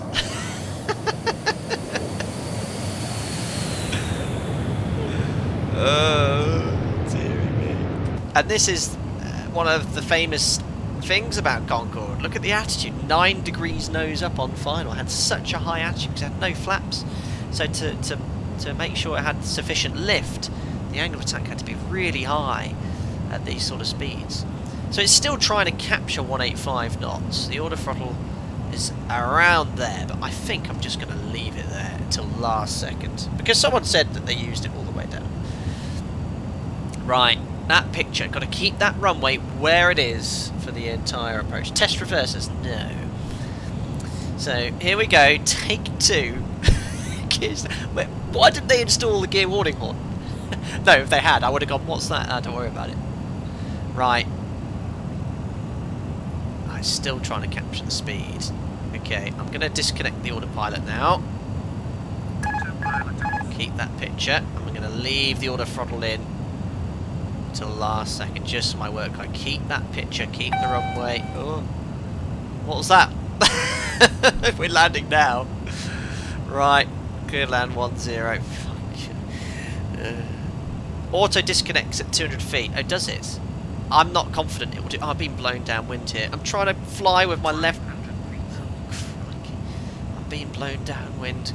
Come on. Keep descending. Tad low. Right, I'm taking it off now. Right, let's start reducing thrust. Oh, it's really hard to fly. Right, going to idle. I'm a bit high. Come on. Come on. Come on. I'm going so slowly. Oh, yeah!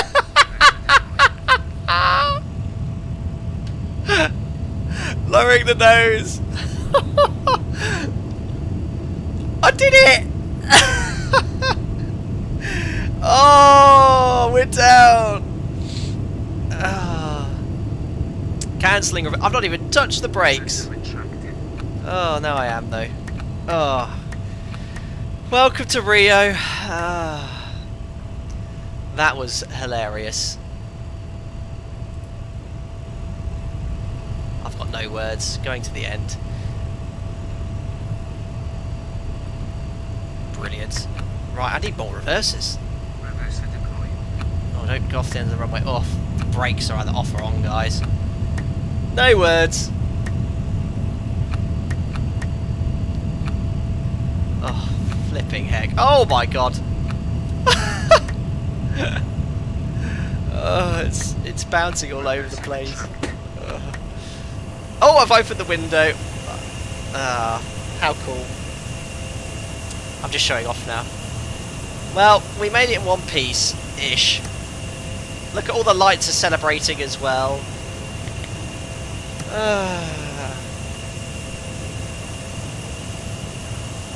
That was just, yeah. I think it needs some work. I need to improve. I did such a terrible job there. I've flown the aircraft before and I've not done as bad a job as that, but I was sort of fighting it all the way here. What a butter, what a float. Gravel marks on tail. Yeah, we'll look at that. Hopefully the replay will stop working. Oh, that was hard work. But that is the first ever time I've buttered Concorde. And that's all that matters. It's the butter. There we go. And now again it's taxiing like a pig. We've got 14 tons of fuel left. Oh god, I can't taxi. I've got full left. Oh, come on. Oh crikey, honestly, there's so much lag. I've got full right. Let go. I still have full right. I still have full right. There we go. Right, I best do some sort of cleanup. A great landing. The second one is, let's not talk about what happened earlier ever again. That didn't happen. Oh dear. I'm glad I'm offline as well. Never used to be this bad. No, to be fair, I think X-plane updates and lack of updates from Colimata have just put the aircraft to a position where it's very difficult to get from A to B. Now the first approach, because I could not get the autopilot in to follow the glide, so I decided to disconnect and hand fly, and it's sort of, you could see what happens when your capacity is extremely high. Sorry, when your workload is extremely high, your capacity drops off massively, and when you hand fly, that's the first thing that happens. I'm just going to taxi around, guys, all the way to the apron, and you saw what happened. You know, I forgot to drop the gear, and I'm on my own flying a 3-manned crewed aircraft. I haven't flown the Colimata Concorde for 2 years. It's broken. It's not flying well, and yeah. I mean, it didn't actually X-plane crash, which was good. Otherwise, that would have been a shame. That would have been my taxi speed now. It's taxiing a lot better than it did before. 44 knots. And so yeah, it just, you can see what happened. Oh, I just can't get it to turn left, right. Let's get back down to 30 knots. Flip me. When you brake, the steering. Oh my goodness me! I'm actually getting it to bounce, I think, off the nose wheel. Just going to try something here. So if I think I'm actually getting some air. I'm actually getting some air on the nose wheel. Anyway, as I was saying, yeah, workload is off the scale, and the result was we almost barely landed. But I think I just about. Well, I didn't save it because we hit the ground, but because I had the thrust up, it didn't sort of smash down. So in real life, I would have had no tail. But yeah, we won't fly this again until it's been updated, I think. Excuse me. The real one used to kill engines 1 and 4 after landing to keep taxi speeds down. Yeah, I think it's having the opposite to earlier, wasn't it? Because it couldn't taxi at all, and now it's zipping on really nicely. Right, we're going to take the first or next left, which is Tango. And then go in on Mike. They see me taxiing and hating. Brilliant. Let's do some sort of clean up here. Oh dear. Right. I think I need something a little more modern next time I fly. Retract. There we go. Oh, it's all over. Always makes it to mental pilot review. Yes, he does do a lot of accidents investigation videos. Yes. Something's amiss. I think I could probably. I think on one of my test sectors I landed, and I didn't lower the nose, and I got stuck on the main gear, and I couldn't get the nose to come down unless I taxied forward and braked hard. And then we're going to take Tango here. Yeah, I'm gonna. Yeah, cheers, Eddie. Thanks for your donation. Very kind. We are going to do a full replay of the first approach as well, albeit very briefly. I'm gonna get a lot of banter for this for quite a long time. I think in the next stream, I'm gonna get a lot of people saying, "Don't forget to drop the gear." I can't believe I forgot that. Oh yeah, I can't. This replay music is annoying me now. Oh, let's get something on a bit different. There we go. Right, we'll continue round to Mike, and we'll just go to the first apron in via Lima 1.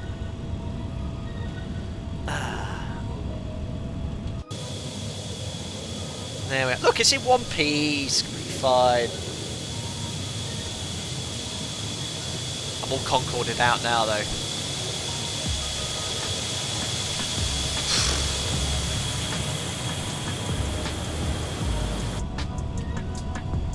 Right. Oh, crikey, it does want to shift now. Whee! Yeah, if you taxi long enough, you'll overwrite the CPR. That's true. Feeling 747. Yeah, well, that needs to be updated with the latest X-plane, I think, updates as well. But that's a little bit more slower paced. Still hard work though. Dave, rostering you as a 3 crew plane. Why did they schedule only 1 man?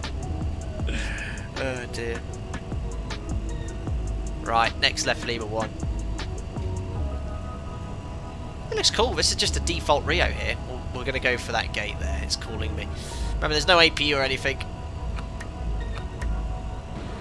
50, Oh dear. 40, Thanks, 30, Eddie. 20, 10.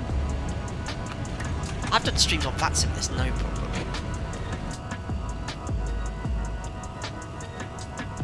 Right. What on earth's this? Is this some sort of Egyptian ritual going on here? Oh no, I think they're floodlights.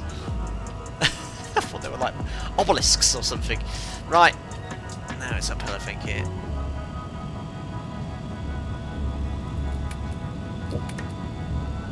How do I actually get onto the stand?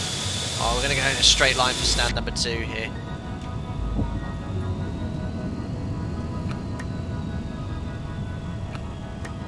Oh, look, the fuel lights just come on.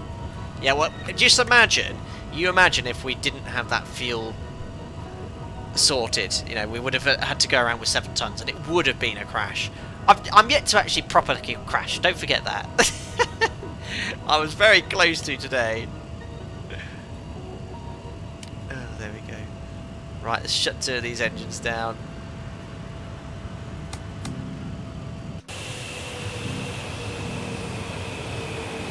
Oh, it doesn't do the really cool sounds like the default sounds do.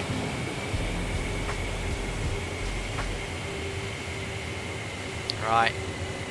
Putting on to stand.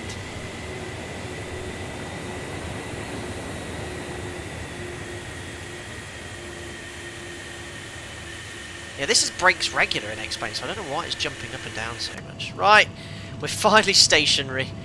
Right, parking brake is set, and I guess it would get a GPU connected and some other aspects of things, but I want to do a proper replay, so we'll just shut the engines down. Ladies and gentlemen, welcome to Rio, in one piece and alive! Oh, that was eventful. Oh dear. I've lost all electrical power now, so I'm not doing any more checklists or flows at this thing. Oh dear. What would the cabin announcement be in real life? I don't know. Just you got here in one piece. Look at all the Brazilian ground crew here. Look, we made it to Rio. We crossed the Atlantic Ocean in a very difficult, broken aeroplane. Mick, no, you've not missed anything. You've not missed anything. Everything was completely smooth. The Inibill's A300 belly landing in Copenhagen count as a crash on street. Well, no, that was completely outside of my control. This was slightly in my control. But, yeah, I'm very disappointed with myself. Right, anyway, I think we've lost all AC power by the looks of it because we've shut the engines down with no GPU. But anyway, there is, seeing if there's some sort of checklist here. I don't think there is a huge amount to do. After landing, turn off the lights, reversers, seatbelts off. Obviously there'd be a lot more steps here. This is a simplified checklist. Parking brake release, throttles to idle. Hydraulic pumps we can turn off, electric generators off, engine feed pumps off, basically backwards, and batteries off last thing. But we're going to do a replay anyway and see what's what. I don't want to read any of the comments that happened prior to my first approach. Brilliant. This is no AP because you left it on the wrong way. Brilliant. Oh dear. Right, anyway, I think we're going to go straight into the replay because we've been streaming for over 4 hours. But we're here and alive. Let's just actually see how close how bad that first approach was. Oh. If I could have just tricked you all. I could have just gone around 100 feet saying, yeah, I just want to do a low approach and go around.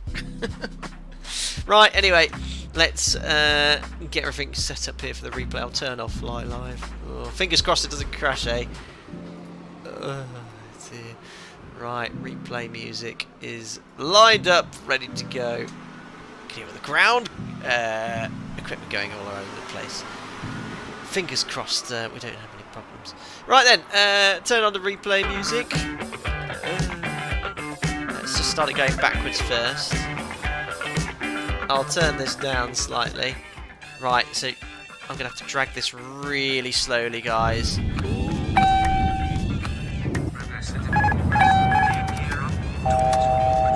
slowly. Right, I think. Is that my? Oh, here we go. I found it. Oh, it hasn't crashed. Damn it. Oh dear. Oh, look at my rudder.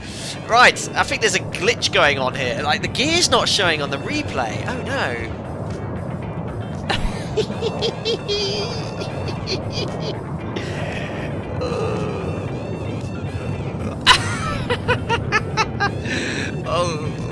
Oh, there. Right. Here we go. Oh dear.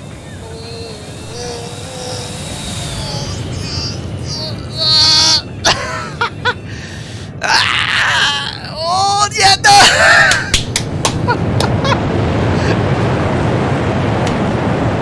It was a nick.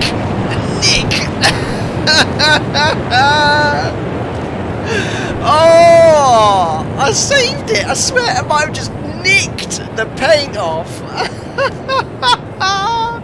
That was brilliant. Oh.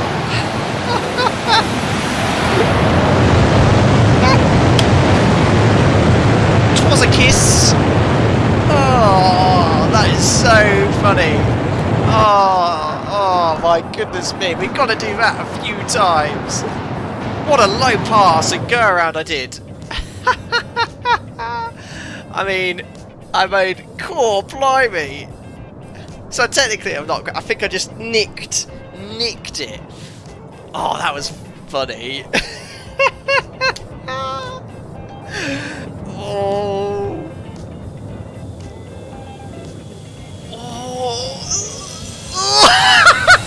It was just, I mean, it's not even. Oh, if I had the reheats on, it would have looked even better.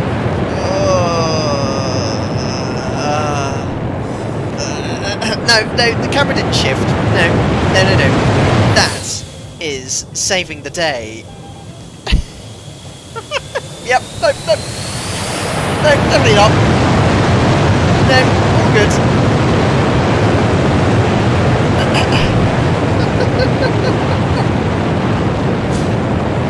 Oh, great sound. Tail strike, no.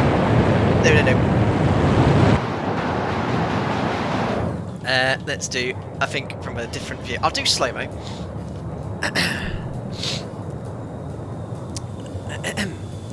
Right. I think I've... Oops. I think it might have bounced off the tail. I mean, that is seriously, that could have been a lot worse. I think I think that's a replay issue with the rudder. Oh, wow.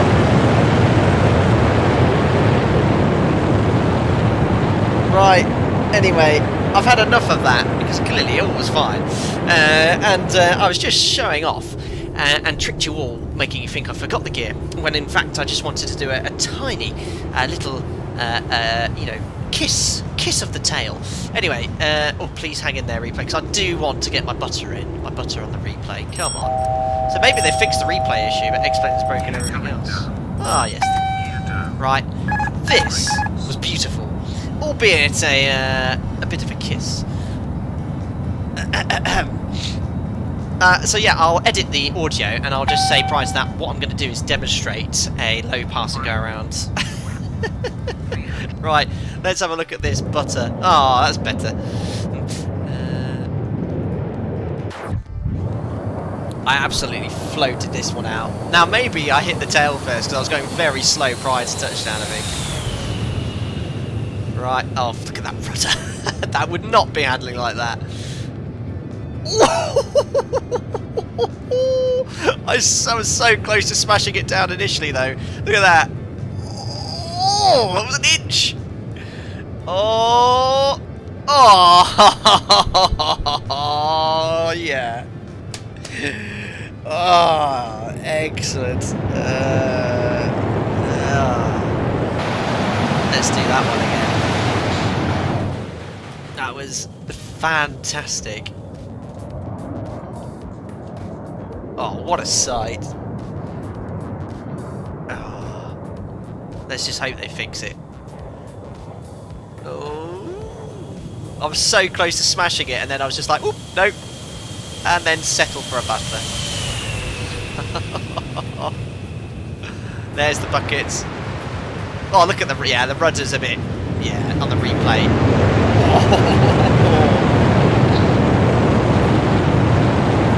Yeah, ignore that rudder. We would be on the taxiway by then.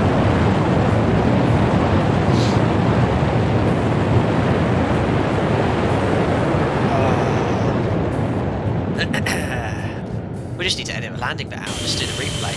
Right, I'll do one more from the tower. Yes, let's go from there. Look at that rudder. Oof, I was so close to smashing it down. It was just like... and then it just sort of settled. Ah, that'll take that. Quite close to tail strike. Well, there we are.